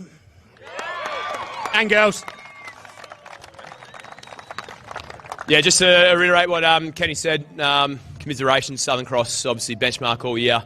It looked like you're impossible to stop at one point in the season there, and really took it up to us today, and yeah, we really had to work for that one. So congratulations to Russo and the boys for a great season. To the league, congrats on a great year. Thanks for putting on another season for us and all the sponsors that helped get it done and all the volunteers. Obviously to the Corrigan faithful, all our sponsors, all our supporters, week in, week out, we set in the chain before the game. It's not just the 9 team with the jersey on today, it's a whole community, and look at you guys in force today. We couldn't have done it without you, so thank you so much. So can you call out the players? Oh, yeah. Do you know the numbers? Oh, no, I don't. Can I have the... I'm going to stay here for that? Or? No, you get back there, mate.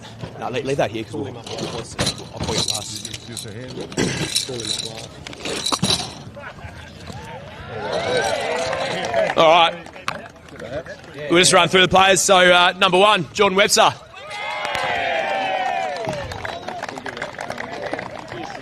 Number 2, Zach Sprigg. Number 3, Jared Coppin.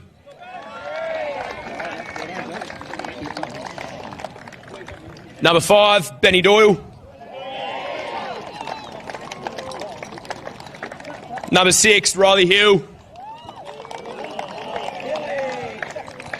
Number 7, Declan Rendell. Number 9, Travis Hewitt. Number 10, Damon Guinness. Number 12, Mr. Miller, Josh Chapman. Number 13, Billy Featherstone. Number 14, Zach Kabules. Number 16, Graydon Bartlett.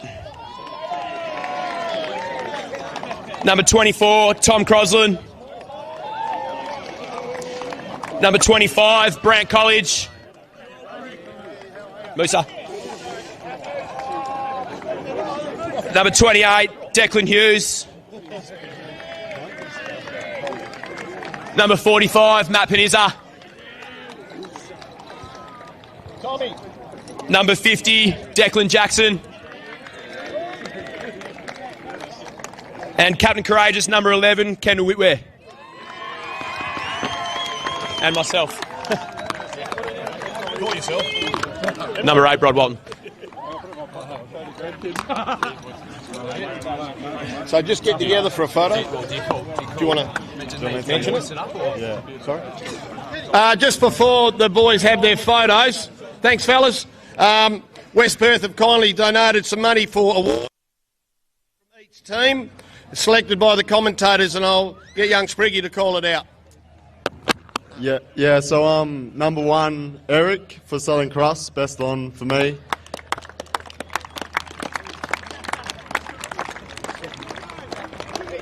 And then from Corrigan, Declan Hughes, number 28.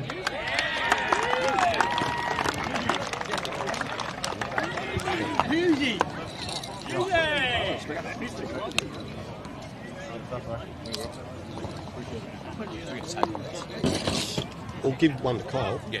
Call him out. Just got one more medal to give out. The thing with player coaching, you can't just do it by yourself. And this bloke, he runs training in town for me and does everything on the bench for me. So our assistant coach this year, Kyle Hewitt. Yeah, we'll hand them out quietly. Mate, well done. Well done, mate. Are you announcing us or do we get to hoist it up? Hey? Are you announcing it or do we get to hoist it up? Premiers, announcers, Premiers, John Boyd. Announcing what? Premiers 2025. Yeah. Do you want to shift?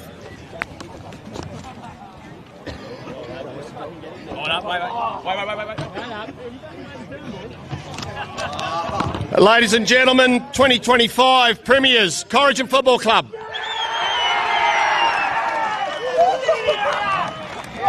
Throw the cup on the ball. Guys.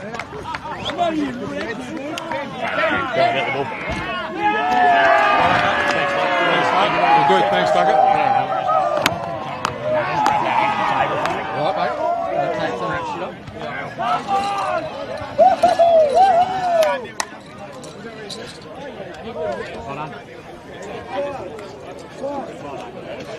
Okay, ladies and gentlemen, just very quickly, can everyone please put their hands together for the Burracoppin Football Club on an outstanding day today. Well done to Sonia and the committee, the Merredin Shire and the community of Merredin, and look forward to seeing you all in the 2026 season. And remember, drive carefully and belt up. No one listened. Anybody heard that last bit at all, mate? No one listened. Oh, yeah, you want to announce it? Are you going to? Yeah, right. Do it in front of the camera. Do it in front of the camera. You want that one on there? Yep, John Boy's going. John Boy, sorry, mate. Sorry. Am I drawing? Yeah, sorry, mate. You're right.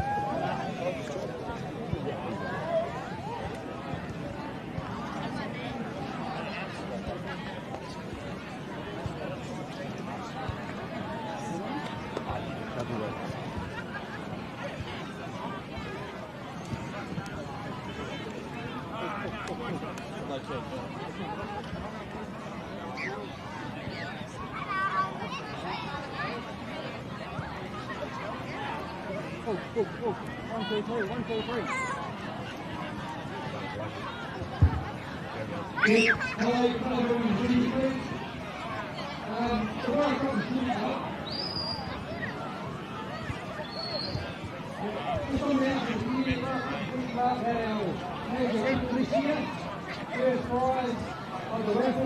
Is $5,000, and second prize.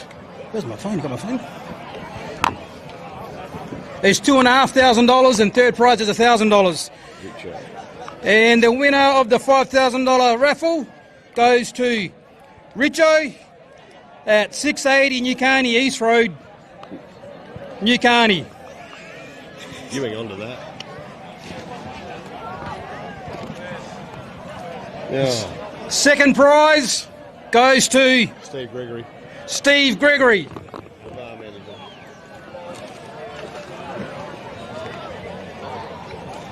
Oh. And third prize goes to Bundy. All right, that it? Yeah, that's all Good right. on you. Thanks, mate. Thanks, mate.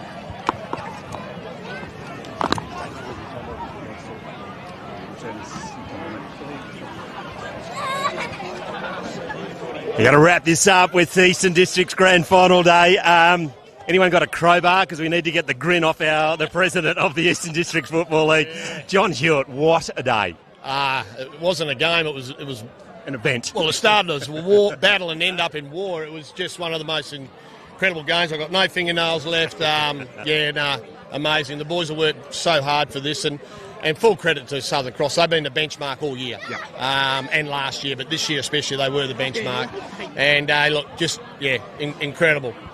Don't want games like that all the time, Macca. Not at our age. You don't. You just don't see grand finals that close. And the ball's in the air. It was end-to-end stuff, and it's half a second. Oh, that's right. The timekeepers were probably thinking. Now, we were thinking, there was a bit of a conjecture that you might have been in the timekeeping room at the end of the game there, John Boy. No, I can safely say I was in the far corner over there trying to get away from everyone so I could watch and not get whinged at. Hey, congratulations, in all seriousness, thanks for the invitation back to Classic Clashes to follow your prelim final and your grand final. And we've done some games as well throughout the year. Macintosh and Sons, magnificent supporters of the Eastern Districts Football League. Congratulations to you and your committee on what you managed to achieve, and just enjoy yourself tonight, boys. Might be a couple happening. Apparently I've got to get sheep in the morning. But no, and to all the guys that were sending text messages through and that were watching it on live stream, it's a great initiative. So thanks to John Douglas and you and the boys for your efforts. It's fantastic. Works well. That's a wrap from Merredin Grand Final Day. Corrigan, the winners by the points in the league. There we go. Southern Cross in the reserves and Narrabeen a little in the C grade. That's a wrap from us. Thanks for joining us on Classic Clashes. Sensational.